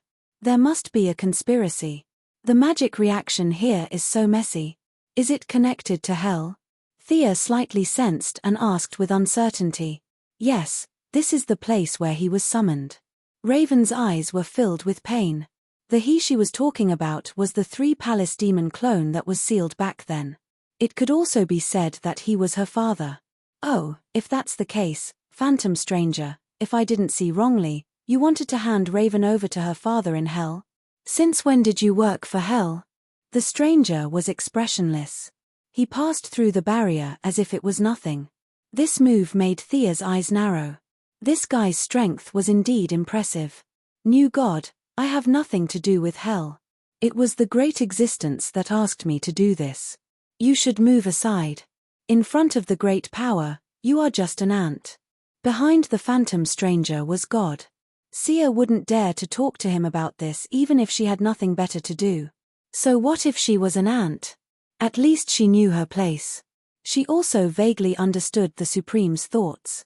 Being called an ant, she was not angry because even if he was a watcher, the Heavenly Father was also an ant in her eyes.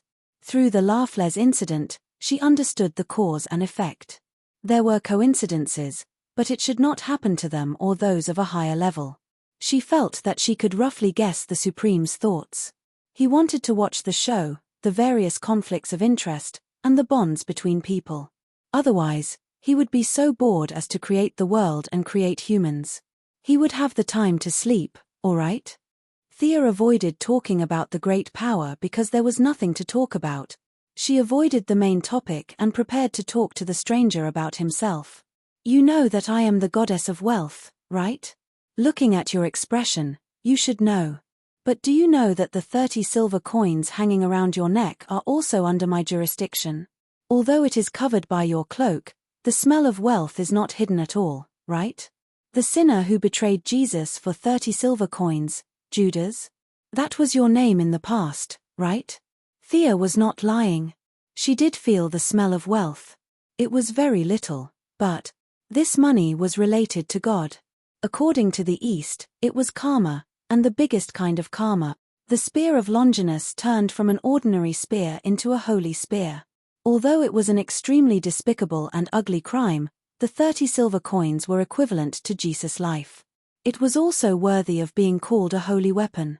Thea stole a few more glances and felt that it was a pity. The stranger had a super big boss by his side. No matter how she thought about it, it was useless. She could not snatch it directly, but it was not a problem to stop him in the middle. As long as she did not cross the line and did not interfere, the big boss would just watch the show happily. The big boss was like Buddha, the stranger was like the monk who traveled to the west, and she was like a troublemaker on the road. Thea thought about it and felt that there was nothing wrong with it. There was still a lot of room for manipulation. Chapter 8:10. I used to be Judas. Countless people know this. There's no need to hide it. My mission today is to send her in. The stranger still had a poker face as he pointed at Raven. Thea couldn't tell him that the big shot created a conflict here because she wanted to kill Larfleets. She pulled Raven and was about to teleport. As long as they left this place, the stranger wouldn't chase after them. He followed the principle of secrecy and couldn't fight with Thea on the streets of New York. A colorless and transparent ripple blocked the two. Keep her here. This is the order of the Supreme. Thea directly broke through the obstruction with brute force and took another step forward. It's fate that she stays here. After a short delay, the stranger was already standing in front of them. Raven was furious. She wanted to resist, but the flow of magic here was very strange.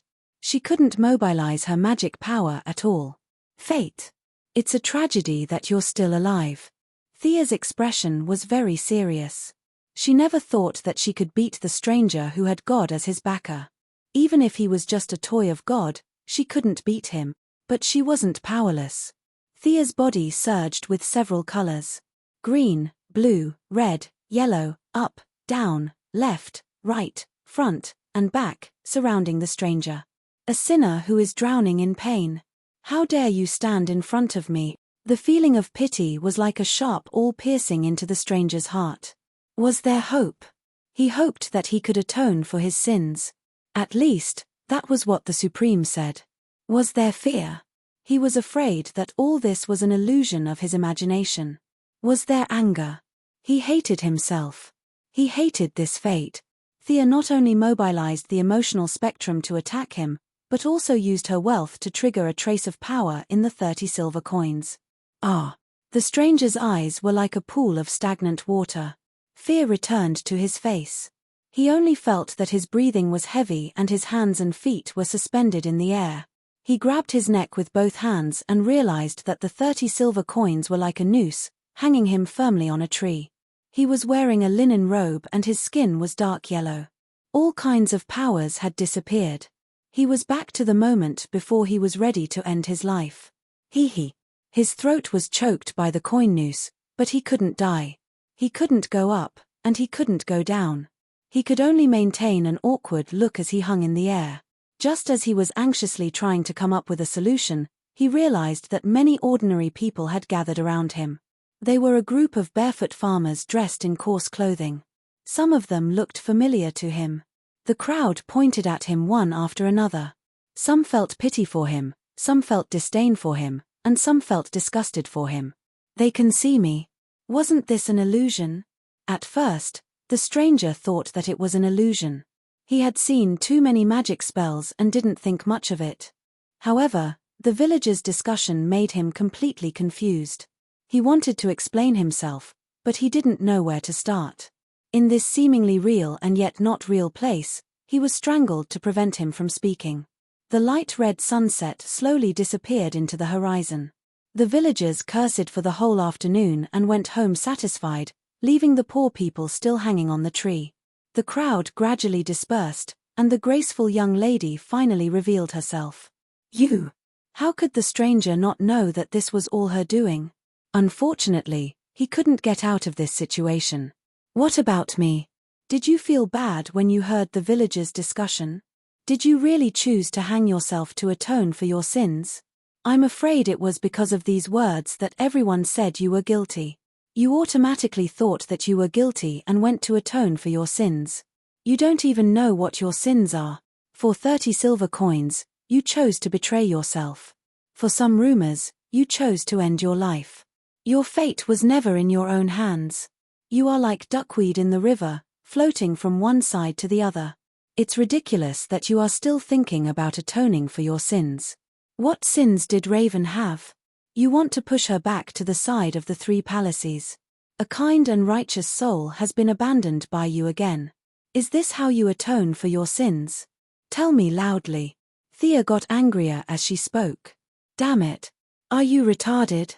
The stranger felt the noose around his neck loosen, but he was speechless. You. Thea wanted to continue, but she found herself back in front of the giant stone array. The stranger was still standing in front of her, and Raven was holding her hand with a nervous expression. Everything around them had lost its original color. Their surroundings were neither black nor white. Instead, there were colors that Sia could not name. In this bizarre world, there was a dirty schnauzer standing there, looking at the 3 of them curiously. You have finally appeared. This is the biggest boss I have ever seen. Thea almost jumped up, but she hid her emotions well. Confusion, fear, and a little confusion. Previously, when the silver coins didn't reject her use, Thea knew that God, or rather, God Smurf, was happy to see her succeed. He didn't object to her playing the stranger, and he even had the intention of sharing his experience with her. It was impossible for her to bow down to him.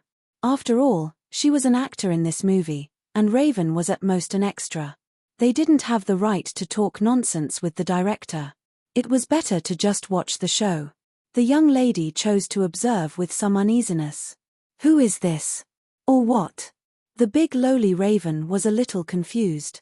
The little dog on the ground looked ordinary, but when she felt it carefully, she felt like she was facing the entire universe. This kind of vast and ethereal feeling was something that even the 3 palaces of demons couldn't compare to. Thea pulled her back, indicating that she should be on guard and not speak. The boss didn't even look at them. He turned to the stranger and said, I'm afraid you still don't understand. The world doesn't need you to save it. The one you need to save is yourself. The stranger returned to his poker face. He pulled open his cape, revealing the 30 silver coins hanging around his neck. You said that as long as these silver coins are all removed, my redemption will be complete. You. He wanted to say, why didn't you keep your words, but he didn't dare. The boss looked at the 3 silently, making Thea's hair stand on end. Your journey has just begun. I'm looking forward to the next part. The Shur-Yuna in front of them suddenly became tall and big. Thea stared at him without blinking. His every movement seemed to contain countless truths. Her.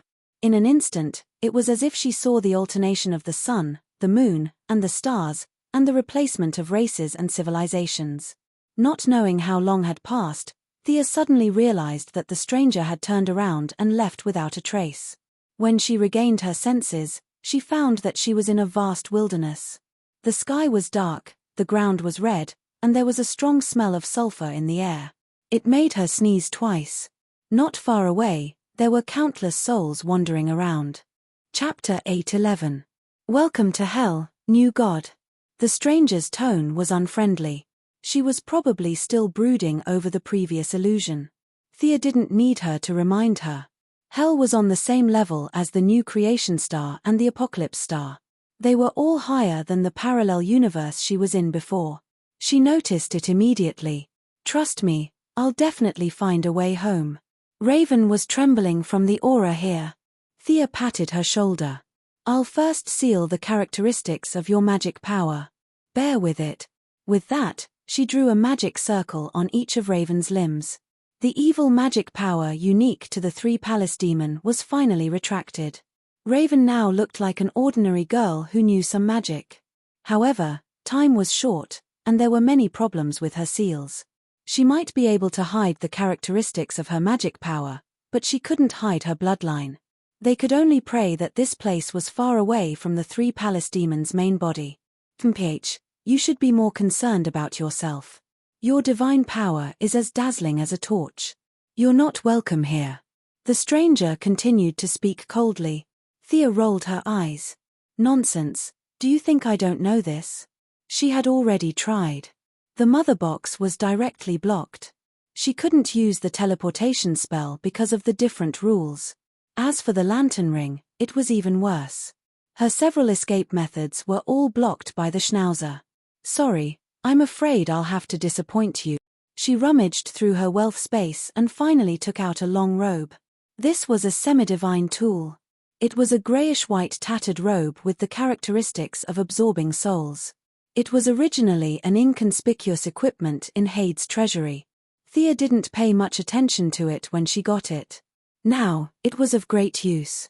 She draped the robe over her body, and many of the dead souls wandering outside the gates of hell pounced on her as if they had seen a delicacy. With the help of the many dead souls and the support of his soul divine position, she was now filled with a gloomy aura, a proper necromancer. You. The stranger was so shocked that he was speechless when he saw that she had transformed into a living person. Thea's beautiful nose snorted. She looked at the stranger. Are you dumbfounded? I don't need too many aliases. In order to deal with all kinds of unexpected situations, these were all prepared in advance. Can we follow the original route? Raven asked Sia in a low voice. She was referring to the path in Nandabat that Sia had created when she sealed the Three Palaces. Do you know the terrain around here? How far is it from your original activity area? Thea was a little excited. If she could find her old way back, it would be a lot easier. The big lowly was a little embarrassed. She looked around for a while and shook her head, indicating that she didn't know where she was. The vastness of hell surpasses your imagination. Just wait for the supreme trial. Believe me, this is the only way out. Moku stood perfectly straight. It could be seen that this was not the first time he had been thrown into an indescribable space. Thea was not going to be polite to him since she was left in this broken place. She pointed at the stranger's nose and said, "Sinner, do you know the biggest difference between you and me? I will fight to the end and not wait for others to help me. Wasn't it just hell? If she was a mortal, she wouldn't have been able to do it." However, with her current strength and various memories, she was confident that she could find a way out by herself. In the ring-shaped God's domain, there were a total of 8 areas. They were Dream World, Heaven, New Creation Star, Heavenly Realm, Nightmare, Hell, Apocalypse Star, and Underworld. Hell had 2 neighbors. One was Apocalypse Star and the other was Nightmare. If she reached Apocalypse Star and Nightmare, it would be very troublesome. However, Hell was different. Thanks to the various ways of humans, all kinds of teleportation formations and one-way teleportation gates were set up in Hell. She only needed to find a nearby demon lord to borrow the way home. After all, the demon lord only sealed her means and couldn't seal the entire Hell. Moku chose to ignore her Chunibya declaration. In his opinion, any struggle was meaningless. He had realized this 2,000 years ago. Thea didn't waste any time and pulled Raven in. The demonic aura here wasn't very strong. At most, it was the periphery of hell. Countless wandering souls had mistakenly entered this place instead of Underworld because of their evil deeds in life. The cruel environment made them lose their consciousness and only had their instincts left. They wandered around the wilderness with endless resentment. When the resentment reached a certain level, the wandering souls would be mixed with the special aura of hell and become little demons. They would fight, kill, and devour until they became a big demon. This was an iron law that had been formed for hundreds of millions of years. There were too many big demons in hell. Even Darkseid would have to shrink his head and behave himself here, let alone a small shrimp like her. Unlike Diana, who shone brightly, she had many neutral deity positions and didn't increase her combat strength by much.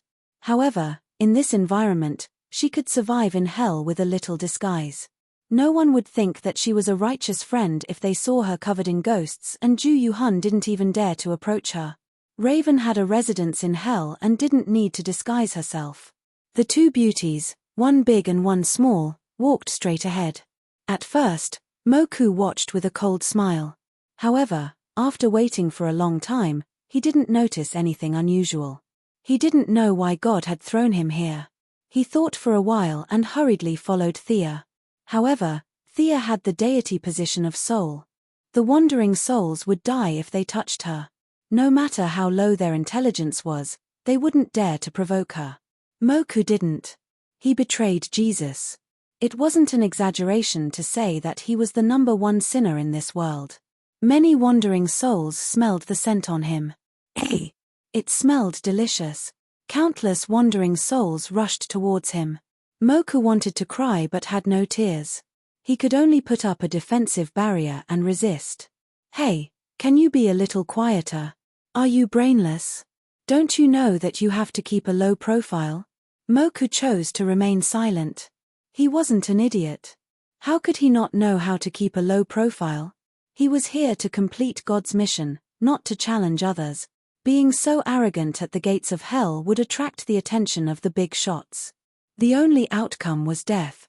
Seeing how pitiful you are, I'll be magnanimous and help you. Thea gave Moku a strand of soul power. It was impossible for him to disguise himself, but it wasn't a problem for him to intimidate some wandering souls. The environment at the periphery of hell was harsh. Flying demons patrolled the sky from time to time. The two beauties didn't know the situation nearby and didn't dare to fly. After walking in the wilderness for more than 3 hours, they vaguely saw the outline of a small town. Hey, stop right there. Thea stopped a demon who was passing by. Previously, there were a few demons who were hunting and collecting supplies. They saw her undead aura from afar and chose to take a detour without exception. Now, the demon she stopped seemed to be doing better than the previous ones. This was because he was wearing a half-body leather armor and was riding a hell warhorse with fiery eyes. Chapter 8:12. Thea's body was surrounded by spiritual light transformed from wandering souls, scaring the demon. Hell wasn't far from the underworld, so it was normal for a few necromancers to come here. Tell me, who's the lord nearby? Thea didn't ask for directions directly. In her opinion, most demon lords had a direct route to Earth. She just needed to pick a less powerful one. It's Lord Nibiros, the demon said, trembling. This demon was 7 meters tall, had red skin, no wings, and no spell-like abilities. In short, he was weak, but he could ride a horse in hell, so he was at least at the level of an elite. Thea looked at him a few times, but there was nothing special about him. He was just a little stronger than an ordinary person. He could tell from the soldiers that this Neberith was not much stronger than the leader. She remembered that the demon fighting the Blue Devil was called Nibiros. This stupid name was awkward and tongue-twisting, so Thea wasn't sure. From now on, you're my servant. The demon was a little dissatisfied, but Thea threw him a piece of fine gold the size of a fingernail. His dissatisfaction immediately turned into joy, and he hurriedly nodded in agreement. As a servant, he couldn't ride a horse, so he let his master walk.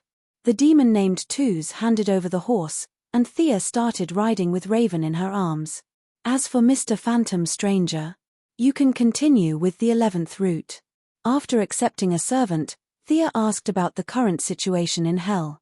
Tuz didn't know how the great demons fought with each other, but Hell was severely lacking in basic resources. He kept complaining, and it was shown to Thea. The lack of resources was to the point of being severely lacking. Thea was also stunned. How did this happen? It can't be that God knows I'm rich, so he sent me to hell to help the economy and stimulate domestic demand, right? She originally wanted to find a portal and leave, But Hel's current situation made her think deeply. She had money. This money included all the daily necessities, minerals, weapons, and precious equipment. The Zergs of Kerrigan didn't produce, and they piled the resources of 2 sectors on the main planet. The insectoids only needed to reproduce, and their need for resources was the lowest in the entire universe. All the assets would be shared, and the consumption would be minimal. There would be no such thing as 6% of the population consuming 50% of the resources. After tens of millions of years, they had plundered hundreds of planets, and their accumulation was a terrifying number. To show his sincerity, Kerrigan handed over 70% of his race's wealth. Now, Thea's inventory space was filled to the brim. It was almost full. The amount of refined gold and mithril in her hands could be measured in thousands of tons. It was simply too much. As if to prove her conjecture, money paved the way for her. She had already recruited more than 300 demons and 12 hell steeds when she arrived at a small town. Although the old phantom stranger said that he wasn't willing, his body honestly took over the reins. A few pieces of metal and a few sharp Zerg claws were all that was needed for the deal. Of course, her act of flaunting her wealth and showing off her wealth also attracted a lot of malice. However, she had extracted the souls of all the attackers and turned them into zombies. Now, they were following behind the army mechanically. Two symbolically threw 2 coins, and the group entered the town. Paying the entrance tax meant that they acknowledged the rule of the local lord. They could enter the market and do some repair work. If they didn't pay, they could continue to wander in the wilderness. Along the way, there were quite a few groups like them. There was order in the chaos. Thea defeated 2 waves of attacks in a row. The 2 leading demons were killed directly. With a little money, the opposing army became her army. The total number of people exceeded 1,000. The winner had everything. The demons naturally submitted to her, as if they had always been her subordinates. Following that, there were slaves. Slaves of intelligent life, slaves of humans. Men and women with stooped bodies, wrapped in rags, followed the demon soldiers with numb faces and walked to her side. You can't save them. They're already dead. The stranger was afraid that her righteous heart would explode, and she would kill them all. Thea felt that he was overthinking. How many good people were there among the humans who had fallen to hell? These people were greedy when they were alive and couldn't wait to sign a bunch of agreements. Naturally, they had to pay the price after death. This was in line with the rules of the trade. She changed the topic. Why are you still following me? Didn't your Supreme give you a mission? The stranger was depressed when this question was brought up. He didn't even receive a notification. He shook his head and didn't say anything. What's the name of the being you serve? Voice of heaven. I didn't serve him. Let me give you a piece of advice. Don't judge him with the standards of your new gods. Thea chuckled. What's there to be proud of? If not for your boss being super fierce, I would have killed you long ago. That Nibiros lives in the castle in the northwest. I'm going to take him down and see if there's a way back. If you don't receive a mission notification, you can come and find me.